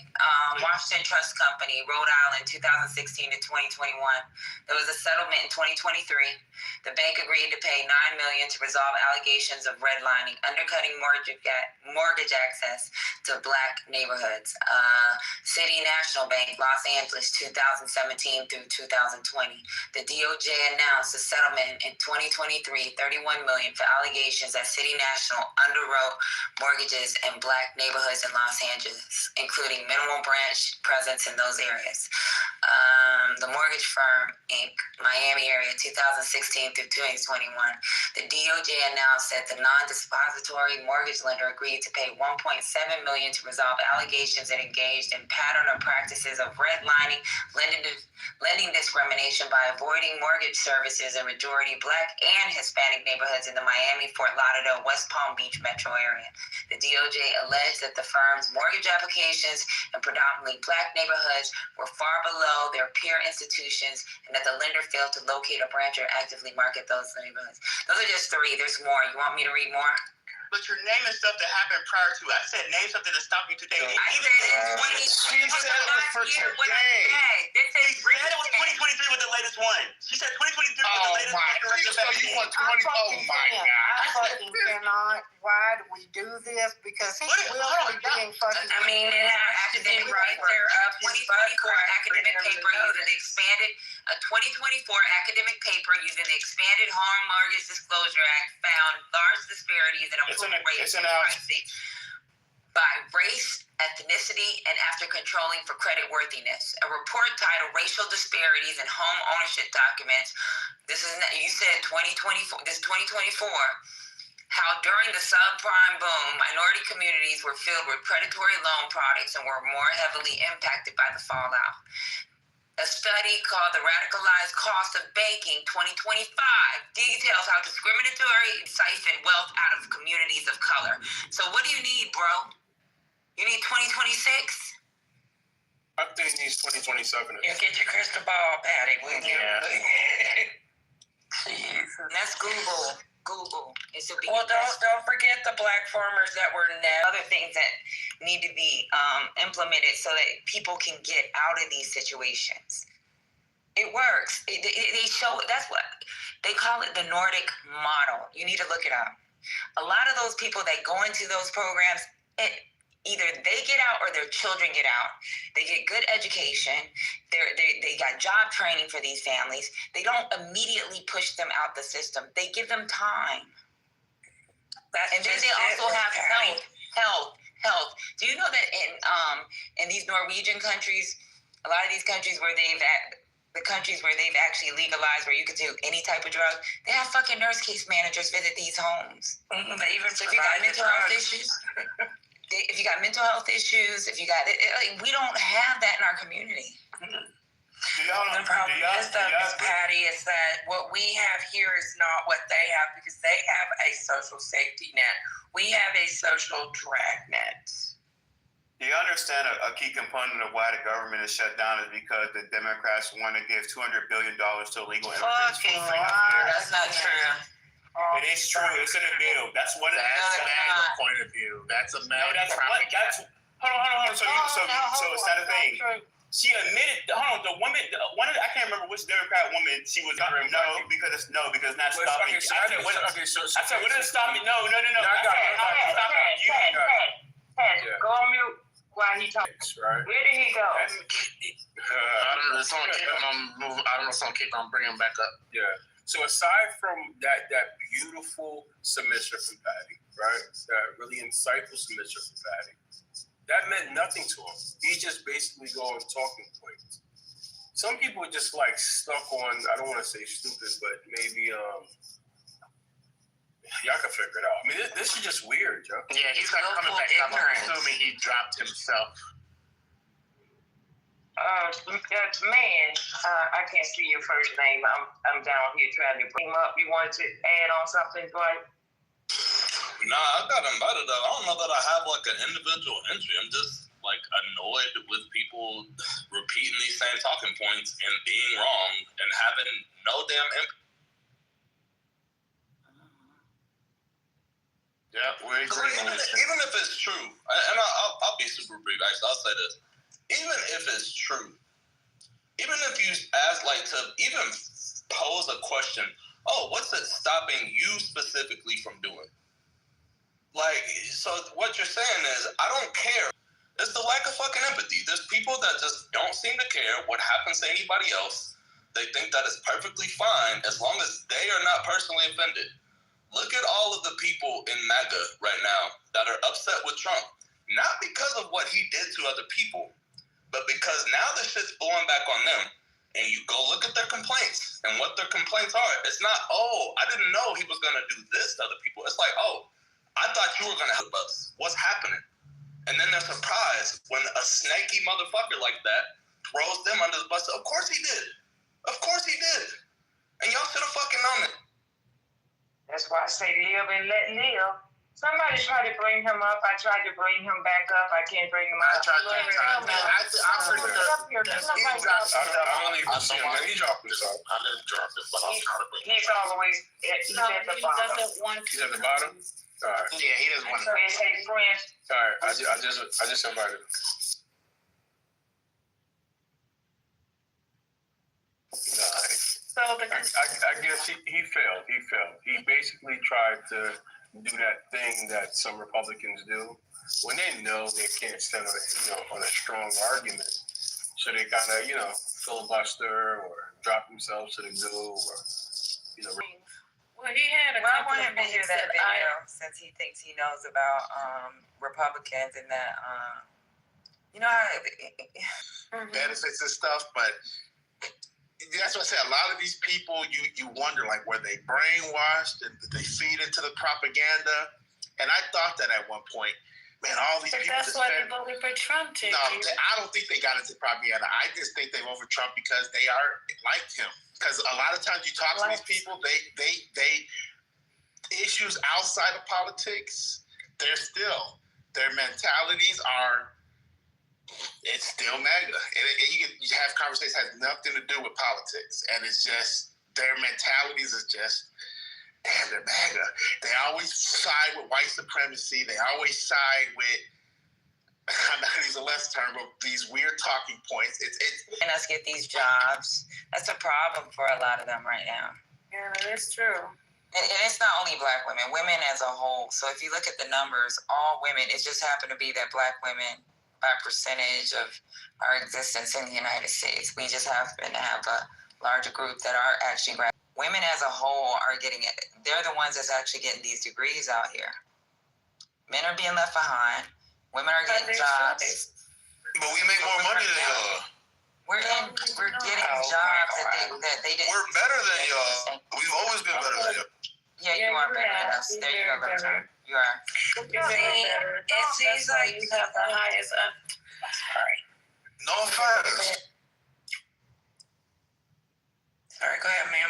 I'm sorry. There's nothing to argue. You No, you got it. Whoever was talking, you guys got it. I was just gonna say, it seems like these people that we have such a hard time understanding live in like this like middle twilight zone where they don't have white privilege, but they have enough privilege in their life where they don't have empathy for people who are less fortunate. They don't understand it.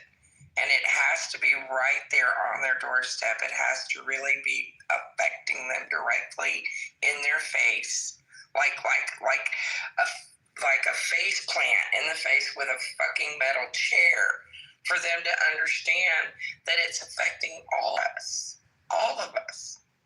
And so I just call that the twilights. You can't get through to them. It's like it's just this opaque cloud of nothingness. And every once in a while they'll pop out with a talking point, but that's all it's really worth. Early, Ramona. I think they'd be jealous. Yeah, it's early. Give it. It's early. He's just getting started. And it's not going to, and that's what people fail to think about. It's not going to just affect the Democrats. This is going to affect everybody. They think they're going door to door asking people, are you a Democrat, are you a Republican? Before he do this shit is going to affect everybody. And then you see, there'll be different rooms on Clubhouse. But Republicans are big on, capitalism. We're going to be all right. We're going to see if y'all really want this shutdown or not. Wait, okay. I'm after you. I'm after you, Dr. Trump. Whenever you get done, let me know. Doctor? Oh, most of them are doctors, but go ahead. That was funny.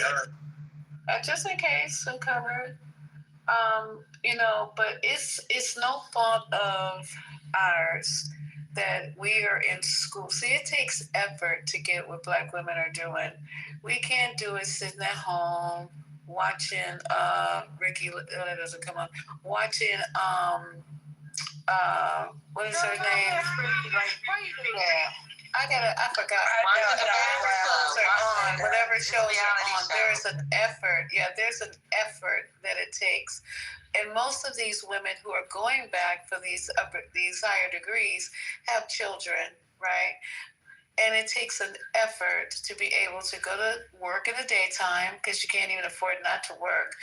something, because you still have to qualify for the quote-unquote food stamps that we're all on, than to raise the kid and go to college at night. It takes a woman who's doing it. And I said this a million times.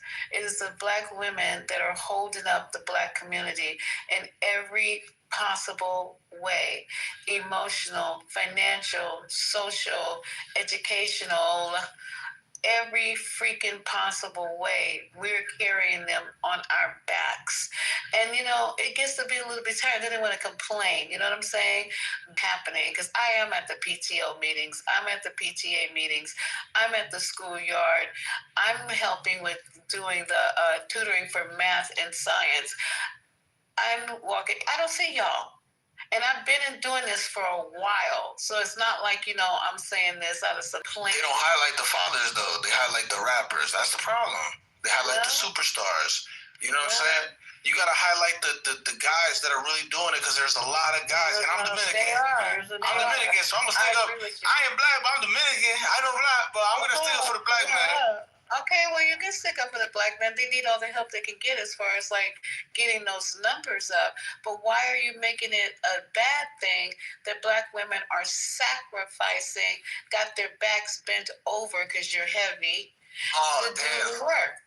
No, seriously, Trevor. At this point, I'm just. Everyone should know by now that yes, that's true. That's been said on this. I'm glad to hear a Republican. Now let's talk about what you said. You're saying that Republicans are more financially. We more capital. Now we capital. We go get it. Look, right now You can get it. Well, I'm not even gonna talk about me. So why has I'm talking about in general. In general, right? So he's saying he don't go get it. But why has the Democrat president had to fix the economy behind a Republican? So you had Reagan. After Reagan came Clinton. Clinton had to fix the economy. Then came Bush. Then guess who had to fix the economy? Obama. Then came fucking Donald Trump, adding trillions of dollars to the economy. And guess who had to come behind it to fucking reinvest back into the economy? Biden. Talk about it. So then now, what's going on now? We got We got another Republican. What's going on with the job? The country reestablished itself. What happened in July? No, so even real estate investors, right? Because Cindy Stumpo had to fucking admit this shit. She said the most fucking money she makes is under a fucking Democrat president. You know why? Because they always want to build these fucking cheaper homes.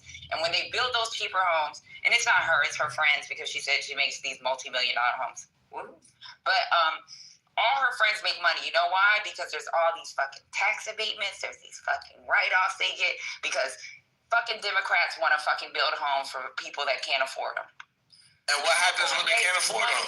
People make money under... The fucking farmers make money under fucking Democrats. But this was all built off of capitalists. You don't get this formation of a country without that. To do with it?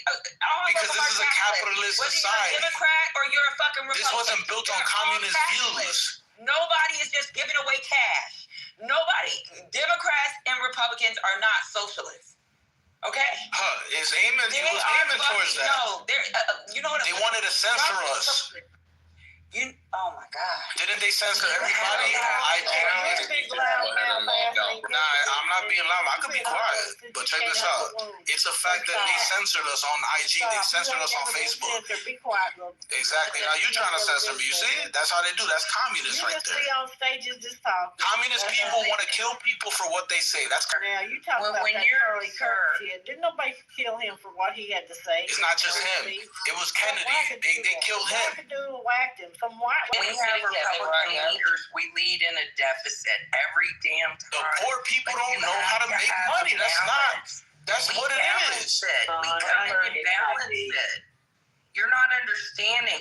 If we didn't come in and balance it, we would be fucked like. We would have been in 5 wars right now. If y'all would have been in power. No, that's even worse than being in a deficit. Guess who puts the most money in the Department of Defense? You know why? You know why? Wait. You know why we ended up with the wars that we've been in the last couple of years? Who puts the most money? Republicans. It was a Wolfowitz. Republicans put more money in the defense. It was a Donald Rumsfeld that came from the fucking Reagan era and came to Bush. You need to have money in the defense. It's the United States. We're the biggest military in the world for a reason. We get the most Anybody want to fuck with us and we step on them. That's what we do. Understand that. You don't even know what it looked like Afghanistan. Guess what happened with Biden? He did the final pull. Yeah, but he did it, and everybody laughed at him because he did it the wrong way. That's why everybody laughed at him. What happened? Laughed at him. There was no. It was laughing at the United States because of that. And what happened after that? Russia went into Ukraine, and what happened after that? China started using their navy, right? You remember that? No. That's what happened because they lost respect for the United States. So Putin's like, nah, I'm doing this. I got 3 years left with Biden. I'm doing this. Listen, there are people in here that are in the military, and were in the military at that time. Thank you. And Kamala was lying while there was military. A plan that was put in place during the Obama administration, and if it had not been rushed the way he was, and things didn't go cockeyed, then nobody would be sitting here blaming him for it being a mess. But the fact is, this was a plan, and it got messed up, and it was not Joe Biden's fault. It was Joe Biden's fault. No. He's a commander-in-chief. When you're president, you're the commander-in-chief. Okay. Come on, man. It's like, you know what? I'm glad that this don't reflect the war started. Everybody thinks that war started then. What you fail to realize, the annexation of Crimea was a while ago.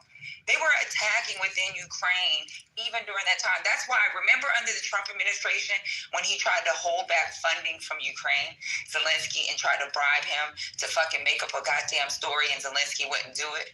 And we still had to release the money because Congress said they need to release that fund because it's already appropriated. Remember that?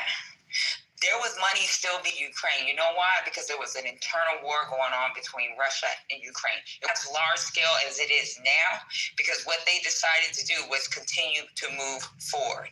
So stop. That would have never happened under Trump, guaranteed. Dude, under Trump, Ukraine would have been given away. Guess what Trump said today? Give yourself away. He said, give them the Donbas region. He said, give them Crimea. Do you know what the Eastern Bloc is responsible for? Do you understand what they're trying to take away from fucking Ukraine? If they take that part of Ukraine, that is a major port. On top of that, they've already saying, give them the Black Sea, which is Crimea. That'll be a second major port. If you take away the Eastern Bloc of fucking Ukraine, Russia will have the fucking ends on the whole entire Europe. Because number one, energy comes from there. Number two, when you talk about Middle East and the breadbasket, you got the breadbasket going to the Middle East, Africa, and Europe nations. So I will tell you this, if that happens, it's going to be hell for a lot of people, to include us. Oh, really? Okay, so what are the other four that we would be in if Kamala was president? What are the other four? Yo, if Kamala was president, Just questions. I'm not trying to challenge you. Just questions. You know, something like what? Korea? China? Yeah. China. Have you been to Korea? Come on, man. Look at what China was doing with their Navy. Pushing up mad close to our fucking Navy. Because they didn't respect the commander-in-chief. They was fucking pumping they puffing their chest out. Patty. When did they push up to You don't remember the submarines? You remember that? When they was pushing up on the Navy and shit, and it was getting too close, and we had to warn them. We had to warn them. When was this? I'll pull it up right now. What are you talking about? I'll pull it up right now. So this is the thing, right? You ever heard of the One China policy? He's trying to pull it up from his ass. So we try not to recognize Taiwan as a freaking separate nation, but in a way, the United States still does. We don't congratulate them when they win the president. Taiwan is important for our fucking autonomy, but we still have to recognize the One China policy. What China does is they fucking roam around the fucking China Sea, South China Sea. They try to fucking play these games with fucking Philippines and play these goddamn games with fucking Taiwan. They do it to scare us, or not to scare us, to keep us at bay. That's it. They not gonna do nothing. Yeah, they better not. I will tell you this, that last meeting that they had this summer, where India fucking showed up and they ain't show up in 10 years. Now there's a fucking alliance. And you know why? It's because of Trump and his big fucking mouth. He done pissed the fucking he done pissed them off, and they done went and showed up. And now that they showed up, who's our allies? Because our allies, we ain't showing up for them. It's gonna be You don't think we need any? You don't think we need any? You done went and disrespected Australia. Do you know Australia is one of the only countries that purchase so much shit from the United States? Yep. We don't buy shit from them except fucking Uggs. That's what the fuck we buy from them. Shit, we buy kangaroo meat. We don't even buy Vegemite from them. Look at the trade difference between. Look at the trade. Hold on, Lisa, are you playing the video? Lisa? Lisa. Okay. Good. But yeah, yo, Trump is doing his thing. He's doing his thing, and we're suffering for it. Is he likable? Listen. No. The people were, the same people that were suffering under Biden. The same people. He's not likable. He's been protested in damn near every country. So what were we suffering from? Inflation. There was too much money on the fucking economy. You know why prices went up? Too much money on the economy. That means there was too many jobs. People were making money. So interest rates couldn't go down. Right. So I go to my store and everything is locked the fuck up because of the stupid ass policies put in by Democrats, right? And now you're a fucking criminal. And you could go and now you could go and steal, right? You could steal and you got a fucking hassle with the fucking bum who just stole what, $800 worth of merchandise from Walgreens? Now my deodorant is locked up because of this bum? Well, that's their business. That's their business. That's their livelihood. They go lock this shit up. Democrats, dude. Really? Yeah, because a Republican will pass that bill, right? Will pass those laws. Look at New York. Look at what happened with immigration. Lock up your fucking deodorant. That's people trying to fucking not lose money. You saying Republicans ain't? But why do they have to lock it up? They just now start locking this shit up. And listen here, honey. Yes, they did. That was all under Biden. Anything that's happening, that's a lie. It's not a lie because I work in New York and I noticed the difference. You could notice the difference. Every administration, you could tell. Listen. In New York all your life, then you know they've always had bullets. No, they never had that. They only have it in the bad neighborhoods. They only have it in bad neighborhoods. Windows at every fucking Bulletproof glass in the chicken spot. What is wrong with you? Bulletproof glass in the chicken spot. The one where you didn't have to fear. The one where you didn't have to fear that your neighbor was gonna go and steal from you. Bulletproof windows over there at your neighbors. And in what neighborhoods? You never used to see that downtown. Now you see it in downtown. Stop playing. What part of New York you live in that you don't see bulletproof windows in front of in every goddamn bodega? What part of New York you live in where every single part of the bodega was bulletproof? It wasn't in Washington Heights, I'll tell you that.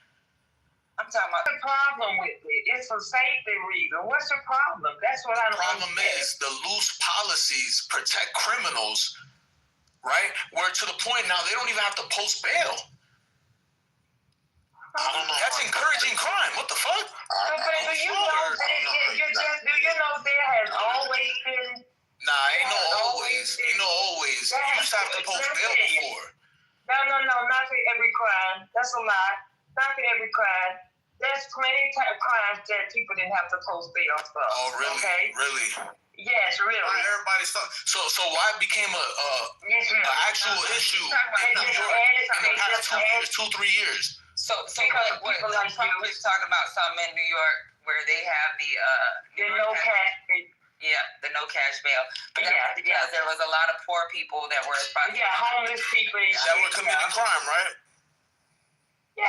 So let them out, right? Sentence too. Let them out. You from New York? Let them out. So you from New York, right? You said you from New York. I'm from New York. Right. So how many times they always stereotype y'all black males? You know that. Even with the fucking cabs, niggas don't want to stop for you. You know that. I wonder why. And you grew up during the stop and frisk era too. Remember when they used to gather niggas up and then take them down to the precinct and say, "Oh, we just gonna." He's not black. He's not black. And you're gay. You're very gay. Hey, Super. So Doug, well, whether you're not Patty, yes, you know at least one black person. Go ahead. This has been a decent state all night long. We're not doing that name calling shit. Well, that guy right there, he's always kicking me out. He has a vendetta against me. Listen, you're not getting kicked out. You're talking, but you're not going to be doing no name calling. We're not doing that. We don't give a damn what nobody's sexy is on this goddamn state. He better be on his best behavior. No, you better be on yours. I'm going to be on my best behavior. I'm going to be on my best. He better be on his best behavior. You better hush. You don't dare nobody on this stage. Now you can keep talking about Trump, but don't come up here with that name calling shit. Go ahead. Yeah, and he wasn't talking shit. He was clarifying to her point. Right. But if you live during stop and frisk, remember when? Because this happened even to my brother. They used to like stop niggas, bring them down to the precinct, and they like tell them, "Oh, we're just gonna use you for a lineup." He's young. He didn't grow up. He don't know that part of New York. I'm not that young. He's not. He doesn't. I'm 29. Know. That's not that young. He doesn't know the part of New York. Well, you would have probably been like 5 years old. He would have been in the house. None of that was happening. And you could tell, like anywhere in New York, in any city up north, that the whole when you go out, it's bulletproof. And that's like that here in Atlanta. When you go in any part of downtown, it's been like that for years. So that's for safety. That's for safety for crazies. Like not around. You're not talking about just crime. You're talking about people that are just crazy. Like it's crazy people that are out there, not even just talking about criminals. It's people, and crazy shit just happens. You know, like friendly fire, that like bulletproof glasses for those type of things too. So if there's a gunshot across the street or if the cops are he's on the street, he knows where bulletproof glass was the chicken spot. Yeah, remember they used to keep all the good shit behind the bulletproof glass? And they've been doing that for years. They've been doing that for years. They got fucking little cases that they can put it in, and that's a new thing to you? No, they've always did all the good shit. My daughter's 25, and she called me when she was 16 saying, "Mama, they got the condoms locked up. What the hell?" Yeah, but that's condoms. They want don't make a damn. It's still condoms. They want you to protect yourself. But I don't understand what the problem is when it comes to safety, little Trump. What's the problem? The problem is the surge in downtown. I get uptown. Downtown areas. That's the problem. It's changing, but worse. Well, not anymore because, you know, we got, it's time to regulate now. Yeah. Crime has actually gone down. Crime in New York has been low for years. That's what I'm saying. Well, guess what? It's going to get even more lower, brother. It's going to be your colon. Rid of crime, but why are we going to make it easier for the criminals to commit crime? Bulletproof glass should be your last. Can I ask a question? A salute. Anyone, the Wu-Tang Clan. Anybody not to fuck with. Go ahead, Wu-Tang Clan. No. Wu-Tang Clan. It's levels to conversation. Okay, go ahead. Look, I literally heard y'all, two people talking. Literally. We're going to keep it beating and smiling prayed up. Because poor folks, we're going to survive anyway. Politics is different to us. That's why we hustle. It's a fact on that one. 1, 2, 3, and well. Let me finish, Ramon. Yeah. And you know what? I made a decision to travel the AOL zone. Somebody's phone. If you don't, No. If you been look at this nigga. 321s can't. No. 321s can't help but to interrupt truth. The truth ain't never been considered disrespect. Do you have anything to add to the conversation? Do you have anything? I just added it. If I was allowed to speak my opinion without interruption. Okay, Candace, hold on. Can you hold 1 second, please? Hold on. Ma'am, let me ask you a question. No. No, are you single? No, married for 35 years. I close my mouth, and that's the only time I'm going to be quiet. Otherwise, I'm going to talk to that next room over there. That man over there in that next room won't even tell me to be quiet. Because I cuss his ass out. I was allowed to. Listen, you are, but I'm trying to say something to you, Mr. Wu-Tang. Mr. Wu-Tang. Nah, this guy drunk. Somebody in the audience say, I know it. Somebody in the audience say you really are one of the Wu-Tang members. So I'm giving you. I might be related to the Wu-Tang clan member, but look. Oh, the Wu-Tang. Nah, he related to the Wu-Tang. Nah, hold on. Can I speak? She trying to figure. Look, I hear voices. Do a rap for me. I hear voices. He's not related to May I speak? Look, I guarantee 1, 2, 3 warriors in the. Nah, don't let Wu-Tang talk. He said enough. Ma'am. One thing I know, voice, especially if you married, you understand commitment. It's a fact on that one. So if you allow, I got invited up, man. I follow protocol. 1, 2, 3. Keep it breathing, smiling, prayed up. Wu-Tang Clan. This was the conversation. So that must be the first level. Look. You was down in the audience. No. Are you crazy? I'm talking to you. You can take your ass back down there to the goop. We're not doing that. Now, if you want to have a conversation, let's have a conversation. Yo, the solo, stop protecting, bro. He interrupted us.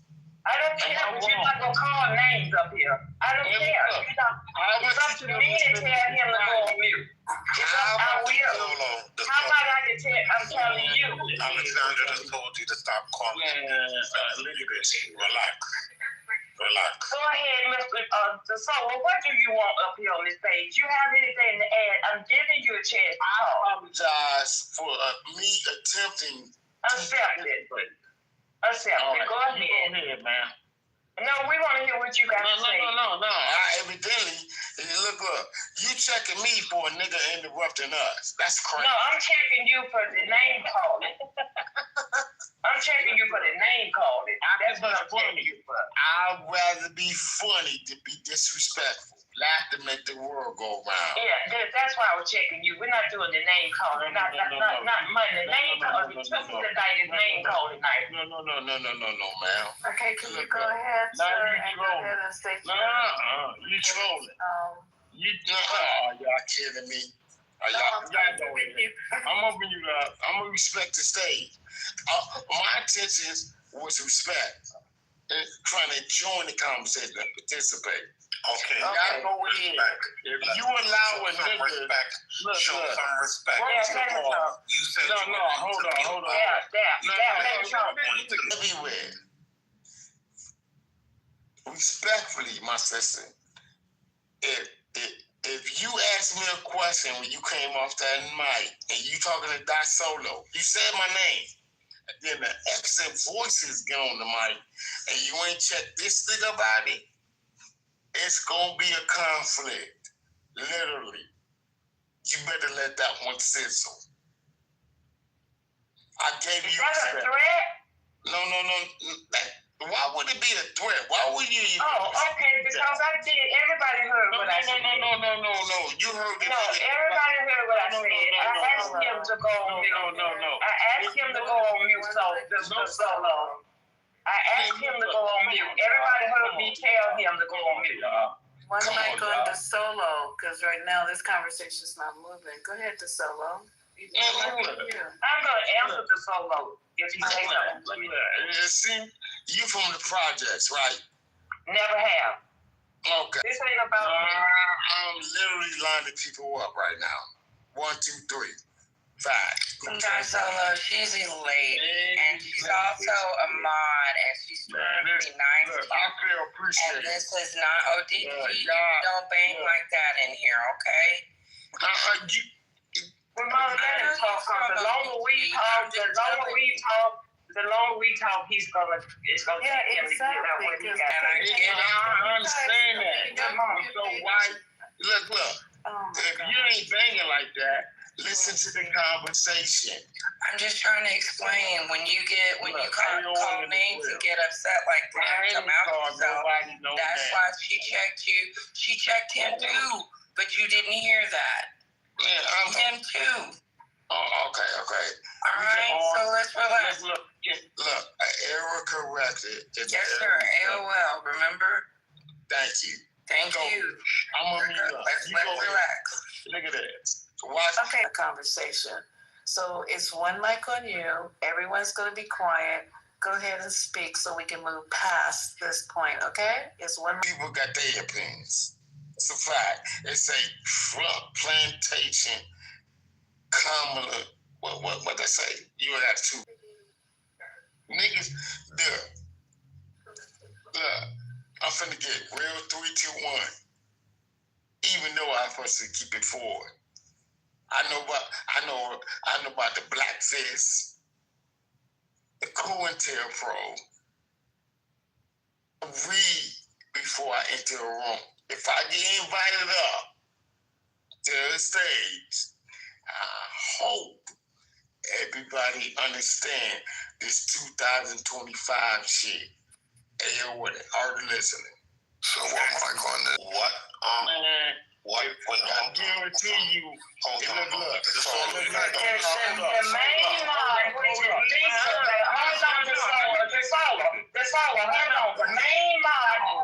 Lisa said, let the fellow talk. So let him just sit there and talk. Let him talk. Lisa said, let him talk. I'm trying to share knowledge. Go ahead. I'm trying to go off the road. You got you on your knowledge. No. Shut the fuck up, nigga. AOL, nigga. Already listening. Look, just based on your energy, I can base where you from, nigga. No, I'm supposed to have it. Because creation says it. In real life. Are you kidding me right now? Y'all gave me permission to speak. When I feel like I'm being interrupted and I know I'm saying some real shit, nigga, I get real. Okay, I try my best, and that's like getting ready. So what we were actually speaking on was Lil Trump's started this stuff about, oh my God, we had Lil Trump and we had the other guy, which I don't even remember. Blind freedom. So we just trying to figure out, well, I don't need to figure it out. The conversation was going to be had that Trump, everything that he's done, everything that he's doing, just letting people suss it out. Because I already have my views. You guys know them well. I don't need to come in here every night and fight. I'm giving everybody else the opportunity to either refute that we haven't heard from, because you notice the regulars are not around, refute it, or to build on it. And Trump has done all the articles that I have to complete the sentence.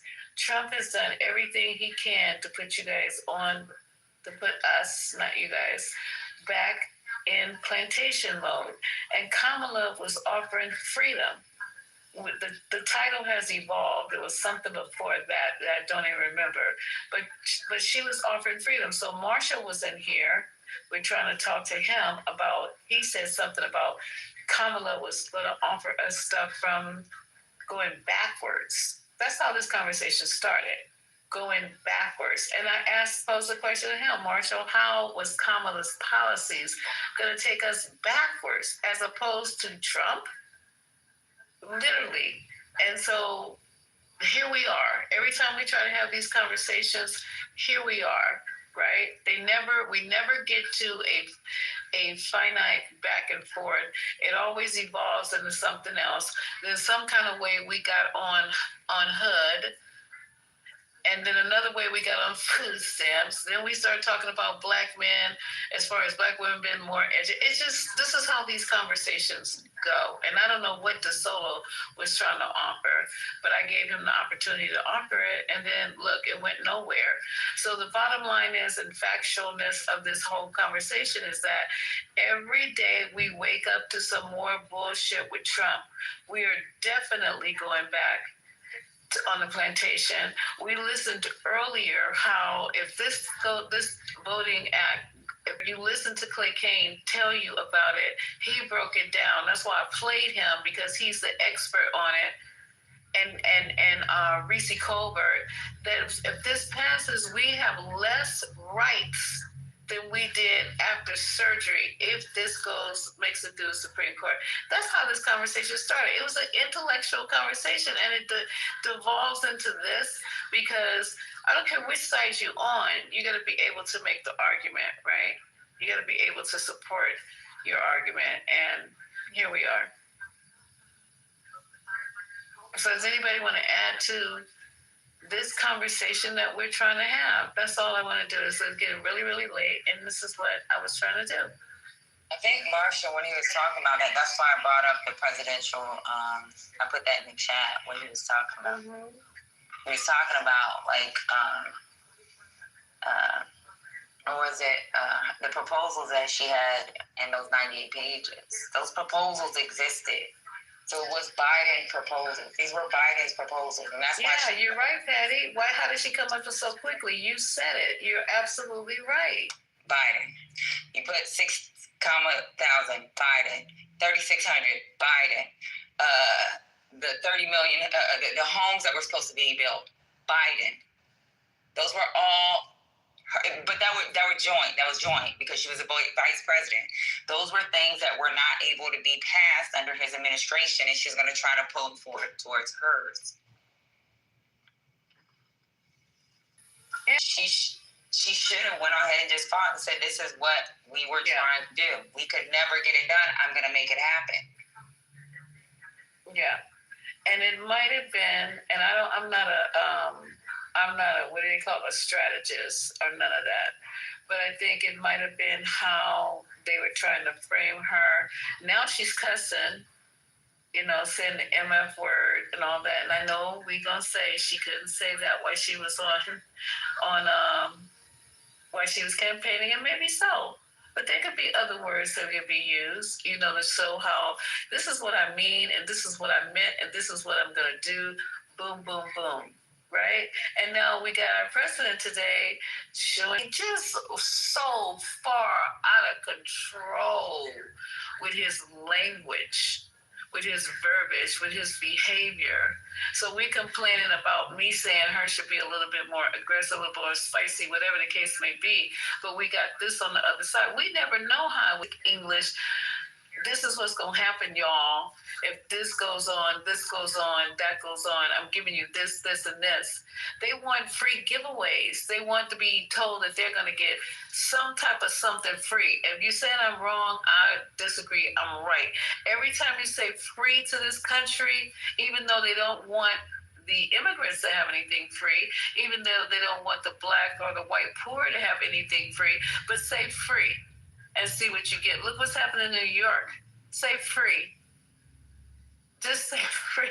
It's just so crazy and basic and elementary where we are now in this country with elections and with our political stance. All you gotta do is be a basic bitch and say, you're gonna get this, you're gonna get that, boom, boom, boom, and everybody's gonna be behind you. So I don't know. We're going to see with Mandami. I think he's going to win hands down. And they got people with their fucking hair on fire. But oh well. Yeah, we're going to see what he do. You have no choice but to see what he do. But do you want to go to Commerce? Or you don't live in New York? He needs to still... I live in Jersey. I work out here. He needs to steal Cuomo's playbook. That's what he's going to have to do. Oh, yeah, definitely. 100% definitely. He needs to get that and read it twice. Mm-hmm. He already got the numbers. He already knows where he's going to move money from. And then it'll still look like his plan. Right. Exactly. Exactly.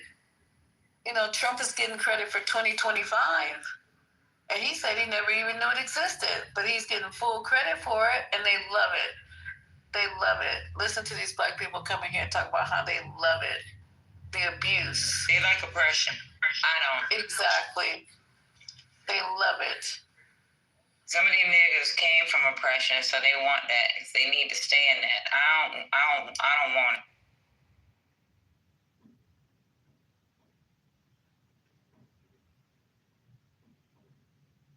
But you got people saying that their city is safer after Trump did what he did. Calling the boys over there. But you didn't tell me what he did, though, bro. Go ahead, Alexander. Yeah, for how long? Once the National Guard leave, how long you think? That's up to the people who live go out and commit crime? That's up to the people who live there. Then you will see that it's a problem internally. The people, your neighbor is robbing you. Your neighbor is fucking up, you know, the kids outside, bullying them. Your neighbor is doing that. Your neighbor's sticking up the store. National Guard. So that's how you're gonna know who the National Guard is. When they leave, exactly. That's gonna be up to the people. Address your children. It's up to the parents to protect their children. It's not up to the National Guard. It's not up to Trump. They weren't doing their job. I got a question. They weren't doing their job. And you're 100% right, Alexander. I got a question. So, what do we all think is going to happen when this big beautiful bill takes effect? I mean, it's already starting to, but when the people that are homeless right now, that are currently living off of, food stamps, even low income families that are living off of it, that are likely to be displaced, what do we think is going to happen with the crime rate when all of that does take effect? It's gonna go crazy. And guess what he's gonna do? I mean, it's gonna be nothing that he can do except for release. He's gonna move in the National Guard. And does anybody have estimate as to what the cost is of calling in the National Guard? It's a lot of money. It's expensive. It's a lot of money. So instead of preventing crime, backing, but certain people are backing and think that this is a logical way to be able to, move this society forward. I don't know. It's interesting to think that you think that people saying, "Oh, my city's safer." First off, you would have to see the numbers come in first to make a substantiated statement like that, and then when you look at the records, DC had multiple weeks of no merge, new matters, implement some actual changes in the neighborhood that the people can feel, so you can have more successful people coming out of the neighborhood. But if you steadily taking money out of the neighborhood, raising taxes on these people, taking away their health care, if you think they're not gonna rob, steal, and kill to get, to survive, then you crazy. We've already seen this happen before in the 80s and the 90s when they try to do this tough on crime method without providing resources to anybody's community or funneling any money into these places where these people live, where it's, quote unquote high crime. You can't just go and be punitive and manhandle everybody and bring the army in and shit, and then when you leave, think it's just gonna stay like that. No, then people gonna turn up. Yeah, and I mean, so where's the solution? First of all, this guy said about DC.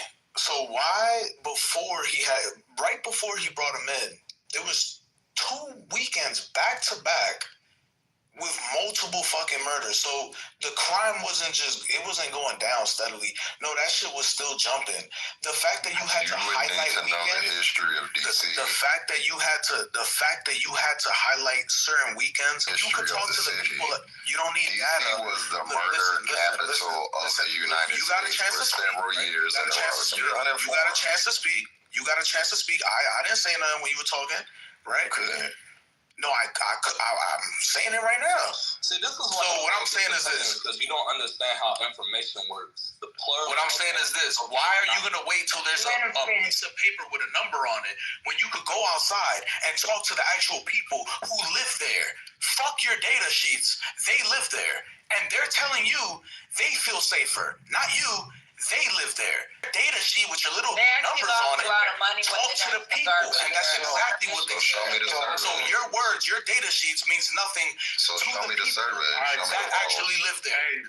The survey is when they went outside and spoke to them. You should have seen that. Go and YouTube that. Fuck the data sheets. Talk to the people who live there.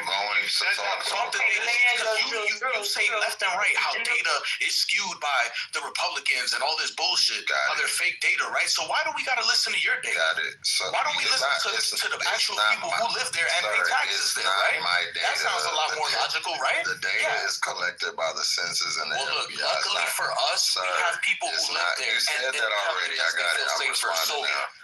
Our opinions don't matter. Their opinions matter way more than ours. And you should accept that if you're a logical the way math works in a city. The way that the people talk to people who live there. I'm talking to you real calm. You already one mic for the last time. So the way that you actually get to talk to people. Little Trump, go on mute for me for the last time. That's not how crime is recorded or statistically put out to the public. So you saying that you saw some people say a couple of things or whatever, it's great. That's great. But that's not that doesn't prove anything in the overall scheme of a large city like DC. Thing about crime has been going down steadily for like 40 years. So if you look at 1992, 93, 91, 94, DC's crime rate was astronomical. And if you don't know the history of the city, if you don't know how it's been was the first black city in the country, if you don't know that, then you can't really speak on what it is now. Speak on what I want. Okay, cool. Yeah. So I'm about to land here, and so when you have hold on, Just Drew, can you go on mute to just finish and then you could? Yeah, I'm almost done. So when you know what the history of the city is, I mean, it takes, just a little Google search. You could do a couple YouTube videos when you know what it looked like and you know the history of New York, large cities like that, Boston, Atlanta, and see what they were and what they've come to now. Then crime has gone down drastically and it's going to continue to go down. But this is not the way you deal with it, and I'll end there. Yeah, and I would go back to my question that I just asked. If you know it's not sustainable, then why would you even consider this a possible solution to the problem? I had to do a quick little Google search because I was curious as to what the cost was, and this isn't a thorough investigation or anything, but the AI overview said that the cost to move the National Guard into DC is estimated at over $1 million per day, with a total projection estimating a total of $201 million for the mission. So with that being the case, is your solution to move the National Guard in year round? And at that point, what does that do to the economy? Nah, it's not year round. Okay, after they leave, fund the police. He asked me a question. He didn't land though. Yeah, I mean that's fair. I mean, I just want to finish it. If I can kind of see where you're going, but ultimately, it's a temporary fix. And I'm saying if what you had initially posed with people feeling safer, then what is the next step? And I'm done there. You got to fund the police. Once they leave, you got to show that, this is not just, the National Guard is here now. This is our way of life. No, you got to be able to remove the National Guard and show people that crime and the way that they were living is not the way that the people who can't defend themselves should be living. You know what I'm saying? And that's how it's going to happen. Enforcement. Look at what Giuliani did. 42nd Street was a fucking cesspool. You know what I'm saying? It kind of technically is now a little bit, but not like the 80s. And he cleaned all that shit up. You know what I'm saying? Yeah, it was kind of, you know, it is what it is, but you have to clean that shit up. He didn't use the National Guard to do it. And that's what, so even with Pritzker out of fucking Illinois, he actually said, give me the money. Right, but that's what I'm saying. After you remove the National Guard, then the police... No. You don't need the National Guard. The National Guard can't do shit. They were fucking picking trash. You can put the money back into the community. Appropriate the funds where it actually goes to what you think is going to make it better. Yeah, or, I mean, what you're suggesting is that we turn the entire country into a police state. And, I mean, the first thing about that is that we know that cops don't prevent crime actually taking place. Their presence, though. You're not going to do no crime in front of a police officer. If you see a fucking... Right. You're not going to do it. So you think... So answer this. If they would have gave $1 million a day, $30 million to the city of Chicago, what do you think they could have did with that money? They could have funded the police. At least, you know, circle the... They could have put you said Chicago, right? If you want to... Why would you spend fucking... Let me tell you what's even worse, right? So there's a 29-day threshold for these National Guard and Reserves soldiers that got to go forward into these states. After the 29th or 30th day, when you go into the 30th day, it costs the government even more money because there's additional benefits that they get. So it can cost the taxpayer even twice as much as what they're paying now. I'm paying for it, right? I'm talking like, come on, you guys, soldiers coming from, and you know what? Guess what the per diem is going to be for soldiers coming from Texas? They came from Georgia too. So check this out. So they pay. Let me tell you how they pay them. They're gonna. If you look up what the ad dollar amount every fucking day, even if they're staying in a building, then I'll give you an example. If I'm going to DC and I have something I have to go to, I may get for 1 week. Just Patty, I can make a good $12,000. I don't have to stay in that fucking hotel. I can go stay with my homegirl. I don't have to buy lobster for dinner because these motherfuckers are gonna give me $150 for fucking lunch and dinner. I don't need to eat lobster, nigga. I can go to fucking McDonald's. Or you know what I do sometimes when I do have to stay in a hotel? I go to fucking Walmart and get me a goddamn little cheap ass $20 crock pot and a goddamn little griddle thing that you put your goddamn eggs and bacon and whatever the fuck you want to cook on it. And I cook in my goddamn room. And guess what? I still go home with mad money. These soldiers get paid when they get deployed. So they gonna get hotel money, they get per diem. Then they get travel allowance. So you can go, if it's from Texas to whatever, your travel allowance is a fucking monthly fee that they gotta pay them. Then once they hit the 30th day, they are actually getting every benefit that a goddamn active duty soldier gets. Every fucking benefit. So on top of active duty soldier benefits, they're getting all those per diem payments. You think that shit costs taxpayers a lot of fucking money. That's why they try to keep it at 29 days, because they know they're going to drain the fuck out of our fucking our funds.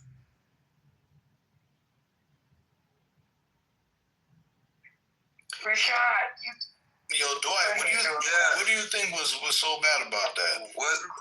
Let me talk. Hold up. Rashad, go ahead. Oh no, I was saying I think both people make good valid points. I think I see kind of both sides, but I understand I'm from Virginia, so I know a bit about the crime in DC. You know what I'm saying? I had a brother that was killed in Baltimore, you know? So and then I had a cousin who was killed in DC. So, you know, I always thought, you know, the crime was an issue. I think what Trump is doing is not sustainable, but we're not going to pretend like it doesn't give results. I mean, thank you. I think I think the bad part about it is that both sides kind of make a valid point that it is giving results at what cost though. You don't need to go into no goddamn soldiers, a lot of them soldiers are leaving their families, and they got real fucking jobs. They're not fucking active soldiers. Okay, so what would you do with them? They can say, this is how much you're going to get, and you got X amount of time to spend it. Or it goes right back to the treasury. So they could do a mass hiring of fucking getting cops. But like, the people, the communities has to change the way they live. The community. What Giuliani did, since you want to talk about what Giuliani did, you were probably 5 or 6, but you don't remember what fucking police on every fucking corner? But that's what I'm saying. Everywhere. You have to change the community, the people. That's when you start realizing, damn, why are they doing this? We know that. It's more than just police, and that's why people say defund the police. If you look at what they did in Camden, my aunt moved to Camden. The first week we lived there, or she stayed there, somebody got shot in front of her fucking door. But the Camden from the fucking early 2000s is not the same fucking Camden today. At all. You go to Camden right now, that shit look like fucking Sunset Park. And what result came? And they defunded the police there. Now, mind you, they didn't do militarized policing or punishing people. And Camden, if you think New York Camden was off glass. Camden was off the fucking chain. Camden was terrible. Y'all don't even know crime. First off, unless you're talking about crime in the 90s, Lil Trump, you do not know what the early 2000s, late 90s, 80s, that was crime. Oh no, this is light work. You better go back to the 70s. When New York was the cops are funded. They got a whole police academy, fake city they building here, to do drills and shit with cops. They don't want to they need to put money in the schools. They need to put funding into programs like they had when I grew up with cops on the corner everywhere, and that wasn't good. That didn't do nothing for me. And you couldn't walk every Tuesday and Thursday you might get arrested or whatever. That's not gonna do nothing but make niggas institutionalized. That's why New York niggas is like they are now. That's why all of them, you see how we see all these New York people on this app and they be so crazy. It's because we grew up and fucking do a whole new resume, looked over their records to see if they could be rehired. And then not only did he do that, if you grew up in certain neighborhoods, he made it that you would police that neighborhood. My brother-in-law did that. Yeah, and I was just gonna say, I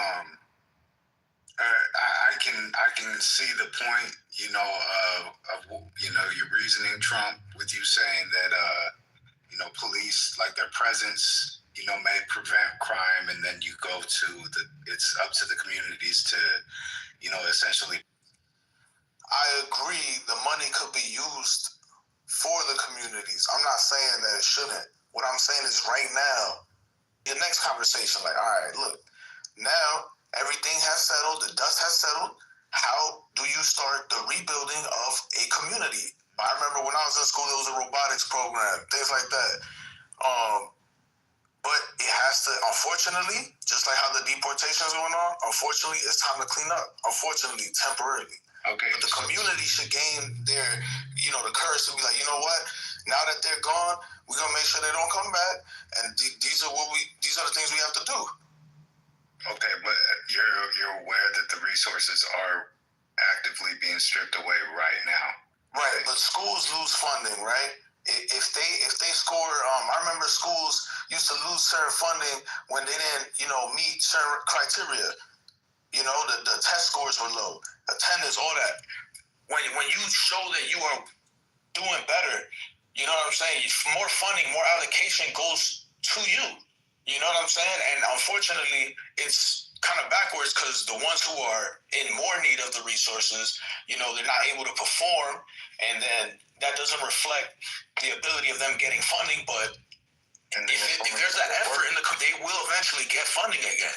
That's how it works. But if you're talking about low income communities, and schools are typically funded off of levies that are funded by tax dollars in that said community, where do you expect that money to come from? At the same time, the Department of Education is being broken apart, with the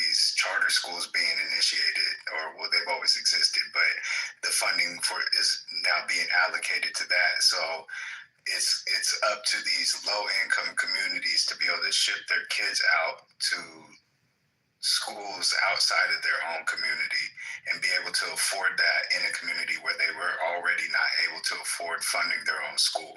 So the logic in that there isn't any logic. But look what has been going on in the Department of Education, though. You understand? What's been going on? Tell us. First of all of these little kids, right? Kill them. So I'm not funding that as a president. What happened at the Department of Education? That's the state. What happened at the Department of Education? The Department of Education has to do with civil rights, Title I funding, where you get your FAFSA, and then they may have like oversight of what the states look like when it comes to education. So what the fuck are you talking about? Yeah, there's no necessarily that in your fucking locality. He's talking about CRT, but why don't why do you not? Not CRT. I'm talking about the transsexual stuff. I knew that's what he was talking about. What the gender transition? Sir, what school has that as a part of its curriculum? So there weren't drag queens reading to kids? That never happened. Hold on, at Barnes and Nobles. No. Yes. No, I'm telling you. It was. Yes. There's videos. Hold on. I'm trying to inform you so you don't have to. I'm trying to inform you. There's videos of fathers going into a classroom. I know. And exposing them and saying, I didn't sign the states because that guy was American as fuck. No, it wasn't. Speak English in the UK. All right, you know what? I'll pull it up. Okay. I'll pull up the one I'm talking about. Okay. They also had a public library program, but that had nothing to do with the school system. That was public library. And you still had to show up for it. So what's going on? And that's also not a part of the curriculum. Even when they were reading regular books, and that is optional. You didn't have to take your kid to that. So I don't know, like, one thing, the thing is that gay people, drag queens, what is it when you can look like a man or a woman? What's that? No. No. So you don't need to. Androgynous, non-binary, androgynous. Those people exist. So, and they're not going away. So hiding that from kids, it's the same with hiding race, the racial history of this country, everything. They see a drag queen or a gay person and they're like, oh my God, like it's contagious or something, when all you got to do is just keep walking and mind your business. Like, it exists. They still going to be around. All y'all going to do is make them go back into the shadows. Why not just learn how to deal? Why not just understand this is a part of our, whether you agree with it or not, understand this is a part of our society. This is something that we have to learn to deal with. Same thing with the race issues. Why do Republicans act so scary about everything that exists outside of their norm? They want to fight and demonize it. That shit is weird. But the thing is, just nobody know how their child gonna turn out. That's the thing they think. Nobody know how their child's gonna turn out. I don't understand why people can't just mind their business. As long as a person, I feel like if a person don't come up and touch you the wrong way or approach you the wrong way, and mind your business. Again, live and let live.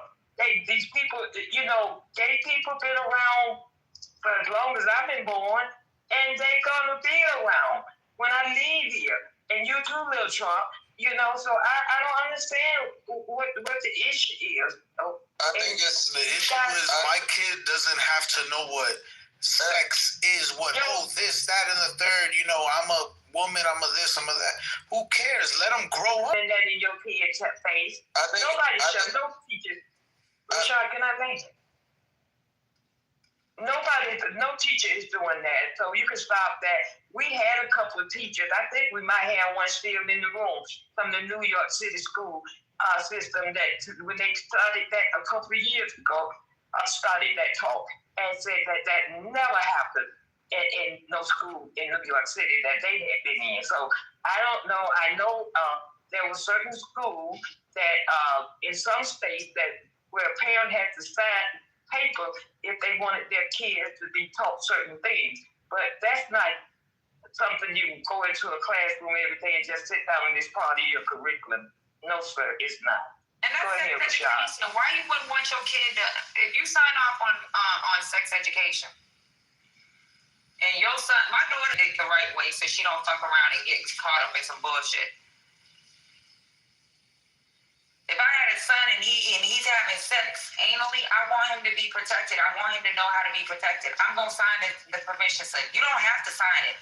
If kids don't tell you everything. I didn't even find out my daughter was non-binary until she was fucking 15 years old. Yeah, and denial only worsens things. Like, people are people. They're going to do what they want to do regardless of what we think. Just like you going to be straight. Just like I'm sure that people have told you don't have sex before marriage or don't do, and you've probably done those things. People do what they want to do. So I think that we should just learn to understand that different type of people exist. I am a gay person. I'm telling you that I don't give a fuck if you agree with you. You don't have to do it. You have to get married to a man. You have to be bothered with me. All I'm saying is stop trying to make it so I can't get health care. I can't marry the person who I want to love, because that doesn't have anything to do with you.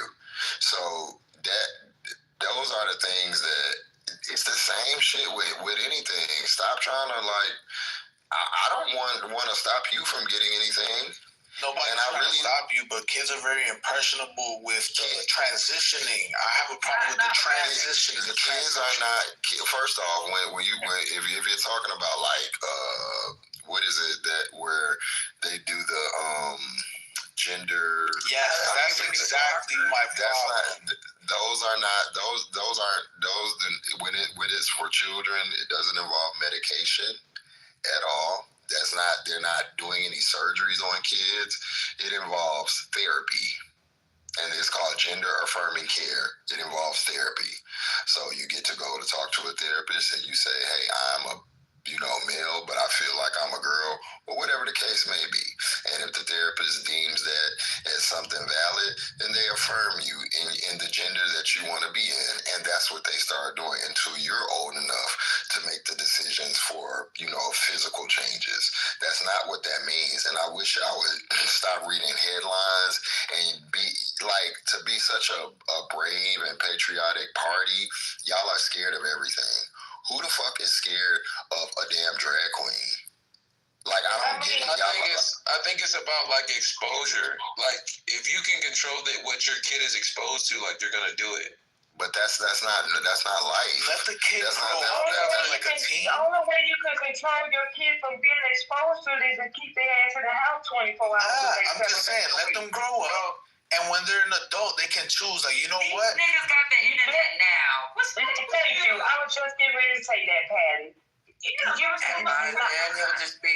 nobody stopping. We all change. Part of growing up is learning what the world, who lives in the world. Like, y'all. See, the thing is, this is why y'all get so much heat from gay people, because y'all talk about us like we aliens without even really. Nobody's talking about gay. I'm talking about transsexual. The whole community. The whole community. The T is my issue. But at the end, they are human. They're human. You have issues that you don't tell nobody about, that you go through with and if you don't, your mama do or your cousin do. We all, and shitting on them is not the fucking answer. It's just not. It's just not. And all you do is create little fucking monsters that we gotta, that's running around shooting up schools and killing little babies and shit. Y'all don't get that yet. Y'all know, like, kids don't give a fuck about that for real. These kids committing suicide because they're afraid to tell their damn parents. They're afraid that's what they get. Ending their life and becoming either hateful people or hating themselves every day in our country. But y'all are not concerned about that. Y'all are concerned. Just let that go, baby. Let that go, please. I think Jessica, you know why I'm telling you to let it go? Because it makes me sick at the stomach that for the last couple of years. If you want to send a National Guard somewhere, send them to guard the front of these kids' schools. That's what I'm tired of seeing. I don't give a damn about a drug. Let them do that. We can't. These are adults that we talking about at the end of the day with the crime in the cities. But kids, come on, they're the most vulnerable. They don't, and we don't even have a president that will get up there and say he too busy telling people your mama and stuff that he can't get up there and say, yo, we got a problem in this country. Like regardless of whatever political party you align with, we should be able to say that's the biggest problem that's happening, and we just watching it, and it just it's so sad. No, it's actually really fucking crazy, and it doesn't really happen to that many other countries. But that's just going on, running rampant. But we sending military troops to cities that's doing the same thing they've been doing, and worrying about what is it, 3 trans people that's getting in sports in Oregon and California. Man, this country is not a serious place. Yeah, I got a video on that. Third world countries doing that shit. We doing the shit that third world countries do. Yeah, send fucking military into their fucking city to control the citizens. I got a video to play on that topic, but I know Rashad's been waiting to talk for a minute, so I wanted to help him get in. Thank you. I mean, I was just kind of pitching in. Like, I think, like, it kind of goes back to what I said before. Like, I think both sides make valid points, right? Like, I think the idea that you can kind of just kind of cover homosexuality and that kids will never be more open. When I made it to high school, you know what I'm saying? When I got to 9th grade, I think the thing is, like, I can't pretend like if I can like choose what my son is exposed to up until he's a teenager, then like I'm gonna do that, right? And like that goes down to certain things, like if he wants on, like they censor what their kids can do, you know what I'm saying? Even me growing up in a very hood black neighborhood, I remember we used to have HBO. My mom saw something. We watched Space Jam one night, and me and my brother fell asleep. The next morning, Channel 14 wasn't up there no more. My mom to this day said something was on HBO that I think it was just some porn or something. Even like titties, even titties and shit. Like but we didn't see it. We didn't see it. We fell asleep, and she came in the room to turn the TV off, and it was on there. And then she took the entire channel off our, like, we didn't have it no more. So you know, my mom even to this day, you know, say again. Did you look at The Simpsons? No. We watched Space Jam, but we fell asleep. You know how when you like HBO, after a certain point, they start. I understand what you're saying. HBO used to have a lot of stuff. I'm pretty sure up like you. The Simpsons had shit on there too. And people still let their kids look at The Simpsons, you know. So you know, I understand what you're saying, but all we're saying is that it is not. I don't know where little Trump got this notion that this is being pushed on his kid and talk to his kid in school. If you're that afraid for your kid, then teach him at home. Keep him home in home teaching. Well, I mean, you know, I don't know who's speaking. Was that you, Drew? No, Rashad was. No, before that, Rashad. I agree with some of the things that you're saying, because there's a lot of stuff my parents did not let me look at nor listen to, music-wise, and I do the same thing, music-wise, and I do the same thing to this day with my kids. When you're in the car with me, I don't know now they're at an age where they can listen to whatever, but you know, people love to tell other people how to raise their kids. And that's one thing I don't tolerate, because my parents didn't let us watch a lot of stuff and listen to a lot of different movies, and that was their choice. They were feeding us. They were bringing it around to a caveat. Just like you want to be responsible for if your kids are exposed to, and what they watch and what they're again exposed to. You gotta let other people live, and if they can't coexist in your world to raise your child, it's insulting. Did anybody do that in this room tonight? Okay, I told you. Okay. No, I was just. Never mind. But I understand what you're saying, sir. That's the only thing I'm saying. I'm not trying to tell you. I'm not trying to tell anybody else what to do with their kids. But when you start telling, well, you should do this, well, you should do that, and you don't do this, and will you... Who they are, because you're born like that, right? Then what difference does it make? letting them, waiting for them to get to the teens. Well, guess what? Yeah, I sucked at that shit, and I didn't want to do it. Yeah, so like that wasn't me. So let them get a little older, and if that's really who they are, because they're born like that, they will be that regardless. So one of the things I want to say is like it's kind of like I guess because the argument is kind of like if your kids are gonna grow up or be exposed to gay the homosexuality, then it will find them, right? You know what I'm saying? But the thing is, like my mom, I had a brother was killed in Baltimore, right? And it was gang violence. So my mom moved us to the country. She moved us to Southern Virginia, like in the middle of nowhere. And I remember, like, as an adult, she told us, like, the idea was that where we were, there were no gangs. There were little to no gangs, right? The idea is that you're kind of like giving the argument, well, you didn't need to move them because gang violence will find them. And sure enough, right? Sure enough, when we became teenagers, my brother did kind of join a gang. Now, it was a lower tier gang. They were just jumping people. No, there was never any gun violence or anything like that. And he was in it for a little bit. They said she stayed in Baltimore, that the same gun violence that found my older brother that resulted in his death would have also found my middle brother who's still alive right now. And I think that is how you kind of have to see this. We know that the exposure to homosexuality will find any child without question, right? If they keep living. But if you can control how they are exposed today, I can just homeschool my child. But that's a lie. Or I can just make my opinion at the poll. I can just go vote for this party that says they're against it. You know what I'm saying? And I understand the other side of the table because they're saying, we have a certain way we want to raise our kid, where they are exposed and are able to make a decision. But you guys move the goalposts. You guys move the goalposts.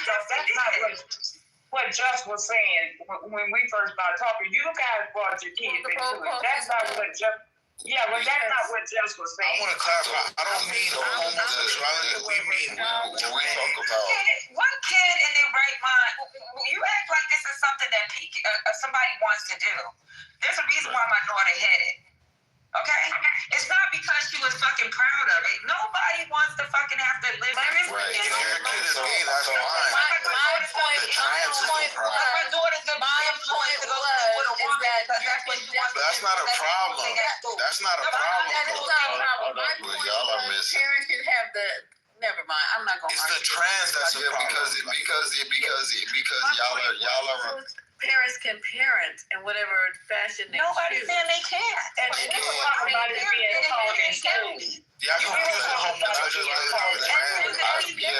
the teacher told me. The fucking teacher told me. The part about the teacher told them. So, what? Let me just try to. So, the thing is, yes, people can parent. Being gay is not just about like having sex with a man, kissing boys. Like it's not about sexuality. You could just be gay, be feminine, and you don't even do, and you're still gonna get the heat. So what I'm saying is exposure to maybe a feminine man, because there are feminine men that are straight. So when you're not exposed to things or know how different people show up, you can become phobic and not even compassionate to other humans. So it's not about teaching, telling people how to parent. It's about having to coexist in this world with other humans. So, because y'all are thinking about y'all kids, and I get it, but I'm sure Patty can feel this. I got a mama too. I got a daddy too, and they love me too, and they don't want me to be, and they didn't want me to go to school and get mistreated by and acted. You know what I mean? So, and I don't want that either at all. So what I'm saying is humanity is keeping that in mind. Like, these are kids. You know what I'm saying? Like they just being who God put them here to be, right? And when we put our adult worldview onto them, that's not fair. That's really not fair. And so I don't think that kids are walking around, I'll land here. I know for a fact when I was younger, if I could have snapped and changed how I was, I would have done it because it wasn't fucking easy. And I wasn't kissing no boy or doing no shit like that. I was doing all the shit that the niggas did. I was just gay, and niggas could tell. So, but because people had homophobic parents and, you know, weird ass beliefs at home, they was treating me, you know, adults and kids alike was treating me weird, and for a while it made me into a very, very nasty person, and I was the one beating up y'all straight kids, and I don't want to do that. But y'all have to understand what you're creating on both sides. You're gonna create a whole lot of the gay men that y'all hate and that y'all think are nasty. Those were created. Just like this, the straight man, the shade with the track are created by not exposing people to, you know, what the world has to offer as young people, and not sexualizing it. And I'll end there. Okay, so Jess, I want to make something absolutely clear, and my whole focus was parents being allowed to parent, and it has nothing to do with me trying to keep my kids away from anybody who's gay, whatever. They knew about the pronoun stuff before I did. They educate me before I educate them on what's going on in the LGBTQ community. We were getting nails done a month ago. And I was asking, we were all in there together, the boys. I said, listen, you know, I was almost done. My daughter was done. And I said, I was just over there just messing with them. I said, so when she was bumping, I said, you guys want to get like maybe black or purple nail polish? And so they both said, nah, we're good. And I said, oh, so why wouldn't you want to do that? I said, that's fashionable. And I said, do you think people would perceive you as gay if you had on like black or maybe purple, gothic kind of look? And they said no. And I said, do you think people who wear nail polish, black men who wear nail polish are gay? No. We just don't like having the nail color on. We're good with it, and we don't think that, Mom. And I'm like, okay, cool. So I'm seeing that what I was doing is going in the right direction. But, you know, I hear all the time, well, you like, I don't have any problem with the LGBTQ community at all. But certain things that I want for my kid, and that was the element that I was picking up. I don't want people to try to waste their opinions on what other people, because I don't. If he decides that he feels that he doesn't want his kid this, that, and the third, and he wants to homeschool, I keep my mouth shut. If they decide, if they want to not see, Lisa, that's not fair. Oh my God. Talking to me. But you're talking to me because I said it to him. I would be talking but you don't like for me to answer you. Because I'm the one that said it to him. And I wasn't telling him. Alexander, first of all, I'm not talking to you. Just because I come on. You always do that, throw hints and shit. So you were talking to me. I'm the one. Look, I'm not trying to tell him how to roll. Lisa, I was not trying to tell him how to raise his kids. No, well, I told him he needs to homeschool his kids. I don't need to throw hints. I'm the one saying. Don't. Okay. If you said it, you said it. Okay, so if you said it, you said it. But I don't need to throw hints. I'm not no kid. I can speak up. I know. We got each other. Yeah. We're talking about their own personal experience. Everybody's talking about what they would do. I'm not trying to throw hints at anybody. No one. So that's the only thing I'm saying. I'm gonna bow out of this conversation like right about now. But my main point was I didn't really even hear you say that because I've been dozing on and off. But when I came off, I heard somebody. It could have been you, and I jumped in. But I don't need to throw hints. I don't. You said that, Alexander. I'm not cool with that. Okay, you said it 3 times. But I'm the one saying it. And the only reason him and Little Trump brought their kids into it because the conversation was originally about it being taught in school. Their kids into it. It's not. And I said to him, there's 2 teachers in the room that will tell you it's not being taught in the New York City school. I'll bring another teacher in the room, but you know, it's not. You guys, honestly, I have a family, a brother who is an educator. It's not. Yeah, that's what the conversation started out. Oh, well, I apologize, because girl, if I was talking to you, I'd be talking to you. I don't have to beat around the mulberry bush. Yeah, you know what we do. You know what we do. Yeah, we do it. We do it. We'll do it again, so nobody get confused. Okay. I got you, babe. I'm sorry. I wasn't trying to make it seem like I was talking to you. That's just my own philosophy, you know. And little Trump, you got kids? I think he left. He left. But he don't even have kids. I thought he was like 20-something. Well, he sounded like he talked like he had kids. He's not 20-something years old. No. He doesn't appear. Never mind. Let me be quiet before I get in trouble again. I was about to say something. He don't. Yeah, but what a young mom look like. Sure enough. I'm just saying.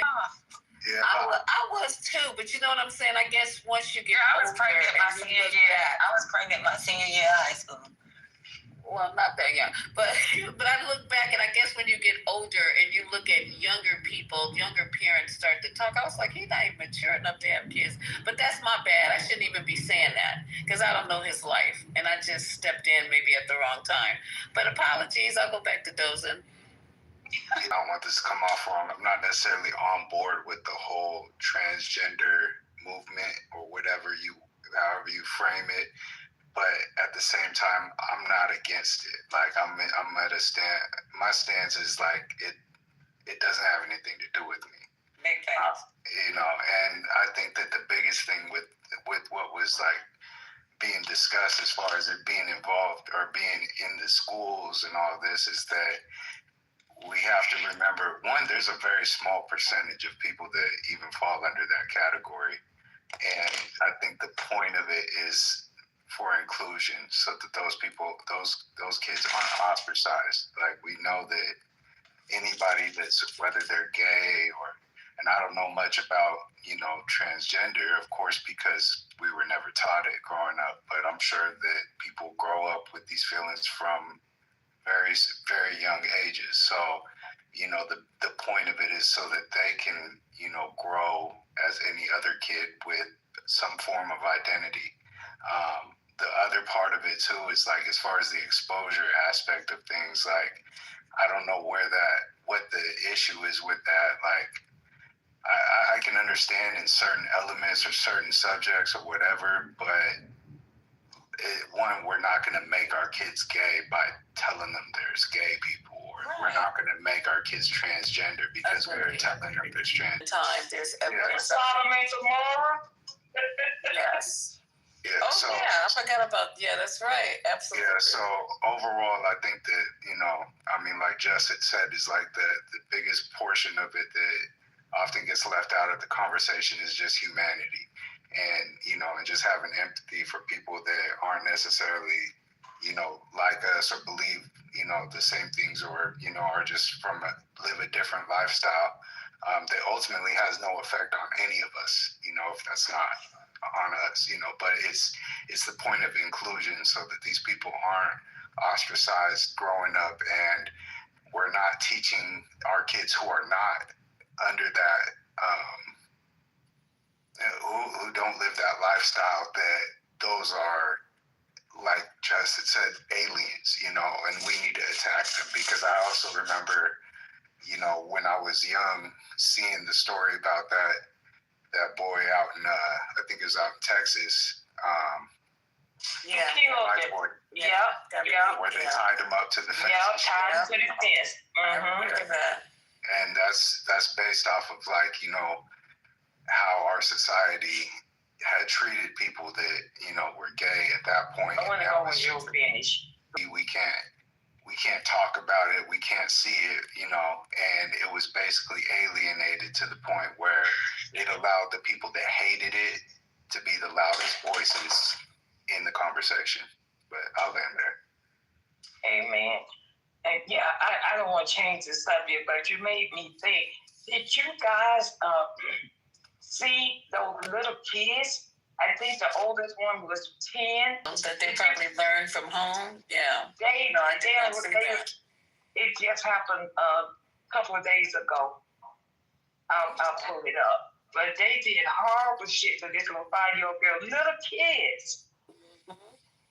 And the thing about it, Alexander, 99% of this begins at home, and maybe the parents need to be better educated, because just the same way we're trying to prevent any damage and harm or coming to our gay community, the same way you need to, the communication with your kids is what's important. To talk about subjects that even you are uncomfortable talking about them. Bullying people who you feel is fat and look weird or got their teeth crooked. It's just so much cruelty that us as parents, and we focus on communicating with our kids, telling them to respect other human beings like they want to be respected, talking to them about their feelings, what they feel about certain things, and sussing it out and ironing it out. A lot of this stuff would just be, no, it's just normal shit. Do you just sit down and talk with your kids and say, well, you know, what's going on with school? How you doing? Are you being respectful? Because them kids at school, when I'm walking on the school ground, are nasty, mean. Yeah, who you telling? Don't have no fucking mess. Your socks are, you know, I mean, what if we just focused on you? So just like talking to these kids, they have to have some guidance. They have to learn empathy very young, because they turn into stupid ass adults. You know what I'm saying? So that's what I have to offer.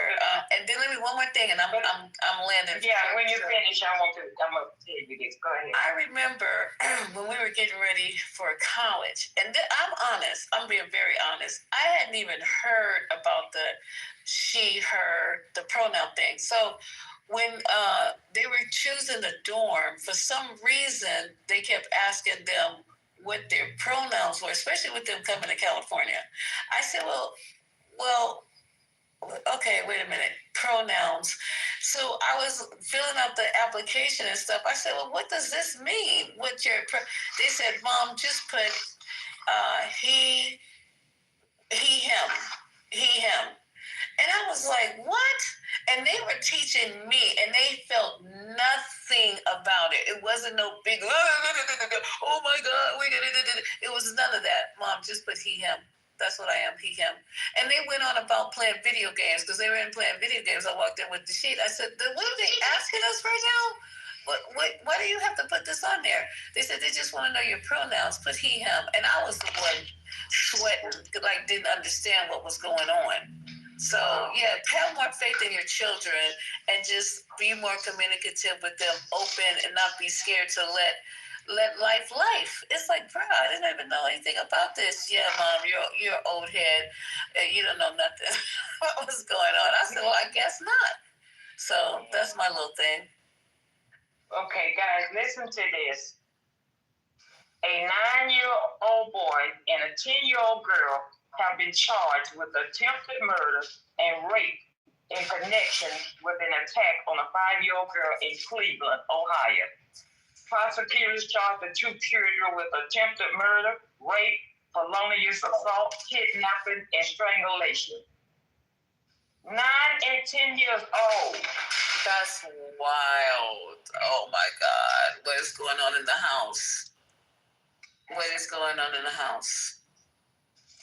And they tried to kill the child. So do you think the parents should be held to some responsibility for this since they're so young? Yeah. I'm just asking, because they're doing that now. Oh, Lisa, they stabbed the child too. Something's going on. The lady said her daughter was unrecognizable after the attack. What? Pull it up. Then her hair was snapped from her head. I'm gonna pull it up. Yeah. These were some fucking monsters. Let me go look this up. Where was this? Where did it happen? In Cleveland, Ohio. I just put 5-year-old rape. Oh my God. 5-year-old rape. 5-year. These were some fucking monsters. Where did these kids learn shit like that from? 5-year-old rape. Hearing all this stuff out here, man. But in Ohio. Okay.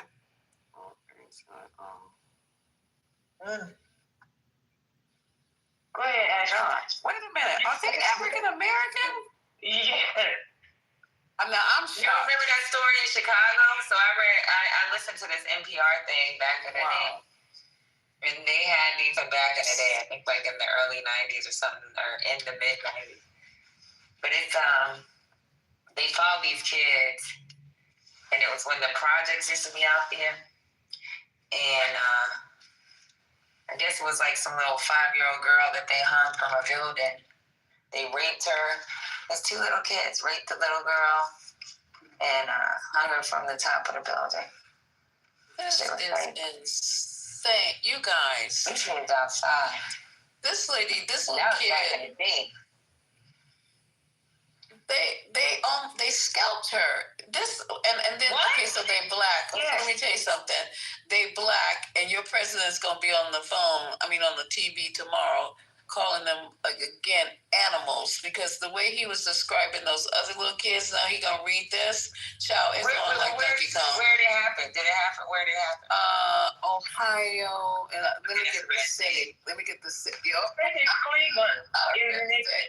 I'm just trying to go to murder, scalped, 5-year-old girl, left bloody scalped, and 5-year-old girl, 10. At Saginaw County. I don't know where Saginaw County is. Hit the laundry list of charges September 13th. Attack on a girl in. They said they were not black. They're not black? Girl, I see like those people who be looking at stories going, I hope they're not black. It was in Cleveland. Yeah, Patty, it was in Cleveland. It was in Cleveland, Ohio.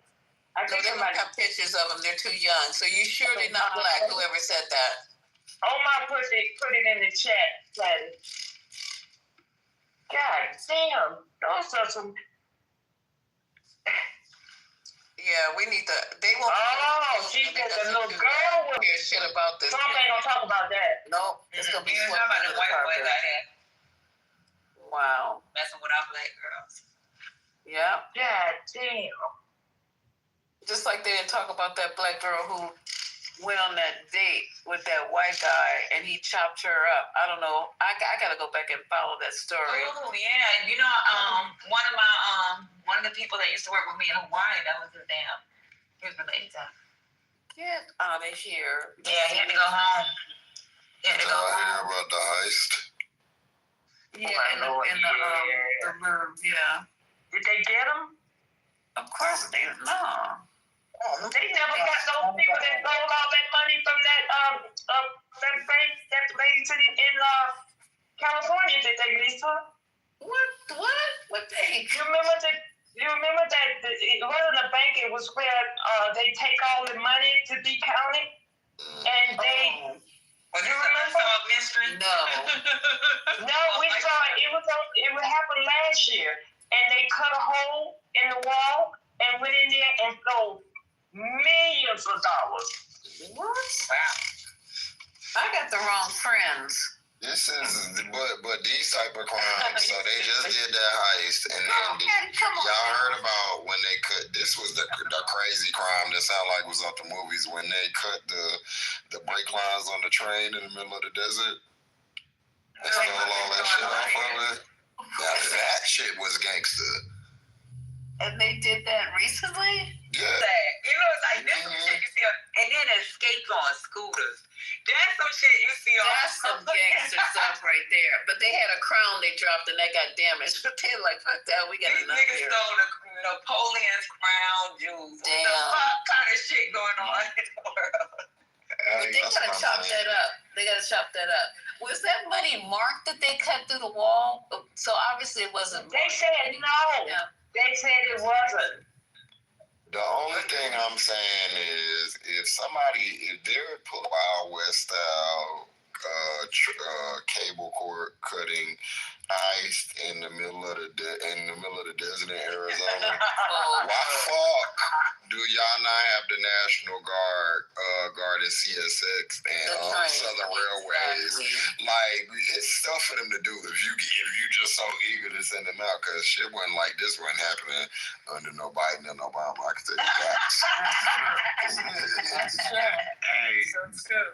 before we get too far away from the topic, can I play a little video on the school shooting topic? Why not? It's only 3 o'clock in the morning. It's not even midnight where I'm at. So. Okay, Lisa, it was $30 million they stole. $30 million. And how can you kill it happened last year? It happened last year. Did they write shooters too? How did they 30 million? Is I they had a truck, but they said they didn't find out till the next day. Why they didn't have an alarm on this? Maybe the sensor wasn't at that point of the wall. And I bet you that whole thing is censored. I bet that's you an inside job. The wall. Of course. That's an inside job. The weak parts, right? Wait a minute, Drew. I'm gonna let you play that, but I have to go see if Lisa remember this real quick. Lisa, do you remember? You might have been too young. Patty, one of y'all, back in the 70s, when that guy robbed that bank in New York, he stuck down all around his socks. They got him at the airport. Yeah, he had all that money, the food, stuff, the money all around his socks. He must have some big ass legs or some shit. They got him at the airport. I know I got an old soul, but I wasn't born in the 70s, baby. Yeah. I'm sorry. You remember in the 70s? Yeah, girl.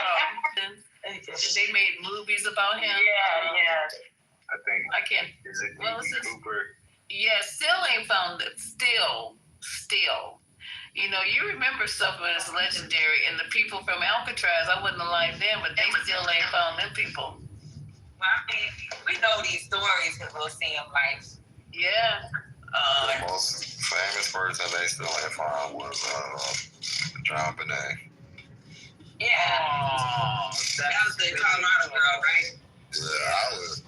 Yeah, that and the Menendez brothers had us in trouble. I think John Bonet was the parent. That was in Atlanta. Oh yeah, that was in Atlanta. That show, but I think they was from Colorado. I think it was the parents on her. That was weird. I think it was the daddy or that brother. It was one of them. Yeah, because John Bonet was about my age, wasn't she? Yeah. What do you mean? I don't know. What do you mean? She was about the same age almost. Talking about at that time. Y'all were right, because she was probably 4 or 5 years younger than me. Yeah. And I remember my mama used to be saying, that could be your ass. And one more thing about Atlanta, one more thing about this memorable, I don't know what year it even happened, but remember the black guy that you guys were accusing of raping? Like some dog hair or something. He didn't do it. Lisa, we'll talk tomorrow. I'll tell you a little bit more. I'll go a little bit in depth about that tomorrow. That's not on here. Wow. Okay. And them children never solved the crime. His father was my science teacher in high school. Good Lord, that was crazy because they never solved the crimes. Just, black kids missing don't matter. Y'all be surprised. Have you guys seen the Ebony Alert or whatever they're calling it? Has it showed up on your phone? No. I don't. The Amber Alert? No, it's either Ebony or something. It's for black kids. When black kids. That's in California, though. I don't think that's a federal. Oh, okay. Because I know it showed up on my phone one day. I was like, what is this? Yeah, and then somebody told me that's for black kids. And I was like, okay, I love this. This is cool. I guess white people just keep driving. Good. Okay, y'all, let me be quiet. Go ahead. I'm sorry. Who was it playing the? Yeah, it was me. Hold on 1 second. Another high school shooting yesterday. This one in Florida. 17 dead, the last report I saw. And everybody sends their thoughts and prayers again because that works so well. This is the 18th high school shooting in America this year, and we have 10 and a half months to go. We've had 290 since 2013. We average about one a week, but there's just nothing we can do. If it was a Muslim or a Mexican doing the shooting, how many new laws and how much money would we spend then to stop the madness? But since it's almost always a white kid, there's just nothing we can do. America has 5% of the world's population, and yet 31% of the world's mass shootings. We're worried about people coming to this country. They should be worried about us going to theirs. I said, I get an email saying, I'm saving my last bullet to put it right between your eyes. Just another responsible gun owner in America, and I'm taking all bets. He's a white guy. So there's just nothing we can do. I'm Dale Hansen. It's getting harder to enjoy the day. Amen. There's nothing we can do. Amen. That's what they should be doing. How about them Lakers? It's like, why are we even playing games anymore? Oh, shit. Of mine, who is now deceased, he used to work at Dylan's candy store in I think it was Times Square, and he quit, and he still had the key, I guess, to the store, and he stole $75,000 out of their like quick drop box. Oh my God. In cash though, right? And like 5 10s and 20s at once. Damn. And this bitch was like, picked me up from the airport. So I'm like waiting in the car. So I didn't know none of this, you know. So like I'm sitting in the car, and he comes to the car like walking like something was up his ass, and I'm like, what the fuck is wrong with you? Like, why are you walking like that? And so he like waits till we get off the airport or whatever. We get on the highway, and when we get on the highway, he pulls up his shirt. He just got cash strapped all to his body. Oh, I've seen that before. True story. I've seen that before. How did he get through the X-ray machine? They didn't know. I have no idea, but I know that he got in drag to steal the money because the store was on. The store was on like androgynous looking. He always was like that anyway. We always say he looked like a girl, and so he just always was crazy anyway.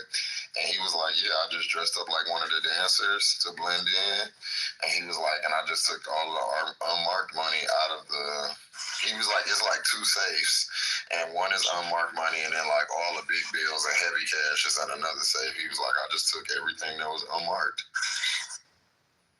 You never found out? I've seen that before. No, but the bitch went paranoid. He got down here and was all scared. Oh, he better than me. I'm scared.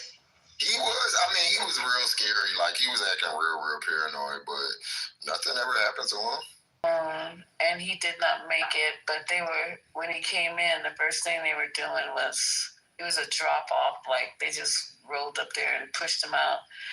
And we cut the clothes up the center to assess where the shots, the wounds were. And as soon as it was me, a resident, and another nurse, I'm not really sure, I don't remember. But I had the bandage scissors, so I was just cutting up the leg of the pants. That's what you do first, expose any, the arteries in the leg in case you have to use them to put IVs in, then cut up the middle so you can put the leads on. I got to the shirt, and literally I thought he was a big guy with like a big maybe abdomen. No, it was all cash. He had it wrapped around him in cellophane. That white resident's eyes got big. I looked up over him.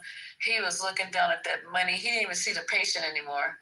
All he saw was the money. I was like, don't even fucking think about it. So we're trying to actually cut the cellophane off and get the money. So the phone rings, and the secretary out at the desk says, the family wants his belongings. I was like, belongings? Oh, I know what's up. So I go out, and it's some real mean-looking characters. And they said, just put his belongings in the patient bag. I knew exactly what they were doing. I said, they know what I look like. I am not messing around. This is not my shit. I put every bit of it. Maybe cuffed $20, $30 got lost. I don't know. But we put every bit of it. I for the record, we put every bit of it in that patient bag. It's like, 4 o'clock in the morning. I ain't playing games with nobody.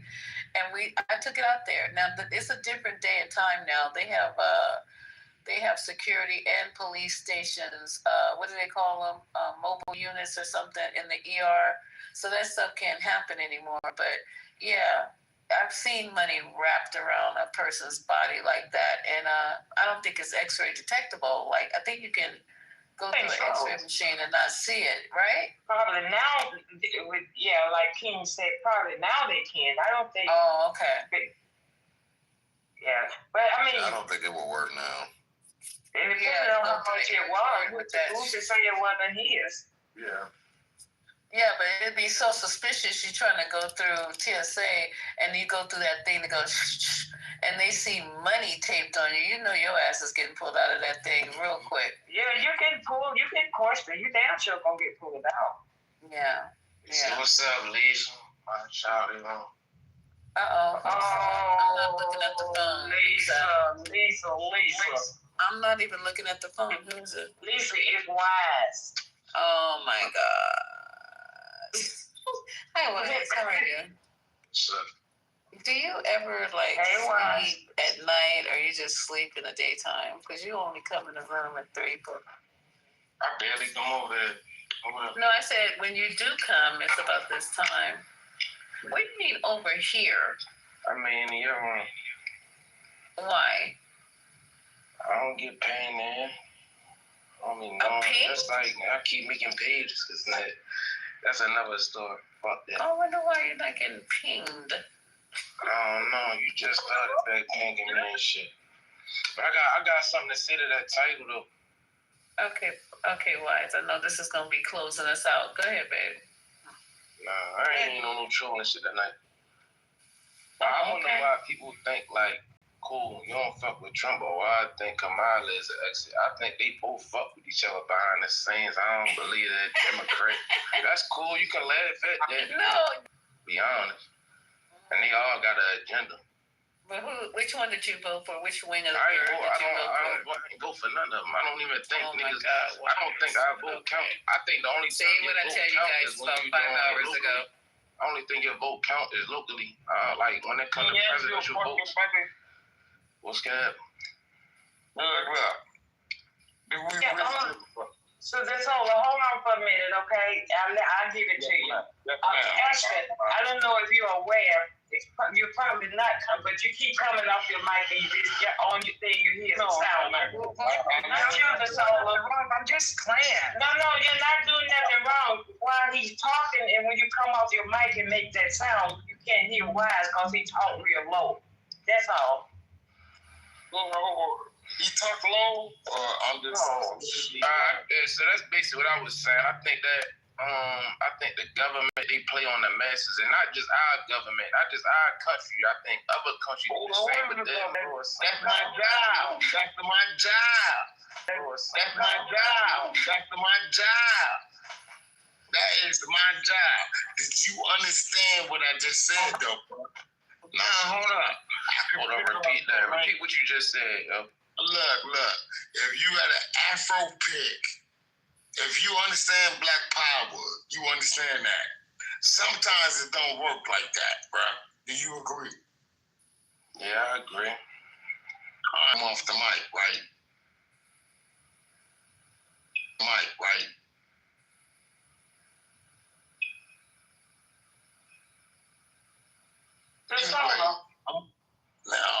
on mute up. I already know. Listen. I wanted to ask him a question. No, I'm on mute up. I am revolutionary. I know it, but are you still singing? That's all I wanted to know. Are you still singing? You should let him mute up. Yes. I want to know. Hold on, Alexander. I need to give this information where I can send my mixtape. Is that Sunshine? Yeah, my mixtape, bro. I need to. She's a rapper. Yeah. I don't rap. Oh, you got that new AI shit. Are you kidding me right now? No, I'm not kidding you, babe. Look. All I got to do is work on my. No. I'm gonna move up people real quick. One mic. Guarantee you, funniness is funniness. AI technology. What you think, woman? I agree with What you. about AI and shit like that? No.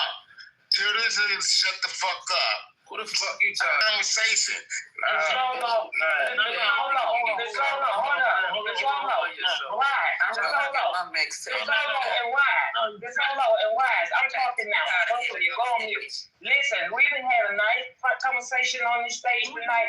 We're not gonna have that. Y'all can take that back across the street where you come from. You can take that back across the street where you come from. We're not having that. We're laughing. We're having fun on this stage, okay? How you pronounce your name? I got his two missing. Alexa? Yeah, and Alexa. So what's the Wu-Tang gang doing now? No. This is level of conversation. Wu-Tang Clan is always in your way. Fuck him. He ain't even talking about. Look at it. Why? You're not gonna curse the man out when he's not talking about you. Man, I ain't gonna curse that man out. But if he's not talking, ask him that same question. Ask that nigga that same question that you asked me. I'm on mute up. Ask that nigga that. It's time for both y'all to get on. Only one. Something wrong with that nigga. Y'all put that shit down. No. Ask that nigga that same question. Ask him what? The same question you asked me. Is he still singing with the Wu-Tang gang? No. What did I ask you? People know who it is. He don't even I know who you are. He don't even know. Literally. That's why I don't drink. No. I know who you are. Ask that nigga the same question you asked me. What question did I ask you? What you finna say? I got to admit, I forget. Come to the stage. Say what? Was you paying attention to the stage? Yes, I'm looking right at you. I'm paying attention to you. I can't put my eyes on you. That nigga that asked that solo, that dumbass 3-2-1 bozo shit. Solo. No, okay. Solo. Look, I'm gonna mute up. I already know where it's going. Go ahead. Thank you. I appreciate that. You said thank me. You thanking me. And you trying to figure out who the fuck. Y'all blocking my rap. I already know who you are. I'm not trying to figure out. I know who you are. Look, you do it. Why? Who are you? He want me to ask who you are. Why? Ma'am. I know. Look, do you know about Peter and Slime and Prayed Up? Do I know about who? You talking in slurs and shit. Do I know about who? Look at this. Ain't no who. It's the essence. It's the presence. But when you're slurring, it's hard to understand. That's what you get for not. Ask that nigga. That nigga came off the mic. And look, okay. There's already people. You want to fight? Look. Trying to fight. I understand. Look, are you kidding me right now? Hold up, yo. Look at this shit. That's okay. Everybody come off mic right now. Everybody come off mic right now and tell the solo you love it. You need some love. We love you, the solo. Love him because he gon' That is your best bet. Tell that nigga to understand protocol. Okay, he gone. Yeah. Your Honor. Protocol. Ma'am. You're not even following protocol. Every time I tell you to go on mute, you keep talking, so you're not even following protocol. So how you going to ask him? Michael, you know this is a Wu-Tang Clan. Arthur Ware. Michael M. Arthur Ware. Do a rap for me. Do a rap for me real quick. Do a rap. I don't want to fight. I'm a lover. I'm not a fighter. Let me calm you down real quick. Do a rap. No. I got a man in there 6'2", 250 pounds and calm me down. Do a rap for me real quick. Come on. Look, you better hope you don't got a finger on that finger. What the hell? Yeah, Arthur Ware. No, she be getting them at midnight. Look good, because if you do got a ring on that right hand, you need. It's on the left hand. Nah, look at this shit right here. Look at this. Where the ring on the left hand? Everybody, yours is on the right hand. I ain't never been married. It's on the right hand. It's on the right hand when they die. Ain't no. This a bitch. You have insurance policy, right? Oh shit, we ain't gonna talk about that. Do you have an insurance policy? You're going too far. Look. I don't mind being corrected. Wu-Tang Clan about no motherfuckers. You don't know us like that. Apologize and get your ass off this stage right now. Okay. Apologize. Yeah, I don't mind apologizing. Tell an attorney that's taking me. Apologize. Yeah, I apologize. Who's you though? I'm not cursing at you, don't curse at me. Is this him in this PTR over here? I'm looking at the PTR. It says AOL 123. Off the rear. Oh, gotcha. This nigga still got AOL like everybody else. What is this Wu-Tang Clan? Where y'all? Come on, y'all. That ain't Wu-Tang, listen, man. She thinks she's being funny right now. Wu-Tang Clan. Oh, Look. Only I read first before I enter the room. I guarantee you this one. Hey, nigga, shut up. You talk too fucking much. Oh, my God. Who is that? I'm trying to sleep in the group. Ain't nobody gonna tell this nigga to be like, move up, nigga. No, because we want you to move up. You talk too much. You just learn your words. You sound like every drunk uncle at the cookout. We was doing that dance in 72, boy. That's called the scuttlebutt. We had them getting off too much goddamn night. Hey, listen. Yes, I know you think like me, right? We like to think. We like to think back. Absolutely. Nobody thinks like you. The only person that look this nigga. You got the brain of a motherfucking chicken. I want him to do right now. Yeah, turn in your pink ticket. That's over. And I'm following you back, so. Yeah, already. Take friends with him. Lisa, I looked at that earlier when you came in the room. No, he was following me. I didn't follow him back. Oh, you just trying. So just turn in your pink ticket and come in the room tomorrow before that hour. I'm trying to get my pink Tims out the closet. I gotta go find my pink Tims. Y'all missing out. Blocking. You just like, damn, I followed that nigga. I ain't following him back. I'm following you back. Oh my God. Look. Are you kidding me? Are you kidding me? I made the decision 10 years ago to stop drinking. Before I remove this pink ticket, one of the reasons why is because I didn't want to end up like this. I hear voices. That's why I stopped. I hear voices. Are you hearing voices? Listen. Listen, keeping it blunt. I followed that nigga, but I didn't know powder. Anyway, I know you thinking about what I got your back. Anyway, I'm be careful. You might rob and come back. Oh, child. I'm guaranteeing the other way. The nigga that's talking right now. Guarantee. How many fentanyl pills did you take tonight? I'm about to do in the house. Change up. 1, 2, 3, ain't nothing to fuck with. Some people need to get trolled on. I can go from 0 to 50 though, right? Why? He beat you. How he beat you? What? You was the biggest troll. All I want to know. He ain't not even trolling. Patty, all I want to know is who brought him up. Who brought him up? I promise you. It's probably JD. JD know what's up. No, JD wouldn't have brought no trash up. Oh, okay.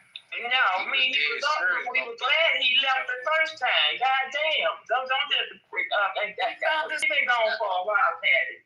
I was playing, JD. He was in here a few days ago. Yeah, I remember he was. I didn't even know who he was. Be getting some crazy characters in here. Listen, I didn't even know he was. I didn't even know he was Wu-Tang Clan until today when I started. Look, he up here again. See, he is making I didn't do it. I didn't do it. He's just leaving the room and coming back. Yeah. That nigga for real. Wu-Tang for real. You controlling that nigga for real. Is he in New York or is he in? One time, some of them lived in Atlanta too. A couple of them, the twins lived in Atlanta at one time. The Solo, are the twins still in Atlanta? he ain't gonna say nothing. Yeah, he ain't giving out no. Well, he live in Chinatown. You know, when you come back down, that should be having you doze off. I done told you ain't gonna answer me. Ain't nothing is coming up. I see what you. Yeah. Like a face thing, right? Yeah. Oh, I think so. Yes. I see what you're saying. Yeah. The little entrance is going downstairs. Yeah. Hold up. Lisa, he went and got rid of the pink ticket. That's what he did. Thank you. Nah, man, give the pink ticket back. Take the pink ticket back.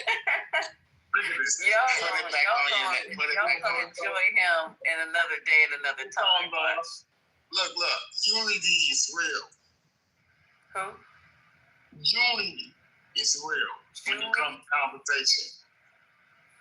Unity.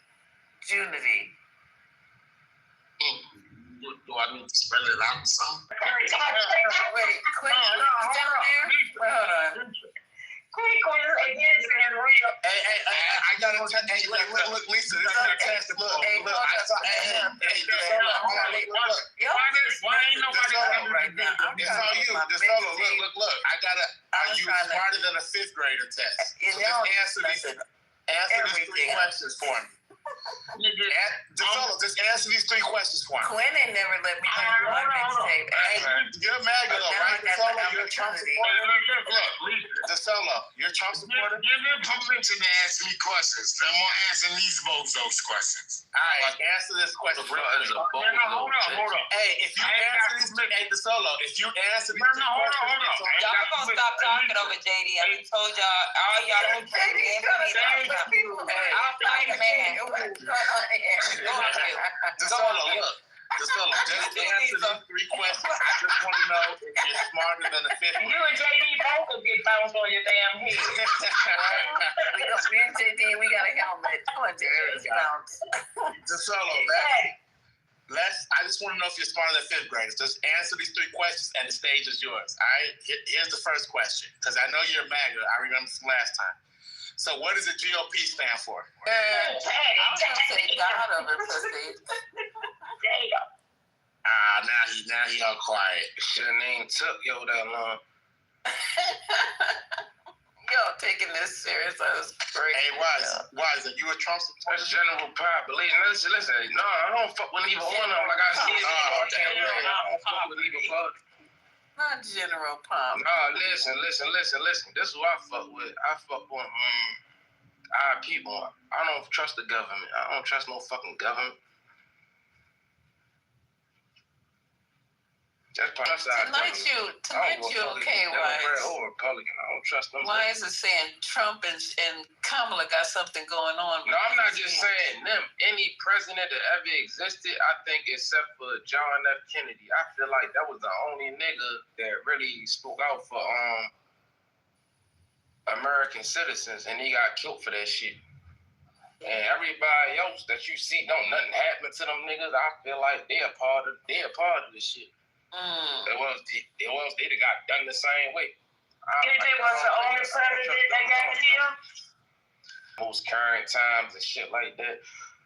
He was exposing a lot of shit that our government was doing. JFK in his last speech, and he got killed for that.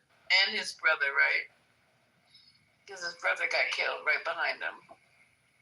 And I feel like they do people like that when you really for the people. Why? How long were you when Kennedy was Shit, I don't even think I wasn't even alive. Okay, I didn't think so. Nah, but the thing is, just because I wasn't born don't mean you can't go back and do research on what was going on. You can't. It ain't like I can't go back and watch. If you go back and do research, you'll play with the women.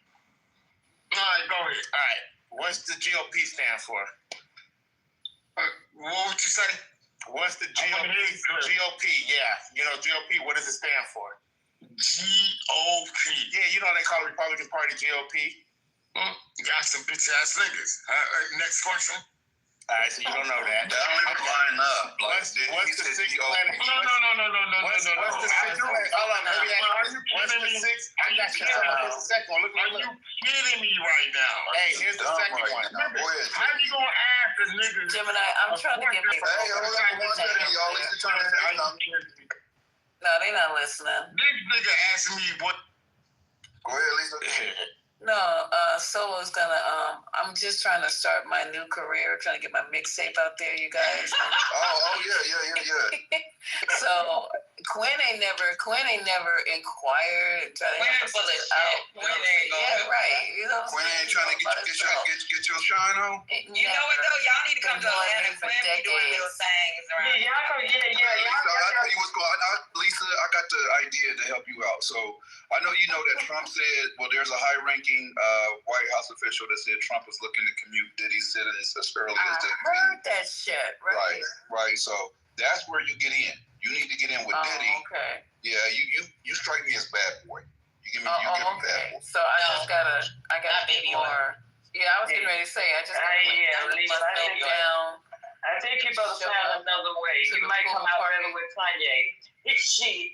Girl, y'all trying to really get me fucked up here. Gotta shine my body down. Get fucked up with Diddy. As long as you're good with the baby oil aspect. I'm good with the oil. Okay. So if it's that easy, all I gotta do is I'm good. I ain't good with the voices. I think I'd go with the baby oil too. I ain't gonna lie to y'all, so y'all really think y'all almost made me say something, but I just ain't gonna say it. I almost spit out my apple juice, but I'm good. I'm good with the baby oil. Nah, I go with the So you think they rubbing you down with the baby oil? I'm sorry? You think they rubbing you down with the baby oil? Diddy's not rubbing nobody down. You already get somebody to do the rubbing. I'll find out though, Alexander.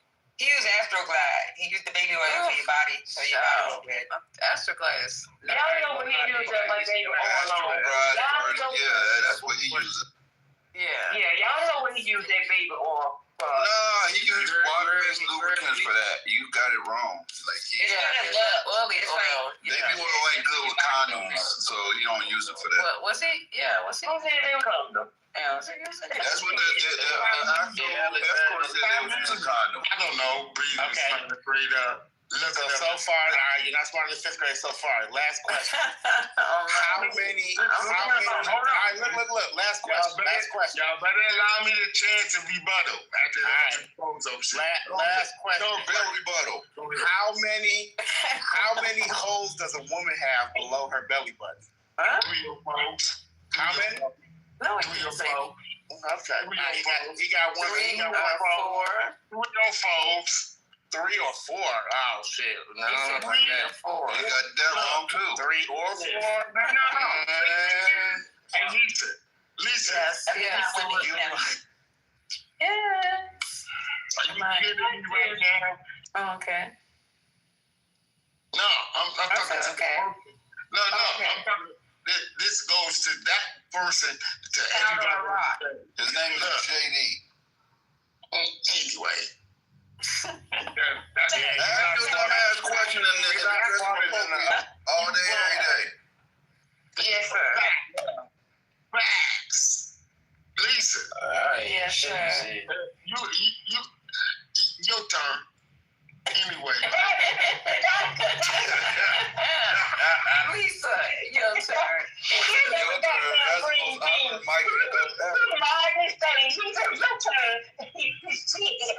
That was. Hey, Solo, what you sipping on? AOL. I got a question. How many licks does it take to get to the center of a Tootsie Roll Pop? You'll never The know. world would never know. The world shall in your life. Literally. What? How the fuck y'all be understanding? No. Hold on. AOL, are they listening? AOL. Shut the fuck up. Lieutenant. AOL is You better look at that PPR right there. I got a whole lot of them. I'm on TikTok, on all sorts of platforms. How many followers you got on TikTok? No, hold up. That nigga got like 15. How many followers you got on TikTok, gang? Like 15. Hey, Lisa. Yes. I'll be greenies and colorful niggas. Well, What you talking about? Nigga, you know that's what our old nigga, I'm on talk Facebook. about. Nigga, Give me your Niggas fucked up. location ass nigga. both LAX, nigga, pull up, nigga. We ain't witnessing nothing. No violence. Smack the dent in your mouth, goofy ass nigga. No violence. We ain't doing no violence. Cause I'm telling you, I'm gonna have to tell the truth and nothing but the whole truth. We ain't doing no violence. Listen, y'all. After that Birmingham room, we ain't doing no violence. Listen here, no violence. Yeah, well, don't be talking asking for no damn ad. What else you going there for? What you going there for today? Ma'am. We keeping the breathing, smiling, prayed up, Wu-Tang Clan. Okay, no violence. I know you know how to cook. How you say about that mic like that? I guarantee you, if I ask you one question. If I ask you one question. No, ma'am. But let me ask you a question. Do you know how to cook? Yes, sir. So, look, you already, we keeping the breathing, smiling, prayed up. We know how to eat, right? You just confessed to being an eater. You gotta listen. Yeah, I wasn't gonna answer that shit even now. Tell these niggas to shut the fuck up and listen. Hey, yo, Will, all the listening. Tell these niggas to relax. Oh, are listening? Okay, you said you had one question. Best. A nigga that asked like 10 questions after asking one, saying he's gonna ask one. Like, what was you? I guarantee I ain't asked Lisa if she's single. No, you did not. No. Now it's implied that you asked him though. And that's mixtape though. See, look at this, y'all. We're making progress. Man, Wu-Tang Clan. But you know, Gemini, I know you're gonna have to work with my papers, Gemini. Don't encourage bozo shit. You know what? I can hear about your energy. So 3:30 every night we start comedy hour. Yeah, we here. We just finally prayed up. How about y'all? Yeah, this is hilarious. AOL. Off the real. Are they listening? Now I like that. No, I ain't gonna lie. So But you know what? Gemini. You know what, Gemini? What's up? There's got to be hell to wake up crazy every goddamn morning. It really do. Wait, his social media is not linked to his Clubhouse account. Let me look. I didn't even look. Hold on. Creation. That would be really hard. Yeah, his Instagram is linked. Look. Let me tell you something about 1, 2, 3 Warriors. We keep it in that order. Response. Support system. Niggas can act Hollywood, but we just keep it breathing, smiling, prayed up. He only has 248 followers, so hold on. No, that's not true. I'm looking at it right now. You were looking at the wrong person. I am? You're definitely looking at the wrong person. At least I'm checking. Definitely, brother. You definitely looking at the wrong person. No, I'm looking at your IG account. Look.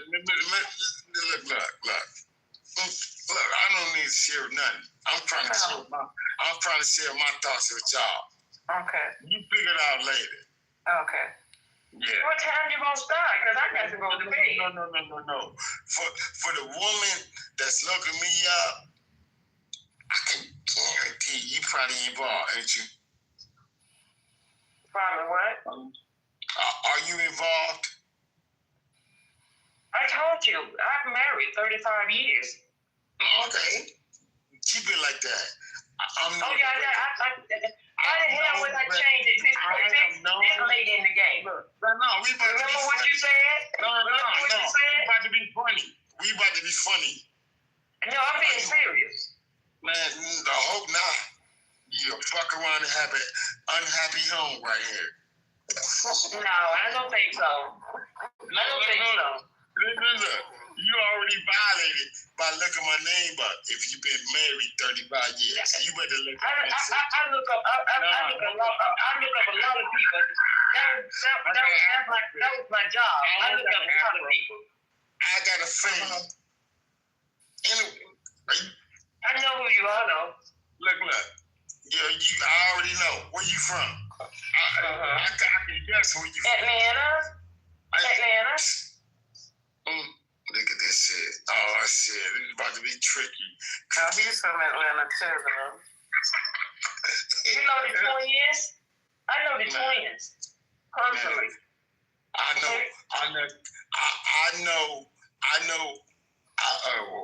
What's the dude? They still live in California? No, hold on. No, you from Atlanta, right? You just happy as fuck, ain't you? I don't live there now. That's where I'm from. I'm from the Wild Humpback Crooked Eye. The Glove. You're from New York. I don't know. Man, hold up. He's from New York. Yeah. I don't know where he lives now. He might live in Mississippi now. I know how to speak 5% talk though. What you think? I don't know. No, you don't. Definitely you not. Remember you said you just from Atlanta. I'm from the Glove. No fingerprints. I keep it busy and smiling pretty. Bet you I can find you. Bet you I can find you. Bet you I can find you. Nah, if you pull up on me, you fuck around, you gonna eat some good barbecue. And likewise. Remember where the old saying go? It ain't about who the baddest, it's who the fastest. But you talking distance shit. Okay. That's what a good barbecue is. No, I don't gotta travel from the Glove to go down south. You better let that one. Hey, Lisa, I'm trying to help you. I'm trying to help the stage out. Wu-Tang Clan, 1, 2, 3 Warriors. Yeah. When you see this Wu-Tang Clan right here, we get the numbers up. Look, most people get my numbers. Instead of yapping, you need to, written words matter. Written words matter. It's that's the truth. Written words do matter. It does. I guarantee this fact. And to the niggas, look. To them who I am, though. You better let that pop. No. I'm speaking esoteric. Oh shit, you cold-headed. Hidden word. No, just hidden word talk. This hidden word talk. I know it. If you do not understand that PTR that I'm representing, I got plenty of them. I already joined it. I'm a member. I guarantee you. You appreciation. Most people forget that word, appreciation. And we appreciate you.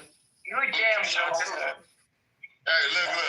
Got rid of your pink ticket, but this whole talking to you, man. I said he's coming back tomorrow. Let him talk to you, Miss Alexander, because my legs is find this motherfucker at Lisa.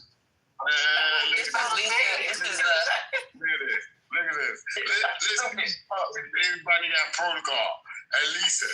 Yes, sir. I guarantee you got the authority to be like, mute up, that solo talking. I guarantee you got that. Oh, so that's what you want. I'm gonna let that sizzle. Yeah, I'm on. I got Facebook. I'm on all social. How did you find out about this app? Who told you to download this app, bro? I'm known to break up happy homes. Who told you to download this app? Niggas jumping off the mic to say what? Nigga, stop interrupting. Listen, stop interrupting. I guarantee I was talking to creation. How much longer? You know what, JD? I don't know. In my mind, this is how I imagine the average New York around. Like this is average NYC energy right here. Is this NYC? I feel like if I was on the subway, this is the kind of conversations I would have. Hey, listen. Yeah. Most of these niggas cheating. Black men don't cheat though. That's a fact on that one. Okay. Niggas keep coming off the mic.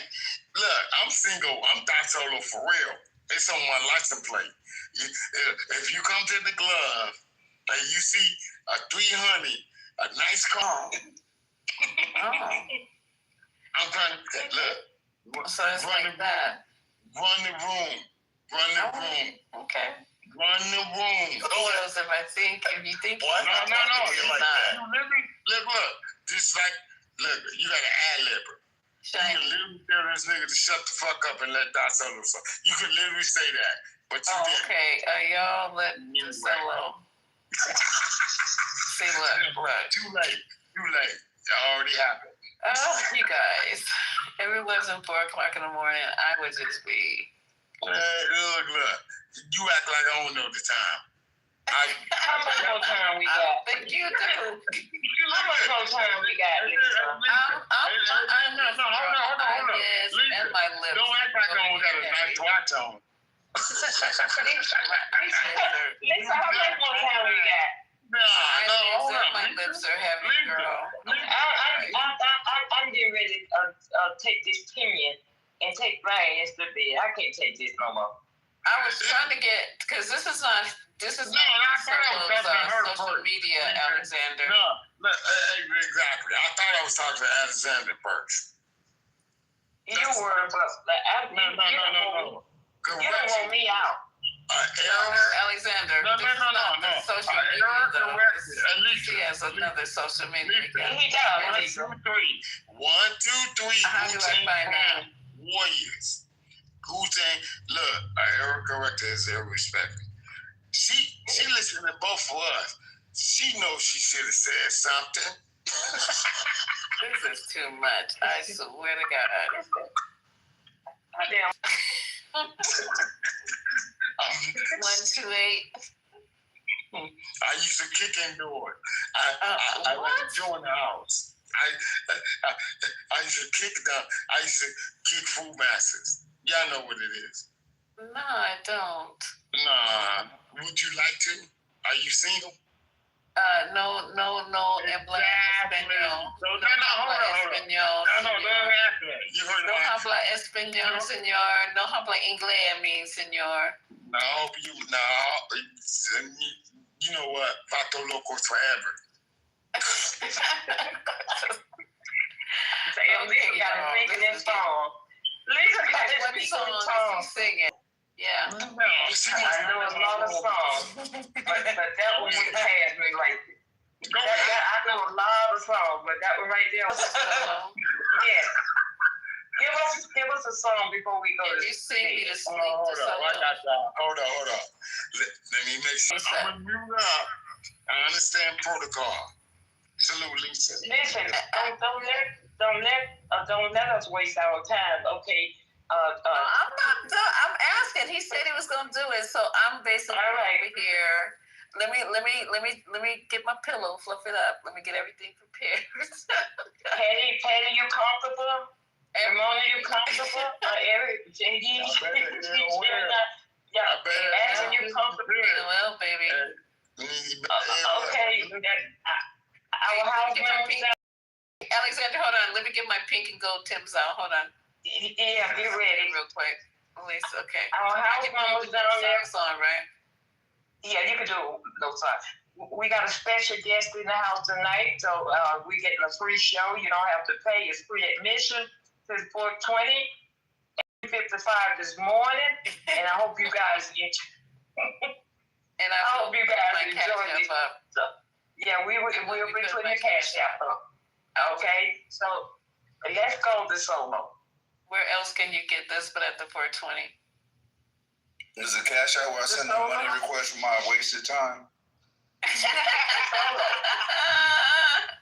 No, the cash is only flowing this way. It's not going back the solo? Oh, did he fall asleep? The solo. He nodded off. That's a he on that hair run. He on that dope nod. You already know. He go. Come on, y'all. Wu-Tang. Go on mute. Go ahead. Solo. Then I was on mute to find the music so we can all relax. All right. Okay, go ahead. Relax. Go ahead. All right, y'all niggas relax, because I'm ending it. Have patience. Patience. Okay. It is. Anyway. I got my Timbs on now. Y'all better stop messing with me. You got your Timbs and your do-rag on? Yeah. Lisa. Yeah, You know Ray and them fixing coffee, right? Child. And I ain't even been to bed yet. Ain't even been asleep. See, that's a problem. I ain't even been to bed yet. And he in there fixing coffee. That's a problem. I can't wait. He gotta get his large cup that he normally What's he about to do? Yeah, he gotta get his double cup. You know, he smell like New World Marlboros and Black and Mild and Hennessy. Oh, Hennessy. That ain't no damn Hennessy. Some shit strawberry Hennessy. That's some goddamn home brew. Yeah, this been going on for a minute. That's White Lightning. White Lightning is crazy. How many bottles? White Lightning sound crazy. I don't even know what it is. White Lightning sound serious though. My daddy used to just. Brian, you had a White Lightning. That's We ain't never had no late night serenade from Quinn though. Nah, Quinn, he's stingy with the gifts. Quinn want money for his. He'll serenade a lady. As always. Is he still here? Quinn it out. They can rock the house together. I'm here.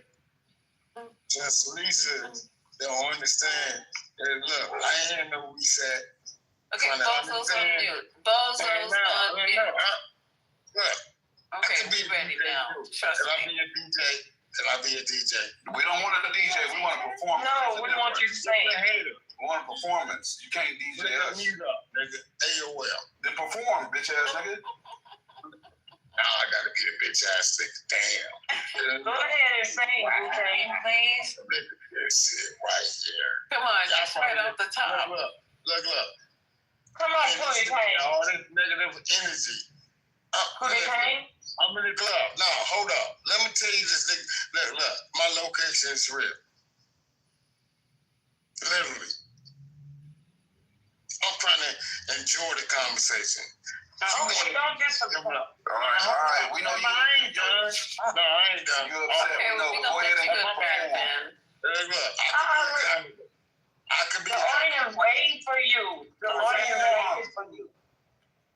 Y'all probably won't. You ain't seen that skit when they in the elevator dance. I can't even get the chance. This nigga gonna hate. Okay, all right, Jimmy. Jimmy, don't hate. Jimmy is funny. He's not too much.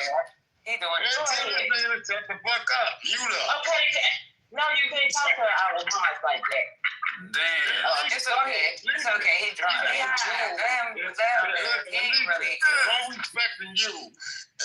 Everything. Is he gonna perform or not, nigga? That's it. Like, I'm gonna That's solo. Come on. You got 10 seconds to start performing. I'm trying to, man. Damn, can a nigga? Okay. 8 seconds to perform. 10 inches with it. We set the room. 5 seconds to perform. Okay, once again, welcome. Listen, go mute. That's solo. Everybody shut up. Let me. I'm ready. I've been. You want me to reset the stage? I'm real ready too. Okay, so let's do this. Nigga, I feel like a Richard Pryor comedy smoking the cigarette. Yeah, okay. Welcome to the stage. Pootie Tang, 1, 2, 3 Warriors. Wow. Is it Pootie Tang? And Cool Game. What the hell did I can't say? You'll never see this in another room. He got 300 followers on Instagram. Damn, my nigga. Come on. We ready. Nah, you hope so. You better let that one. Who shot you though? Who shot y'all niggas? When you.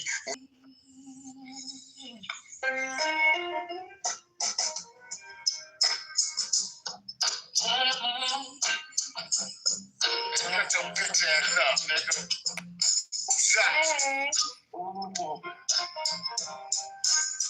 It's up, nigga. The streets is on you. The audience good. Can I get it 100? All the people that got their mics. All right, nigga, shut your That's bitch ass him, up. Gemini. I already checked it out. That's him. Look, I'm trying to have a Blasian, East African, white, and black baby. So go ahead, play. No, that's him. I already checked him out when he first came in the room. That's him. You sure? I heard that AI version of Who Shot You. They got a whole channel for that. Alexandra, I'm gonna give you the YouTube channel that got this and all the other old songs. Like take rap songs and they make it like sound like 60s. Man, nigga, it is what it is. We keep it breathing smiling like that. Y'all ask me to play a song, nigga. You can fool me, nigga. AOL, nigga. That's not you though. That's AI, nigga. You think I don't know? And shut up.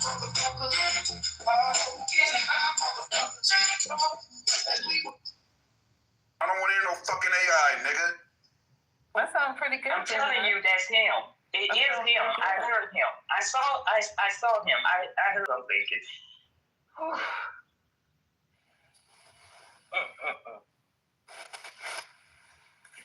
The mind is a terrible thing to waste.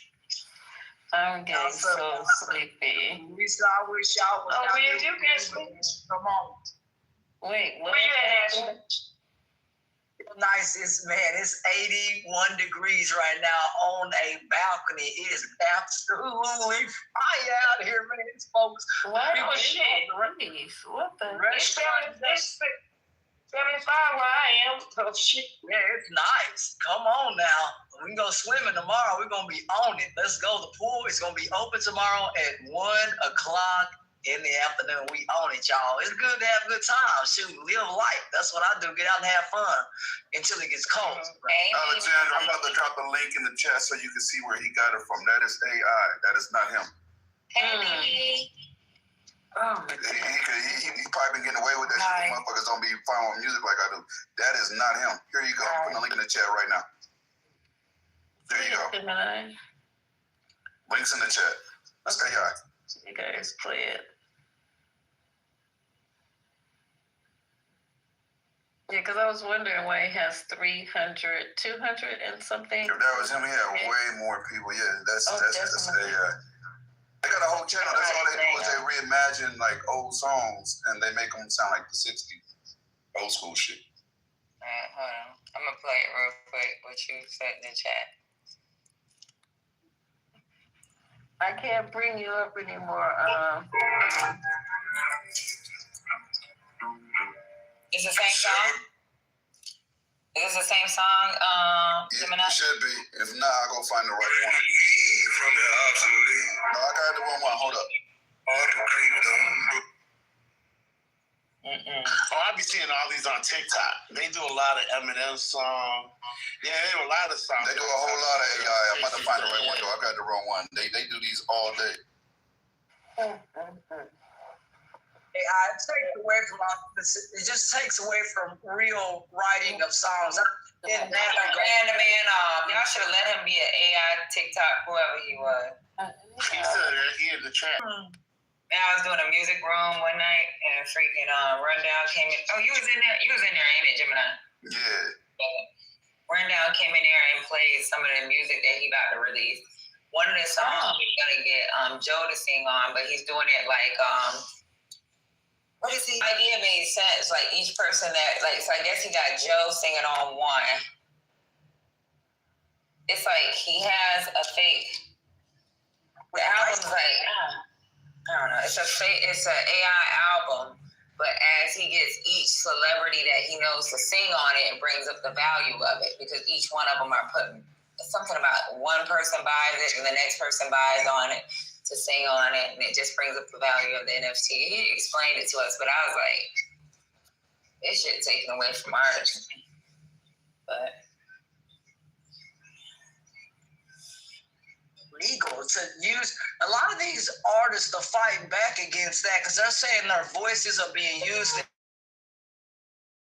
I don't know. It's kind of a weird. I don't like AI for those perspectives of other things that do not allow for original writing or other things. You have AI doing people's schoolwork, teaching how a student using AI to do their schoolwork, and they said, "Brother, you didn't write this," and they had to start over. Your assignment over. It's crazy. You can't keep doing AI. You got to do the homework yourself, and a lot of folks don't want to do that. They're counting on these computers to do their schoolwork, and I think sometimes it can make people, I'm not going to say dumb, but it can water down certain types of information because you're not taking that in. at the rapid speed that you would if you weren't maybe using that kind of I guess it's the technology. I was against. Go ahead, Brent.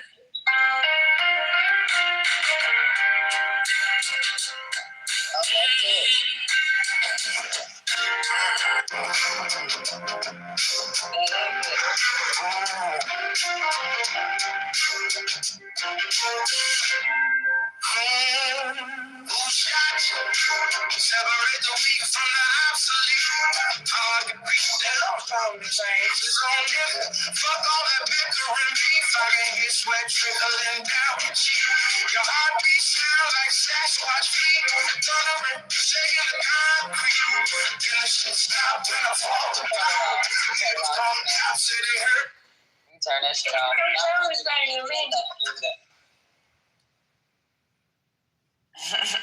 Damn. If somebody was really saying, but I don't like that AI shit, that shit really piss me off. Like, fuck. Quinn said, the hell?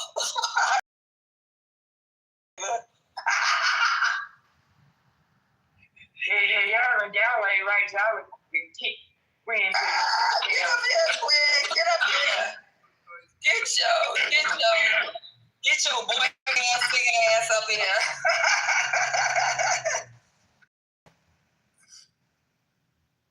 You ain't relevant no more, Quinn. What the fuck is that? That was AI, nigga.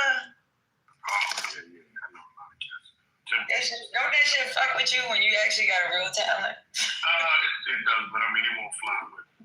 A branded concept? Nah, what happened? Don't be here on Friday. Child, I think it was actually in Chicago too. Yeah, she had like a seizure or something, right?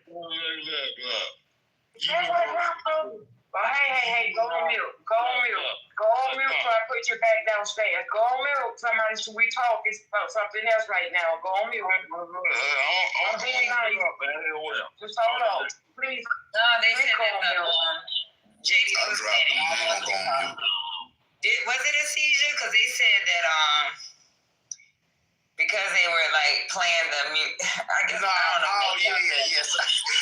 Yeah, that boy is mine. When they were playing that they were like fighting over it. They were trying to say like she really is, the boy really was hurt. I don't know what the hell they're talking about with that. But people in the I was reading some comments. People said no, she was really it's like I guess she suffers through seizures and stuff, and she actually had a medical emergency because they said she never ever, like her professionalism, she never would take off on the stage like that. So they say she actually left because of a medical emergency. They said that they actually played the last piece when she said we're having technical difficulties with the music, and then it just cut off and she left. Oh shit! Well, I ain't gonna lie, I don't know. I was just reading comments on. Just on it. Man, that shit crazy. And then people was like, they were lip singing some of the songs. I said, what the fuck? But I was like, maybe they were playing the music in the background and singing. You know how they do that. Well, I was going to ask y'all, have y'all heard about Timbaland having this? It is fucking trash. Like Timbaland, I can't believe he put his name on it. He co-starred in the video, all that shit. But it's just whack. He was like, some kind of AI company that, like, he does something with AI. I think that's why. It's something. What company does he just acquire? Or he's heavily invested in. I gotta look into it. It's something like that. I think that's the reason he might have done that, Jeff. But you know, there was one AI artist that actually went #1 in her whatever genre she was. Oh, she got a multi-million-dollar deal too. I know what you're talking about. She got like a soulful voice. She a female rapper, an Asian female rapper. She sound like Missy Elliott without a soul. Like it's whack. It's crazy. Y'all talking about this motherfucker like they real artists. Unfortunately, they are. They get multi-million-dollar deals. No, I mean, so this is not an actual person. Okay, your turn, Quinn. Nah, I'm not doing that crazy. Man, what you doing, gang? Like, go ahead and bless us with the talent God gave you, bro. What you doing? Quinn want money for his shit. You gotta meet him in Atlanta. Put your cash out. Hey, nigga, Quinn. Hey, Quinn, go ahead and grace us one time for the one time on the late night, bro. Go ahead, bro. Quinn be like, doo. Hold on, y'all. Let me clear my throat.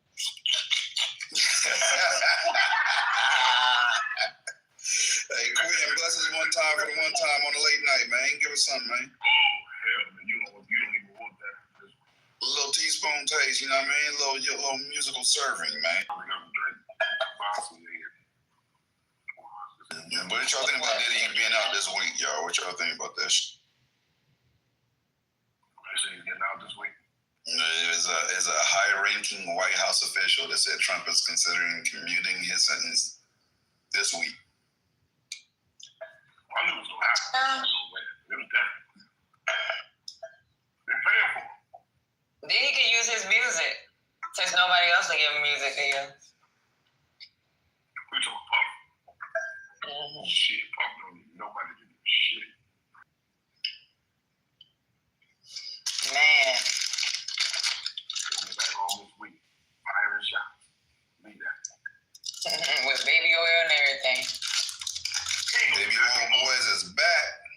He won't do that no more, but I guarantee you he's not going to. I mean, it's not illegal for having sex. Nah, for the controversy. He ain't gonna do that.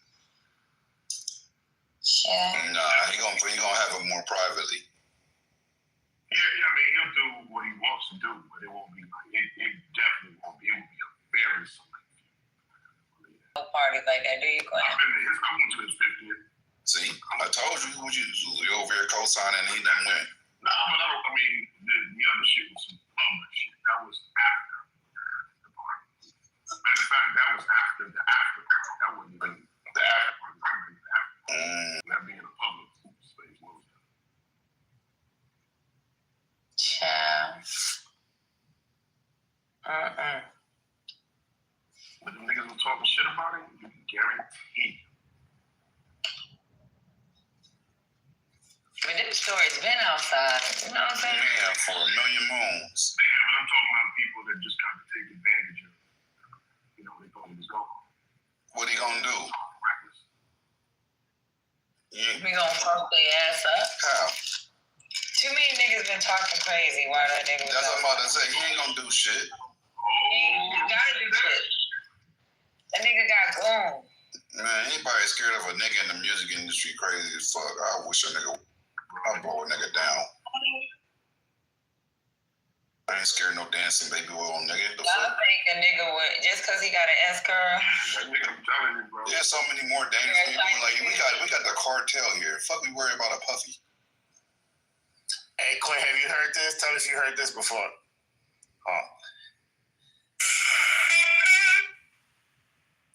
Can y'all hear it? We can hear it. We can hear it. Chris been using that crazy shit. Well, somebody actually, here's his cat on Instagram.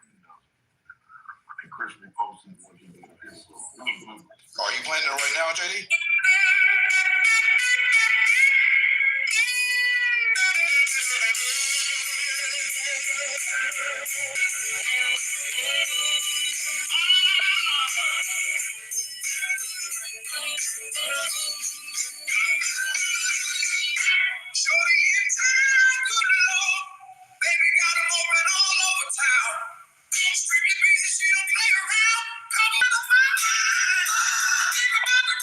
Is this more AI?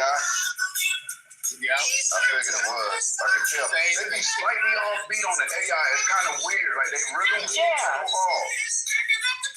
Yeah, so this song, it don't sound, I knew it by the words.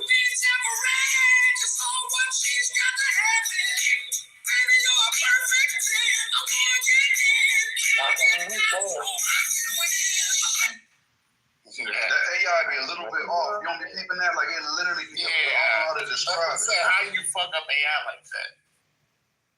And that's all it is. They don't have control over the way it is. Yeah, they just butchering down something. Got it. Oh, yeah. Okay, everybody, thanks for coming to the party. I think it is about 4:20. Come on, it's 4:20. This is exactly what I want. Talking me to sleep, whatever you did, it worked. So I will see you guys tomorrow. excuse me, my voice. I'll see you guys tomorrow at 6 or 6:30. And the PT's down at the bottom. Please turn your pink tickets in, y'all, so you can grace us with your presence tomorrow, and I don't have to ping all the way down to the red meat. So, y'all, peace out. And remember, the struggle continues, but to God be the glory. We be out. And Congressman, you owe me, baby. You owe me, baby.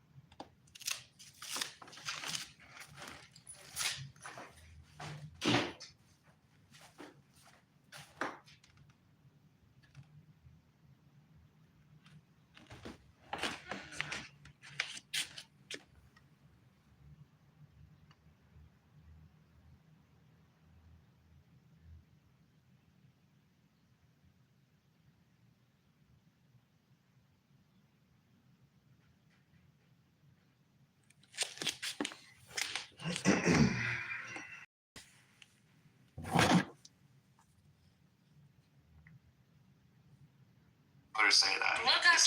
I got 10 minutes. To scoop some of the awesomeness of the Marine Corps. Minutes to enjoy some nice conversation, y'all. Yes, let's come on, have a lovely time. Speaking of nice conversations, serendipity, I really enjoyed the conversation yesterday. Which ones?